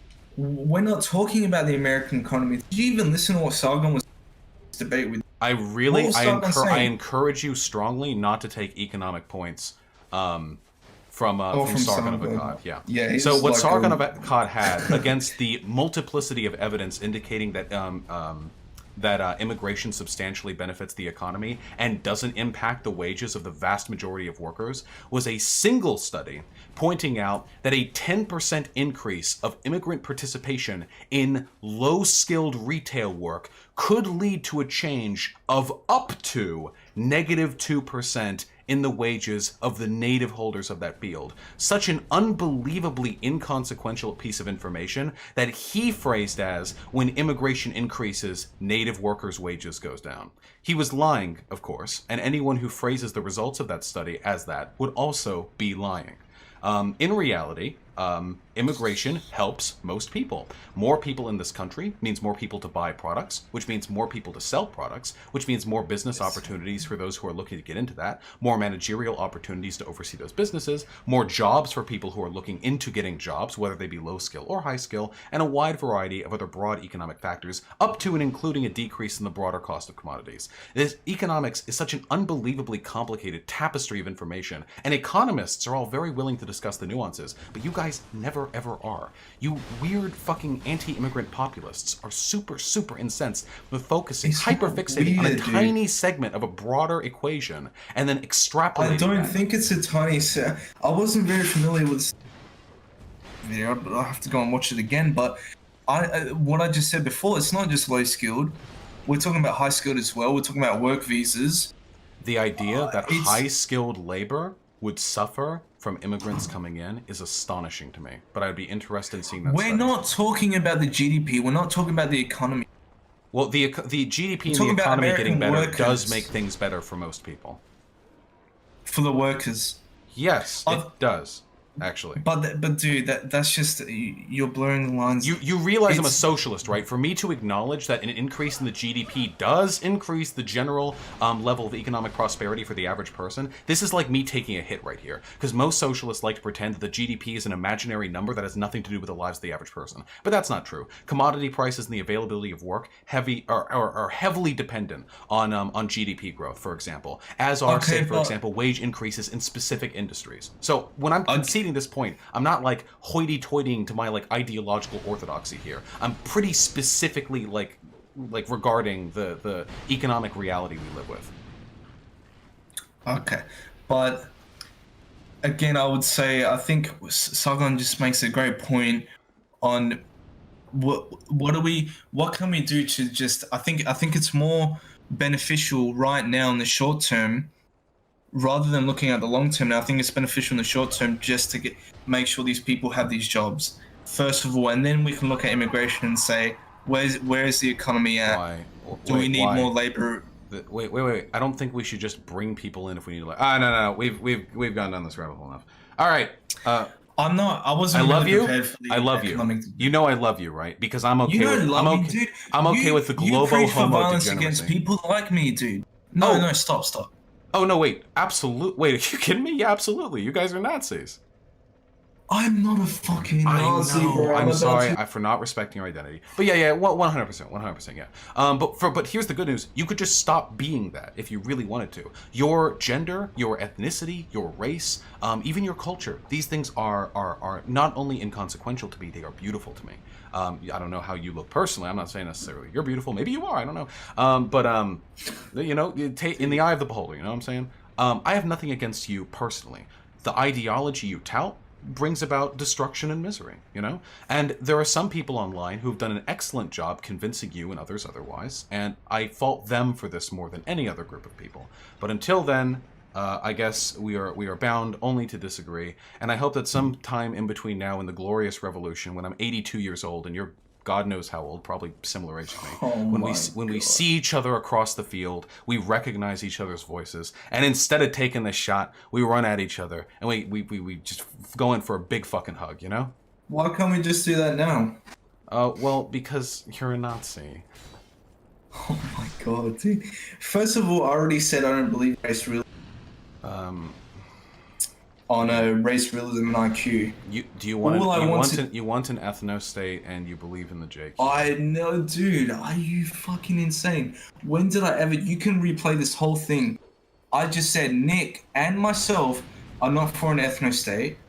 Okay, the fact that you're saying Nick and you aren't for an ethno state means you are in favor of an ethno state. You've just heard arguments that have allowed you to make it sound like you don't believe in an ethno state. So really quickly, just to super clarify, are you okay with America becoming any percentage white whatsoever? That through the process of immigration and miscegenation, whiteness as a sort of pure racial construct is bred out, and people of any race or ethnicity are made the majority, the plurality of this great country. Is that something you're totally fine with? Because if so, I'll take away.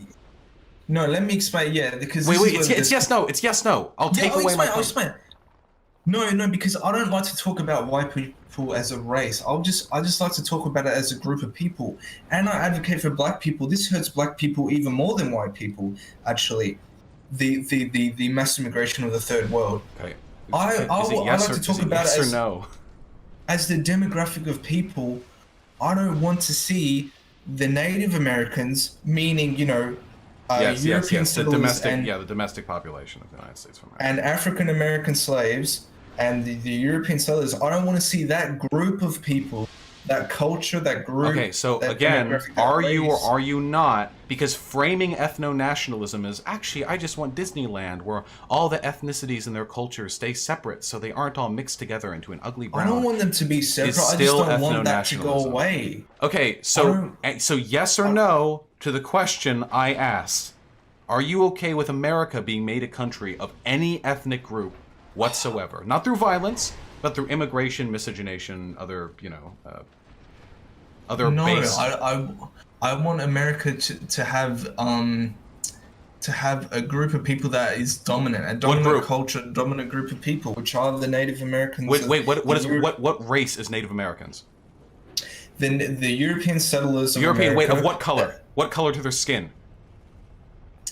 It's not about color. So you want white people to think, okay, come on, dude. All right, this is the fucking it's dog, more complicated the than dog that, whistle dude. maelstrom. Every time I have to talk to you people, dude. It's not about I'm race, not a white nationalist. Actually, I just believe in preserving the culture of the native group of the. All right, hey, listen, I love you, buddy. Thank you so much for spending time. You don't love me, dude. You don't love me, dude. I love you. So wait, hold on. One more thing. This is the last question, and I'm giving it a short answer.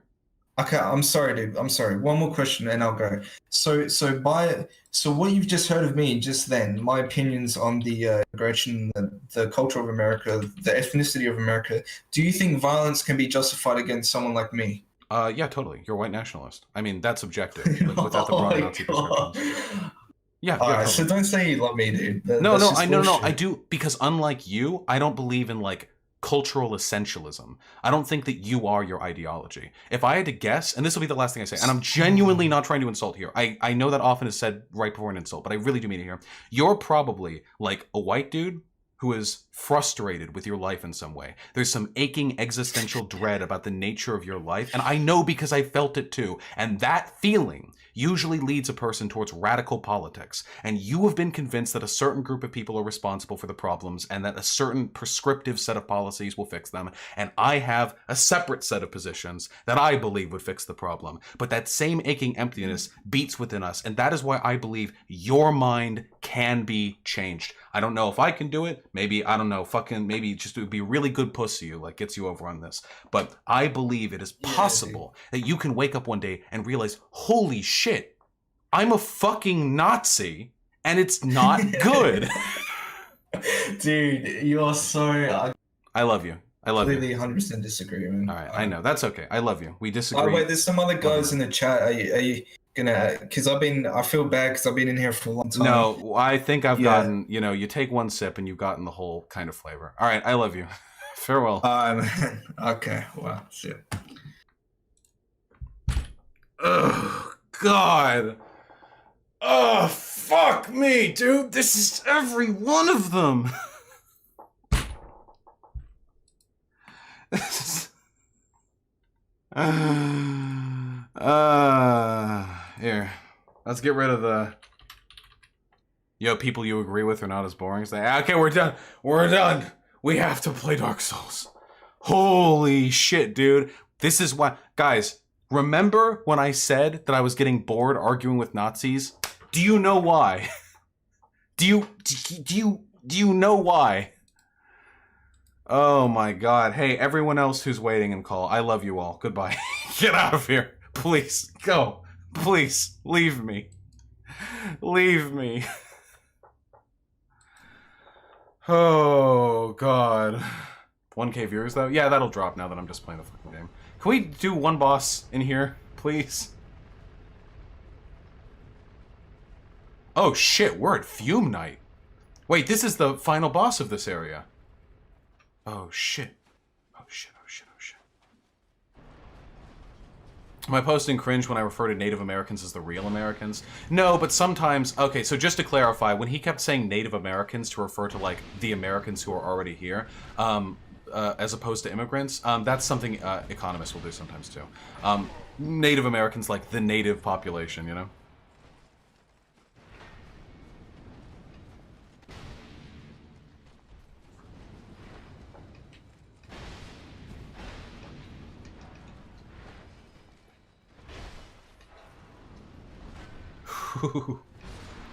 Jesus. You have all the queen shards? No, I don't at all. I need to finish that up. I need to have some neolibs and Burkean conservatives on it. Yeah, I do. Holy shit. That guy actually, like, for an hour... for an hour of my life.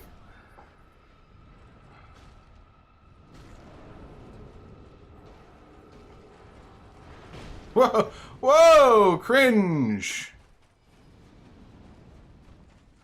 Why don't you have people on who want to discuss lefty issues that don't get much visibility, like AI rights and transhumanism? Because I'm a huge fucking populist, and my goal above all is to drive metrics and engagement. Hey!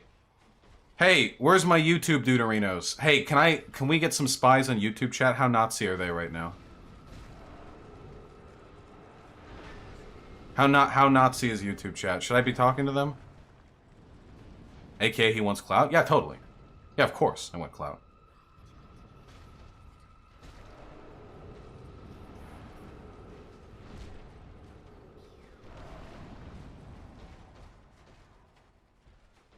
Last time I checked, 90%. Hey, guys, in the YouTube chat, wait, can we talk? Let's talk really quick, okay? Listen, I know I'm very cringe, gay. Apparently I'm a pedophile. I keep hearing that getting brought up a lot. I have no idea why you guys are so obsessed with that. Maybe you came here, like, hoping I, like, the fellow pedophile would give you some, like, hot tips on, like, grooming tips. I don't know. We're not really here. We don't do that here, you know? Like that scene in Infinity War when the King of Wakanda says that, you know? Imagine I'm saying it like that. Yeah, so this is all of you guys. This is all of you guys. I've talked to so many of you. I'm not being facetious when I say that. That's not like an argument or an exaggeration or what have you. Nah, Talcat, with neo-Nazis, you can't just let them state their position. You have to challenge them every single time. And every time I challenged him on a position and told him what he actually believed, I ended up being right. You're a white nationalist. No, I'm not a white nationalist. I just believe that I believe in preserving the ethnic homogeneity of the, you know?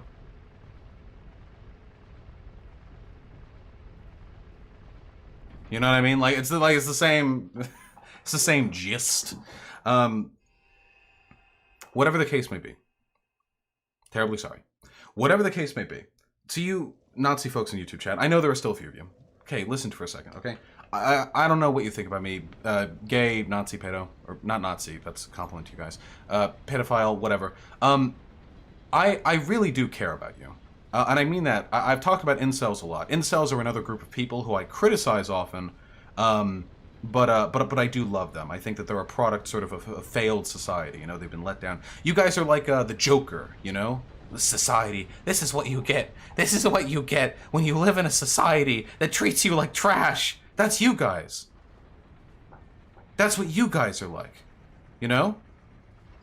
And I sympathize with you so hard. I really genuinely do. In the same way I do with incels,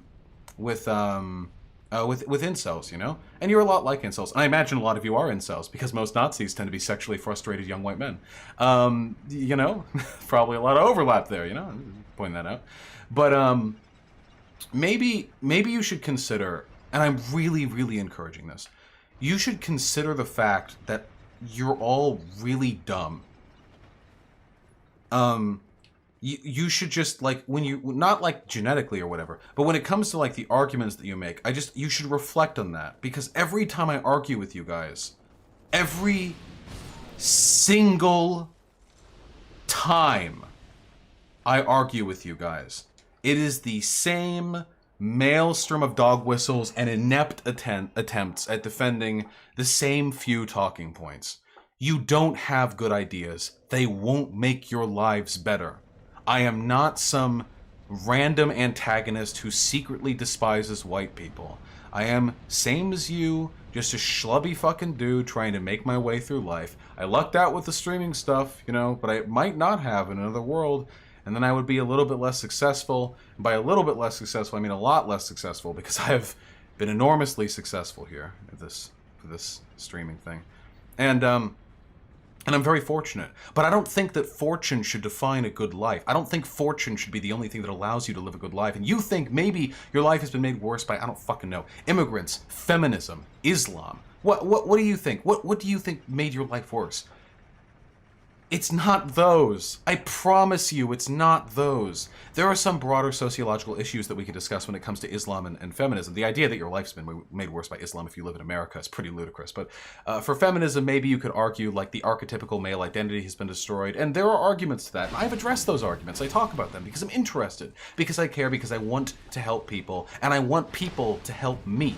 Because I benefit from being able to talk about these things with my comrades in chat, with people who disagree with me. It gives me perspective, it gives me closure, it gives me an idea of what I'm up against, you know?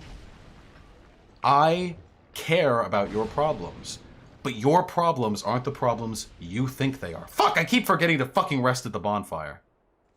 The problems you think are ruining your life are not the problems that are ruining your life. Your life is being ruined by things like capitalist alienation, atomization, you know, the deconstruction of like interpersonal values, work being made more scarce, time being made more scarce, the commodification of culture, the fact that it's getting harder and harder to make friends, the fact that it's getting harder and harder to make romantic partners, capitalism, and for some of you, reactionary politics. Hey, if you suffer because you're a man, which many men do you know why that is? Because many of the issues that men suffer from are blowback from patriarchal values. Why do you think men are biased against in family courts? Oh, maybe it has something to do with it's expected that women are better at caretaking children. Why do you think men are sometimes accused of being pedophiles when they go out to the park with their kid? Maybe it's because it's expected that women are better caretakers. Why is it that when a woman beats a man up in the comfort of their own home and the police show up, the police take the man away rather than the woman? Well, that's probably because it's generally expected that men are more capable of violence and damaging other people than women are. We can fix these problems. They can be fixed, they can be isolated and identified. You don't have to agree with me on every single issue. Maybe you can still believe Jews are out there to get you or something. But holy shit, guys, every time I talk with you, it's the same fucking 20 IQ conversations. Even if the people I'm talking to are intelligent, it's not their IQ itself, it's not their brain that's 20 IQ, it's their fucking ideology. What about Nazis who also focus on the socialism part of the ideology? What should I say to them when they also bring up points against capitalism? Oh, because they have the same set of like fucking brain worms when it comes to immigration. Guys, immigrants aren't making your life any worse.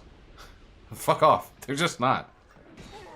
Most of the people who bitch about immigration live in tiny old towns that are never affected by the by the increase of like ethnic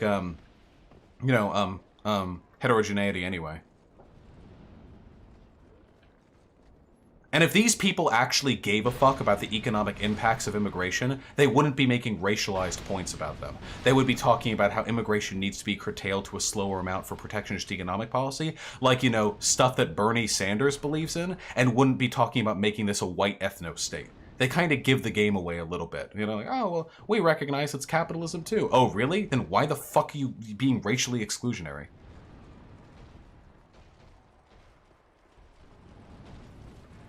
Just dumb. Just cringe, honestly. So yeah, if you're on YouTube chat and you're a Nazi, just fucking... Life will not be made better. Hey, you do realize, I don't know if you know this, maybe, life wasn't exactly great for people in Nazi Germany? Even before the war, you know. And during the war, after the economy picked up, you know, from all the plundered gold and what have you. It wasn't exactly like things were super great and easy for them. The paranoia... the state police, and I know you guys are authoritarians. The exclusionary policies would often backfire against them too. Do you have any idea? And you can go look this up if you want. Do you have any idea how many non-Jewish Aryan, German citizens were accused of being Jews and died as such? Do you have any idea, not only how much that happened, do you know how much of a fear that was omnipresent in the minds of those who lived in that society?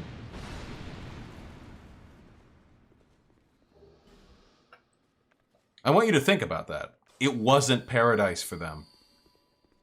Yeah, they shot business owners if they raised prices to curtail inflation. And these people probably think that's a good thing, you know? They probably think like, oh yeah, those Jewish business owners raising prices, you know, hurting the common man. You know what? Those business owners that raised prices were themselves struggling white families, who were Aryan families, who were trying to make a living to provide for their family. And do you know why they were shot? Because they were just trying to get a little bit more bread on the table. Germans, Aryans, whatever. It's not a good ideology. It's a loser ideology. So fuck off with that. Just stop. You did an anti-Semitism. You did an Islamophobia. You did a homophobia. Yeah, you know the meme. You guys know the meme. Fuck me, dude. Oh man, it's so late now. It's 10:12. What the fuck, dude? That's crazy. Why is it so late?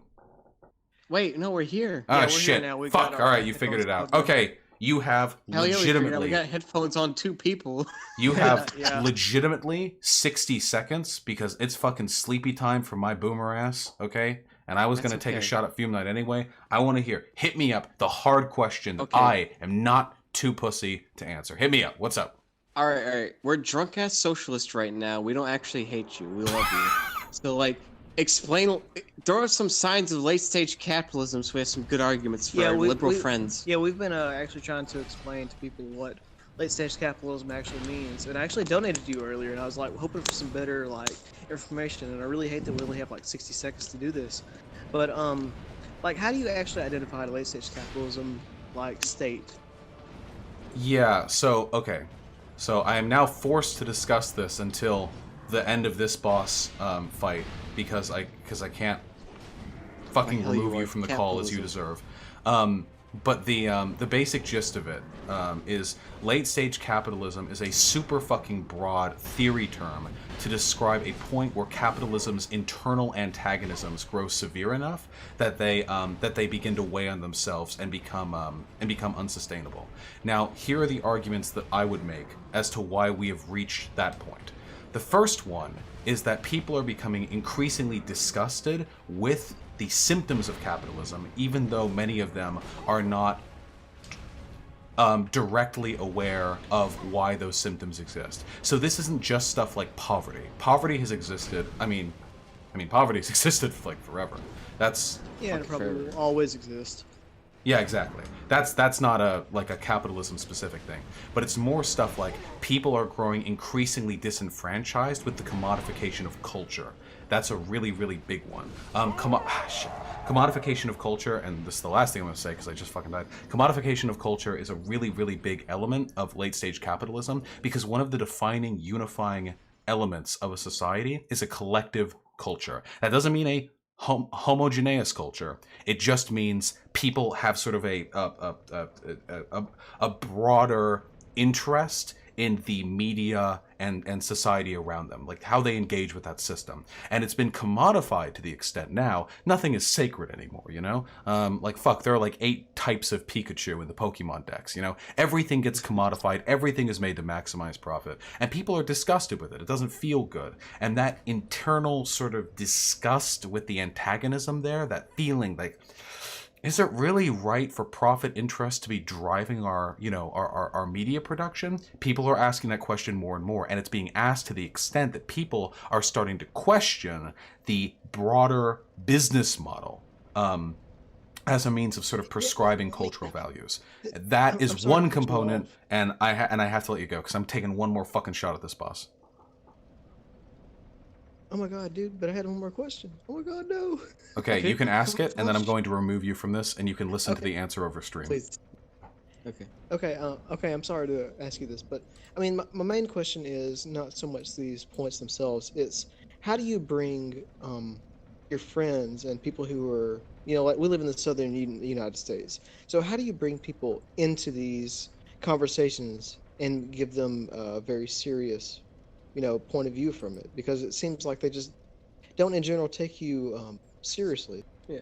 Yeah. All right. You can look forward to the answer on stream. Goodbye. Fucking what are they? Australian, right? Cheeky buggers. That's an extremely broad question, but the basic gist of it is it depends. That's not a very satisfying answer, but it's the truth. The gist of it, excuse me. The gist of it is you need to put people in a position where they trust your perspective on given issues. And usually, the best way to do this is to A, earn their respect, B, make them laugh, C, make them fall in love with you, or D, be in a position of authority over them, an authority position that they would respect. And once you have their respect of some kind, usually being funny or being their friend is the workable one.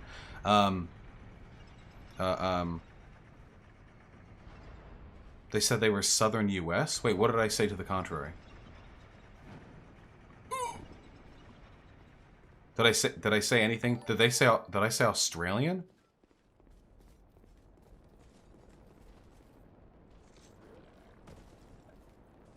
You call them Aussies? Everyone is Australian but me, okay? It's a curse. I said they were Aussie? Whatever, I don't fucking care. Anyway, rolling it back a little bit here. Once you have their respect, once they're in a position where they feel they should listen to what you have to say, you want to indicate to them that you disagree with their perspective on an issue, and then you want to put them in a position where they come to you for that knowledge, because they're being inherently conciliatory there. For them to come to you for the knowledge is a tacit indication on their part that they're interested in what you have to say. Forlorn, no, no, I'm just going. No.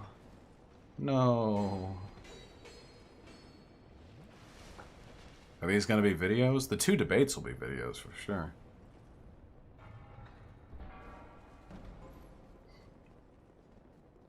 Well, Bionicle fucker, they wouldn't care about multiculturalism if it was within, like, white countries.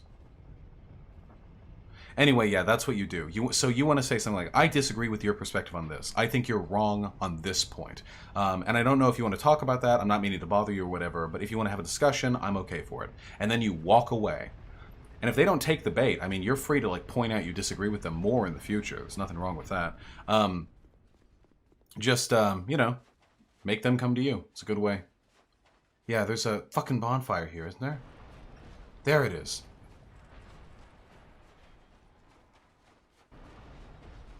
Maybe Versace main. Okay, this is here. Okay, we're doing. How come random people can just invade the game? Can you turn that off? That's not a random person. That's a NPC. Can we? Okay, we're going in for one more run. One last shot. The Fume Knight is such a good fucking fight, dude. Holy shit.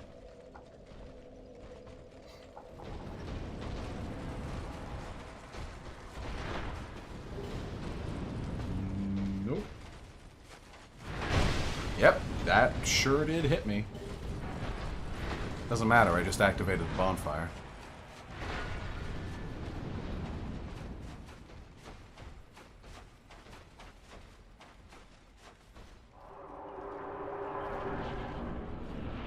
With your dick, Pata Negra, I'm sure you're fine to do it. Alright. There's some sick lore with this guy, but I forbid it. Won't.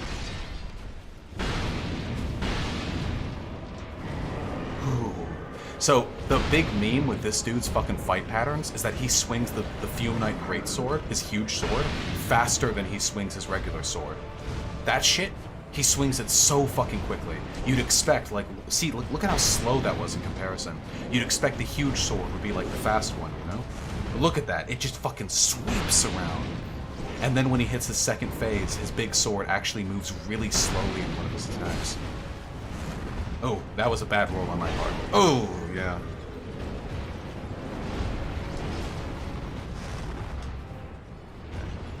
Take him heal there.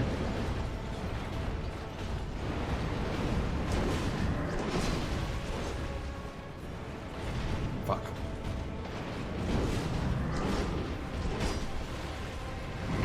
Fucked that up. Oh, fucked it up.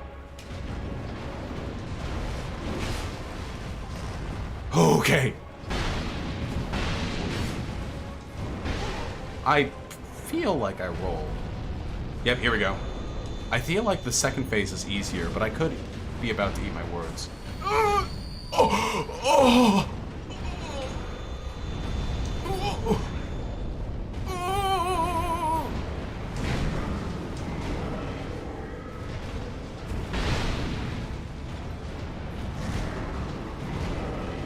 Please.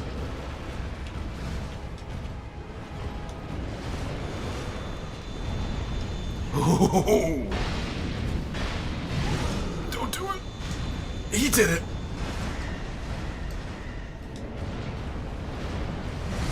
Ah, fuck. Oh, wait, I want to try one more. Wait, one more. I love this fight so much. I'm being cringe right now. Have you ever worn Vistat's helmet for the fight? No, but I know its effect. I know what it does.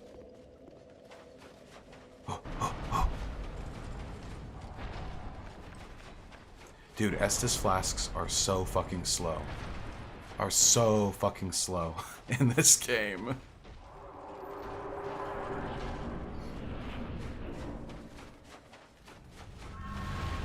Come.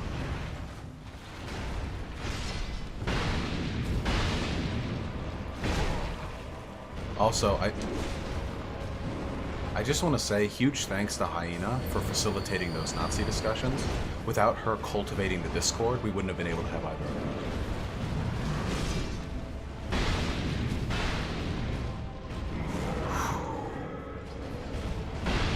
Got him. Oh man, that was a bad roll on my part, but I got away with it.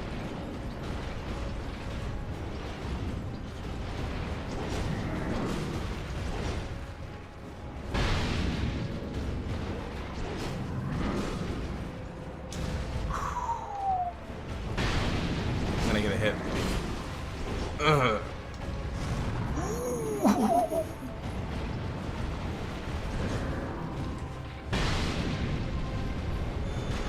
Wait, hit him!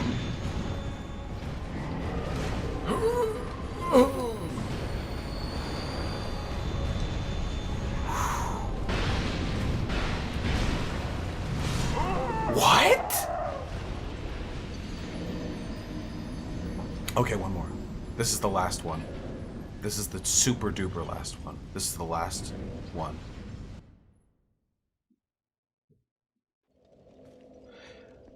Poop funny lol haha. I would never have guessed from your name. All the same, comrade. I am delighted to do what I do. Well, Bionicle fucker, the thing is, structured call-ins don't usually lead to the degeneracy that we encounter during our unscripted Nazi streams. The Attack on Titan video is going to take a while to come out.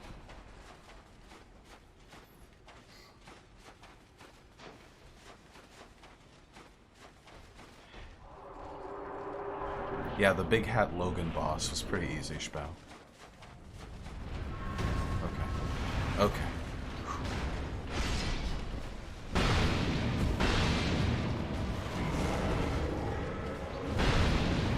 Fuck you. We got this. I just need to be less greedy. One hit at a time. I've got a big weapon. Whew. One hit.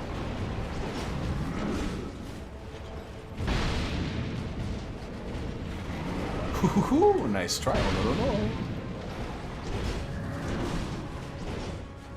Yeah, a third one you don't have to roll. Yeah, you can just walk. That third one you don't have to roll.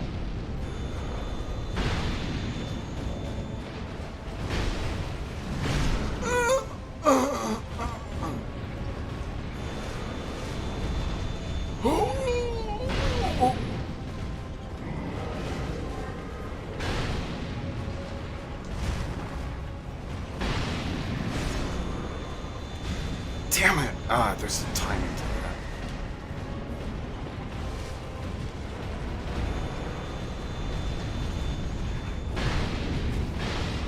Okay, come on.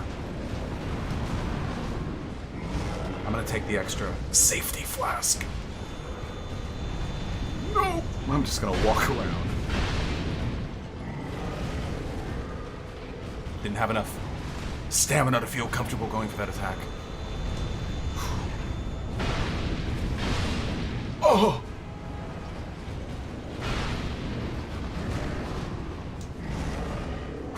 Back off, get more stamina, don't get greedy. This is it! Yes!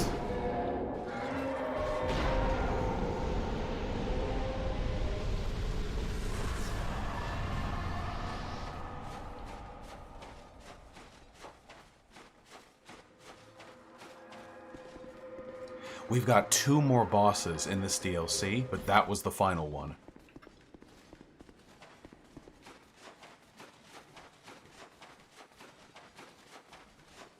Whew.